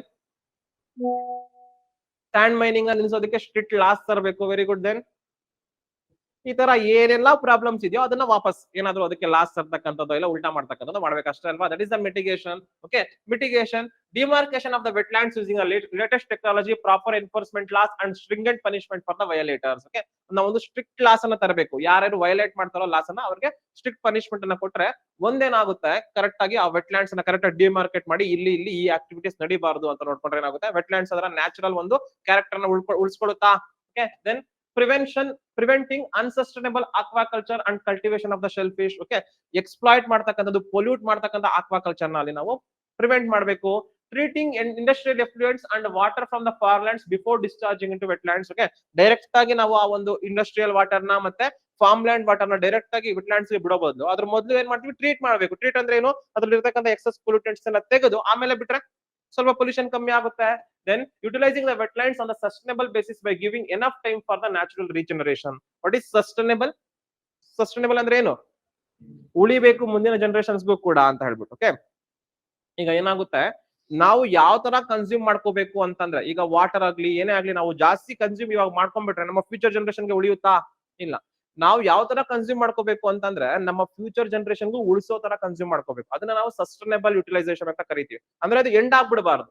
ಈಗ ಲೆಟಸ್ ಟೇಕ್, ಯಾವ್ದೋ ಒಂದು ಗಿಡ ಒಂದಷ್ಟು ಫ್ರೂಟ್ಸ್ ಅನ್ನ ರೆಗ್ಯುಲರ್ ಆಗಿ ಕೊಡ್ತಾ ಇದೆ ಅಂತ ಅನ್ಕೊಳ್ಳಿ. ನಾವೇನ್ ಮಾಡ್ತೀವಿ, ಒಂದು ಅಷ್ಟು ಅಮೌಂಟ್ ಆಫ್ ಫ್ರೂಟ್ಸ್ ಅನ್ನ ತಗೋತಾ ಇದ್ರೆ ಪದೇ ನಾವು ಅದನ್ನ ನಾಳೆ ಕೊಡ್ತಾ ಇರುತ್ತೆ. ಅದ್ ಬಿಟ್ಬಿಟ್ಟು ನಾವೆಲ್ಲ ಕೂಡ ಅದರ ಒಂದು ಕೊಂಬೆಗಳನ್ನೆಲ್ಲ ಕಟ್ ಮಾಡ್ಬಿಟ್ರೆ ನಾಳೆ ಫ್ರೂಟ್ ಕೊಡುತ್ತಾ? ಅದು ಇಲ್ಲ. ಅಂದ್ರೆ ನಾವು ಎಷ್ಟು ಯುಟಿಲೈಸ್ ಮಾಡ್ಕೋಬೇಕು ಅಂದ್ರೆ ಅದರ ನ್ಯಾಚುರಲ್ ರೀಜನರೇಷನ್ ಕೆಪಾಸಿಟಿನ ಹಾಳ್ ಮಾಡಬಾರ್ದು. ಅದನ್ನ ಉಳಿಸುವಷ್ಟು ಮಾತ್ರ ನಾವು ತಗೋಬೇಕು. ಫ್ರೂಟ್ಸ್ ಅನ್ನ ಕೊಡ್ತಿದೆ ಅಂದ್ರೆ ಬರೀ ಫ್ರೂಟ್ಸ್ ಅನ್ನ ಕಟ್ ಮಾಡ್ಕೊಂಡ್ರೆ ಅದು ಮತ್ತೆ ನಾಳೆ ಫ್ರೂಟ್ ಕೊಡುತ್ತೆ. ಇಲ್ಲ ಅದರ ಕೊಂಬೆಗಳನ್ನೇ ಕಟ್ ಮಾಡ್ಕೊಂಡ್ಬಿಟ್ರೆ ನಾಳೆ ಫ್ರೂಟ್ ಕೊಡುತ್ತಾ? ಇದು ಇಲ್ಲ. ಈ ತರ ಯುಟಿಲೈಸ್ ಮಾಡ್ಕೊಳ್ಳೋದನ್ನ ನಾವೇನಂತ ಕರೀತೀವಿ, ಸಸ್ಟೈನಬಲ್ ಯುಟಿಲೈಸೇಷನ್ ಅಂತ ಕರಿತೀವಿ. ಅಂದ್ರೆ ಈಗ ವಾಟರ್ ನೀವೇನ್ ಮಾಡ್ತೀರಿ, ತುಂಬಾ ಜಾಸ್ತಿ ಬೋರ್ವೆಲ್ಸ್ ಎಲ್ಲ ಹಾಕಿ ಕೊರೆದು ತಗೊಂಡ್ಬಿಟ್ರೆ ಏನಾಗುತ್ತೆ, ವಾಟರ್ ಪದೇ ರೀಚಾರ್ಜ್ ಆಗುತ್ತೆ ಅಲ್ವಾ, ಮೇಲೆ ಬಿದ್ದಂತ ಮಳೆ ಮತ್ತೆ ಹೋಗುತ್ತೆ, ರೀಚಾರ್ಜ್ ಆಗುತ್ತೆ. ಅದು ರೀಚಾರ್ಜ್ ಆಗಕ್ಕೆ ಮೊದಲೇ ಕಂಪ್ಲೀಟ್ ಆಗಿ ನೀವು ಯುಟಿಲೈಸ್ ಮಾಡ್ಕೊಂಡ್ಬಿಟ್ರೆ ಏನಾಗುತ್ತೆ, ಬೋರ್ವೆಲ್ ಅಲ್ಲಿ ವಾಟರ್ ಬರುತ್ತೆ. Unsustainable thing. ಸಸ್ಟೈನಬಲ್ ಯುಟಿಲೈಸೇಷನ್ ಅಂತ ಅಂದ್ರೆ ನಾವು ಎಷ್ಟು ಯುಟಿಲೈಸ್ ಮಾಡ್ಕೋಬೇಕು ಅಂದ್ರೆ ಅರ್ಥ ಮತ್ತೆ ಅದನ್ನ ರೀಜನರೇಟ್ ಮಾಡೋಷ್ಟು ಮಾತ್ರನೇ ಯುಟಿಲೈಸ್ ಮಾಡ್ಕೋಬೇಕು. ಅದ್ರ ರೀಜನರೇಟೇ ಮಾಡಕ್ಕಾಗ್ತಾ ಅಷ್ಟು ಯುಟಿಲೈಸ್ ಮಾಡ್ಕೊಂಡ್ರೆ ನೆಕ್ಸ್ಟ್ ಜನರೇಷನ್ಗೆ ಅದು ಉಳಿಯೋದಿಲ್ಲ ಅಂತ ಅರ್ಥ. Okay, utilising the wetlands on sustainable basis by giving enough time for the natural regeneration. ನಾನು ಹೇಳ್ದೆ ವೆಟ್ಲ್ಯಾಂಡ್ಸ್ ಅಲ್ಲಿ ಈಗ ಮ್ಯಾಂಗ್ರೋವ್ ಫಾರೆಸ್ಟ್ ನಲ್ಲಿ ಕೂಡ ಈ ಮೆಟೀರಿಯಲ್ ಅನ್ನ ನಾವು ಬಿಲ್ಡಿಂಗ್ ಕನ್ಸ್ಟ್ರಕ್ಷನ್ ಗೆ ಎಲ್ಲ ಕೂಡ ಯುಟಿಲೈಸ್ ಮಾಡ್ಕೋಬಹುದು ಅಂತ ಹೇಳಿದೆ. ನಾವು ಎಲ್ಲವೂ ಕಡ್ಕೊ ಬಂದ್ಬಿಟ್ರೆ ಏನಾಗುತ್ತೆ, ನಮ್ಗೆ ಸ್ವಲ್ಪ ಈಗ ಅಲ್ಲಿ ನಿಮ್ಗೆ ಕಟ್ ಆಗಿ ಬಿದ್ದಿರ್ತಕ್ಕಂಥ ಮರಗಳನ್ನ ತಗೋ ಬರ್ತಕ್ಕಂಥದ್ದು ಆ ತರ ಯುಟಿಲೈಸ್ ಮಾಡ್ಕೊಂಡ್ರೆ ಅದರ ಒಂದು ನ್ಯಾಚುರಲ್ ಕೆಪಾಸಿಟಿ ಹಂಗೆ ಉಳಿದಿರುತ್ತೆ. ಎಲ್ಲಾ ಮರಗಳನ್ನ ಕಟ್ ಮಾಡ್ಕೊಂಡ್ ಬಂದ್ಬಿಟ್ರೆ ನಾಳೆ ಉಳಿದಿರುತ್ತೆ. ಅಂದ್ರೆ ಆ ಸಸ್ಟೈನಬಲ್ ಬೇಸಿಸ್ ಅಲ್ಲಿ ಯೂಸ್ ಮಾಡ್ಕೋಬೇಕು ನಾವು ಅಂತ. Then artificial regeneration for the quick recovery. ಈಗ ಎಲ್ಲೆಲ್ಲಿ ಹಾಳಾಗ್ಬಿಟ್ಟಿದೆಯೋ ಅಲ್ಲಿ ನಾವೇ ಆರ್ಟಿಫಿಷಿಯಲ್ ಆಗಿ ಏನ್ ಮಾಡ್ಬೋದು, ಹೋಗ್ಬಿಟ್ಟು ಅಲ್ಲಿ ಬೇಗ ಬೆಳೀತಕ್ಕಂಥ ಪ್ಲಾಂಟ್ಸ್ ಅನ್ನ ಅಫಾರೆಸ್ಟ್ರೇಷನ್ ಮಾಡ್ತಕ್ಕಂಥದ್ದು, ಈ ತರ ಆರ್ಟಿಫಿಷಿಯಲ್ ರಿಕವರಿಯನ್ನ ಕೂಡ ಮಾಡಬಹುದು. Afforestation, weed control, preventing invasive species is the key to the wetland conservation. What is invasive species ಅಲ್ವಾ? ಈಗ ಏನಾಗುತ್ತೆ, ಲೆಟಸ್ ಟೇಕ್ ನಮ್ಮ ಇಂಡಿಯಾದಲ್ಲಿ ಎ ಸ್ಪೀಶೀಸ್ ಇದೆ, ಬಿ ಸ್ಪೀಶೀಸ್ ಇದೆ, ಸಿ, 3 ಪ್ಲಾಂಟ್ಸ್ ಇದಾವೆ. ಈ ಪ್ಲಾಂಟ್ಸ್ ನಿಮ್ಗೆ ಇವುಗಳ ನಂಬರ್ ಒಂದು ಆವರೇಜ್ ಆಗಿರುತ್ತೆ. ಯಾಕೆ ಇವುಗಳ ಪ್ಲಾಂಟ್ ಆವರೇಜ್ ಆಗಿರುತ್ತೆ ಅಂದ್ರೆ, ಈಗ ಪ್ಲಾಂಟ್ಸ್ ಅನ್ನ ಕನ್ಸ್ಯೂಮ್ ಮಾಡ್ಕೊಳ್ಳೋದು ಯಾರು, ಹ್ಯೂಮನ್ಸ್, ಅನಿಮಲ್ಸ್ ಎಲ್ಲ ಕನ್ಸ್ಯೂಮ್ ಮಾಡ್ಕೋತೀವಿ. ಇವುಗಳನ್ನ ಪದೇ ಕನ್ಸ್ಯೂಮ್ ಮಾಡ್ಕೋತಾ ಇದ್ರೆ ಇವುಗಳ ನಂಬರ್ ತುಂಬಾ ಜಾಸ್ತಿ ಆಗುತ್ತಾ? ಇಲ್ಲ, ಒಂದು ಆವರೇಜ್ ನಂಬರ್ ಇದ್ಬಿಡುತ್ತೆ. ಈಗ ಯಾವ್ದೋ ಇಲ್ಲಿಗೆ ನೇಟಿವ್ ಅಲ್ಲದೆ ಇರತಕ್ಕಂತ ಸ್ಪೀಶೀಸ್ ಒಂದು ಈ ಸ್ಪೀಶೀಸ್ ಇಲ್ಲಿಗೆ ಬಂತು ಅಂತ ಅನ್ಕೊಳ್ಳಿ. ಈ ಸ್ಪೀಶೀಸ್ ಇಲ್ಲಿಗೆ ಬಂತು, ಈನ ಯಾರಾದ್ರೂ ಕನ್ಸ್ಯೂಮ್ ಮಾಡ್ಕೋತಾರಾ? ನಮ್ಮ ಲೋಕಲ್ ಅಲ್ಲಿ ಏನ್ ಸಿಗುತ್ತೆ ಅದನ್ನ ಮಾತ್ರನೇ ನಮ್ಮ ಪ್ರಾಣಿಗಳು ತಿಂತಕ್ಕಂಥದ್ದು ಅಥವಾ ನಾವು ಹ್ಯೂಮನ್ಸ್ ತಿಂತಕ್ಕಂಥದ್ದು. ಹೊರಗಡೆಯಿಂದ ಬಂದಿರೋದನ್ನ ನಾವು ಕನ್ಸ್ಯೂಮ್ ಮಾಡ್ಕೊಳ್ಳೋದಿಲ್ಲ. ಯಾವಾಗ ಕನ್ಸ್ಯೂಮ್ ಮಾಡ್ಕೊಳ್ಳೋದಿಲ್ವೋ, ದೇರ್ ಇಸ್ ನೋ ಕಾಂಪಿಟೇಟರ್. ಯಾವಾಗ ಕಾಂಪಿಟೇಟರ್ ಇಲ್ವೋ ಇದು ತುಂಬಾ ಬೆಳೆದ್ ಬಿಡುತ್ತೆ. ಇಲ್ಲ, ತುಂಬಾ ಜಾಸ್ತಿ ಬೆಳೆದು ಇವುಗಳಿಗೆ ಸಿಗ್ತಕ್ಕಂಥ ನ್ಯೂಟ್ರಿಯೆಂಟ್ಸ್ ಎಲ್ಲವನ್ನ ಕೂಡ ಇದೇ ಹೇಳ್ಕೊಂಡ್ಬಿಟ್ರೆ ಏನಾಗುತ್ತೆ, ಇದೊಂದೇ ಬೆಳೆಯುತ್ತೆ, ಇವೆಲ್ಲ ಕೂಡ ಡೆಸ್ಟ್ರಾಯ್ ಆಗ್ಬಿಡುತ್ತೆ. This is the capability of the invasive species. ಅದಕ್ಕೆ ನಾವು ಇನ್ವೇಸಿವ್ ಸ್ಪೀಶೀಸ್ ಅನ್ನ ನಾವು ಅವಾಯ್ಡ್ ಮಾಡಬೇಕು ಅಂತ ಹೇಳ್ಬಿಟ್ಟು. ಓಕೆ,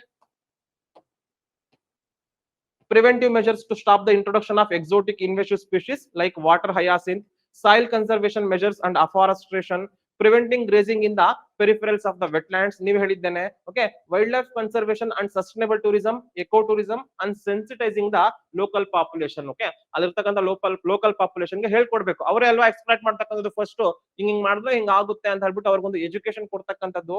ಇದನ್ನೆಲ್ಲಾ ಕೂಡ ಮಾಡಿದ್ರೆ ಏನಾಗುತ್ತೆ, ನಮ್ಗೆ ವೆಟ್ಲ್ಯಾಂಡ್ಸ್ ಉಳ್ಕೊಳ್ಳುತ್ತೆ. What is eutrophication? ಯೂಟ್ರೋಫಿಕೇಶನ್ ಅಂತಂದ್ರೆ ಒಂದು ಜನರಲ್ ಆಗಿ ಹೇಳ್ಬೇಕಂದ್ರೆ it is the ageing of a ಒಂದು ಆಕ್ವಾಟಿಕ್ ಎಕೋಸಿಸ್ಟಮ್ ಅಂತ ಹೇಳ್ಬೋದು. ಯೂಟ್ರೋಫಿಕೇಶನ್ ಅಂದ್ರೆ ಲೆಟ್ ಅಸ್ ಟೇಕ್ ಒಂದು ಪಾಂಡ್ ಇದೆ ಅಂತ ಅನ್ಕೊಳ್ಳೋಣ. ಈ ಪಾಂಡ್ ಗೆ ಏನು ಕೂಡ ಪೊಲ್ಯೂಟೆಂಟ್ಸ್ ಆಡ್ ಆಗ್ತಾ ಇಲ್ಲ. ಪೊಲ್ಯೂಟೆಂಟ್ಸ್ ಆಡ್ ಆಗ್ತಾ ಇಲ್ಲ ಅಂದ್ರೆ ಏನಾಗುತ್ತೆ, ನಾರ್ಮಲ್ ಆಗಿ ಇಲ್ಲಿ ಇರ್ತಕ್ಕಂಥ organisms what are the primary producers, algae ಬೆಳೀತಾ ಇರುತ್ತೆ. ಈ ಆಲ್ಗೆ ಅನ್ನ ತಿನ್ಕೊಂಡು ಫಿಶಸ್ ಇರುತ್ತೆ, ಈ ಫಿಶಸ್ ಅನ್ನ ತಿನ್ಕೊಂಡು ದೊಡ್ಡ ಫಿಶಸ್ ಇರುತ್ತೆ, ಮತ್ತೆ ಇದು ರೀಜನ್ ಆಗ್ತಾ ಇರುತ್ತೆ. ಈ ತರ ನ್ಯಾಚುರಲ್ ಒಂದು ಏಜ್ ಮೇಂಟೈನ್ ಆಗ್ತಾ ಇರುತ್ತೆ. ಇಫ್ ಇದಕ್ಕೆ ನಾನು ಜಾಸ್ತಿ ಪೊಲ್ಯೂಟೆಂಟ್ಸ್ ಅನ್ನ ಆಡ್ ಮಾಡ್ಬಿಟ್ಟೆ ಅಂತ ಅನ್ಕೊಳ್ಳಿ. ಪೊಲ್ಯೂಟೆಂಟ್ಸ್ ಅನ್ನ ಆಡ್ ಮಾಡಿದ್ರೆ ಏನಾಗುತ್ತೆ, ಈ ಆಲ್ಗೆ ಏನಿದೆ, ಈ ಆಲ್ಗೆಗೆ ತುಂಬಾ ನ್ಯೂಟ್ರಿಯೆಂಟ್ಸ್ ಸಿಕ್ದಂಗ ಆಯ್ತಾ. ಜಾಸ್ತಿ ನ್ಯೂಟ್ರಿಯೆಂಟ್ಸ್ ಸಿಕ್ಬಿಟ್ರೆ ಏನಾಗುತ್ತೆ, ತುಂಬಾ ಜಾಸ್ತಿ ಬೆಳೆದ್ಬಿಡುತ್ತಾ ಈ ಒಂದು ಆಲ್ಗೆ. ತುಂಬಾ ಜಾಸ್ತಿ ಬೆಳೆದ್ಬಿಟ್ಟು ನಿಮ್ಗೆ ಆಲ್ಗಲ್ ಬ್ಲೂಮ್ ಆಗ್ಬಿಡುತ್ತೆ. ಆಲ್ಗಲ್ ಬ್ಲೂಮ್ ಆಗಿ ಏನಾಗುತ್ತೆ, ಒಳಗಡೆ ಹೋಗ್ತಕ್ಕಂಥ ಲೈಟ್ ಅನ್ನ ಕಟ್ ಮಾಡ್ಬಿಡುತ್ತೆ. ಯಾವಾಗ ಲೈಟ್ ಅನ್ನ ಕಟ್ ಮಾಡ್ತೀವೋ ಒಳಗಡೆ ನಿಮ್ಗೆ ಫೋಟೋಸಿಂಥಸಿಸ್ ಆಗೋದಿಲ್ಲ, ಒಳಗಡೆ ಆಕ್ಸಿಜನ್ ಅವೈಲೇಬಿಲಿಟಿ ಇರೋದಿಲ್ಲ. ಅವಾಗ ಏನಾಗುತ್ತೆ, ಇಲ್ಲಿ ಇರ್ತಕ್ಕಂಥ ಆರ್ಗಾನಿಸಮ್ಸ್ ಎಲ್ಲ ಕೂಡ ಸತ್ತೋಗುತ್ತೆ.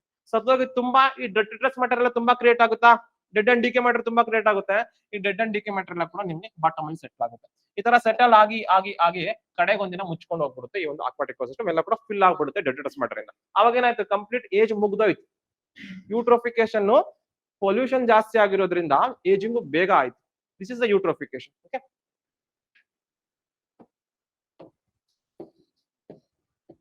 eutrophication abatement by processing nutrient rich discharge water into the water body. ಓಕೆ, ಏನಾಗ್ತೀವಿ ನಾವು, ಯೂಟ್ರೋಫಿಕೇಶನ್ ನ ಕಡಿಮೆ ಮಾಡಬಹುದು. ಹೆಂಗೆ, ನಾವು ಪೊಲ್ಯೂಷನ್ ವಾಟರ್ ನಾವು ವಾಟರ್ ಬಾಡಿ ಬೀಳಕ್ಕೆ ಮೊದಲು ಪ್ರೊಸೆಸಿಂಗ್ ಮಾಡ್ತಕ್ಕಂಥದ್ದು. ಪೊಲ್ಯೂಷನ್ ಎಲ್ಲ ಕೂಡ ತೆಗೆದ್ಬಿಟ್ರೆ ಏನಾಗುತ್ತೆ, ಪ್ಯೂರ್ ವಾಟರ್ ಹೋಗುತ್ತೆ ಕಂಪೇರೇಬಲಿ. ಆವಾಗ ನಿಮ್ಗೆ ಯೂಟ್ರೋಫಿಕೇಶನ್ ಅಬೇಟ್ಮೆಂಟ್ ಆಗುತ್ತೆ.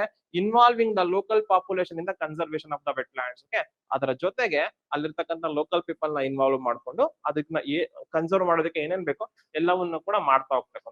This is about the measures to mitigate the depletion of wetlands. Okay, what are the measures, other measures government ಅಥವಾ ಇಂಟರ್ನ್ಯಾಷನಲ್ ಕಮ್ಯುನಿಟಿ ತಗೊಂಡಿರ್ತಕ್ಕಂಥ ಮೆಜರ್ಸ್ ಏನೇನು ಒಂದು ವೆಟ್ಲ್ಯಾಂಡ್ಸ್ ಅನ್ನ ಪ್ರೊಟೆಕ್ಟ್ ಮಾಡೋದಕ್ಕೆ? ಒಂದು ರಾಮ್ಸಾರ್ ಕನ್ವೆನ್ಷನ್ ಅಂತ ಇದೆ, ವೆಟ್ಲ್ಯಾಂಡ್ಸ್ ಇಂಟರ್ನ್ಯಾಷನಲ್ ಅಂತ ಒಂದು NGO ಇದೆ. ನೆಕ್ಸ್ಟ್ ನಮಗೆ Indian government national wetlands conservation program ಅಂತ ಒಂದು ಪ್ರೋಗ್ರಾಮ್ ಮಾಡಿದೆ. ದೀಸ್ ಆರ್ ದ programs ಅಥವಾ measures taken by the government and international community. Write down these 4 things. Measures to protect the wetlands.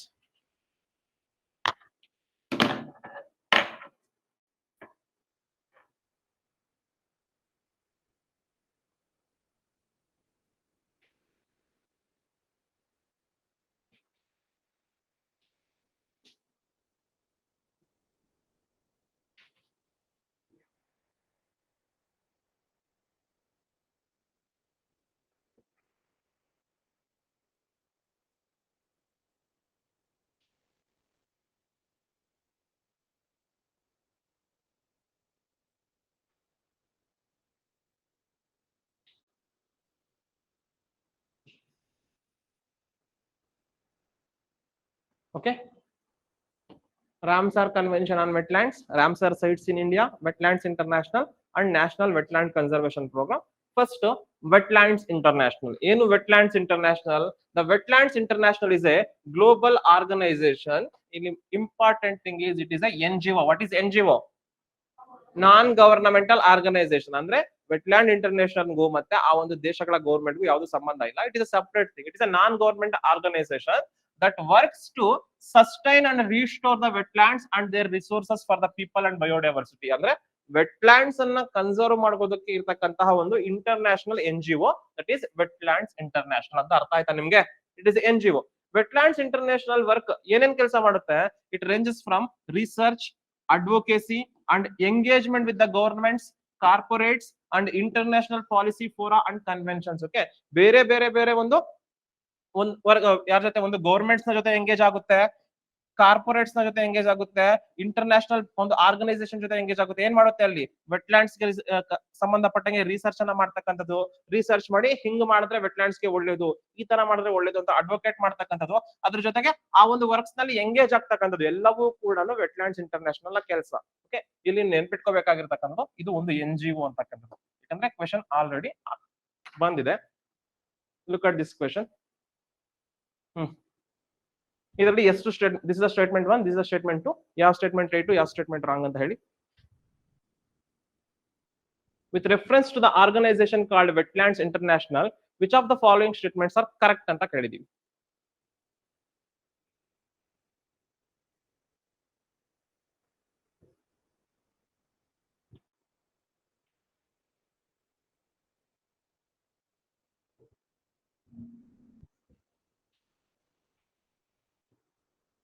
Is first statement right?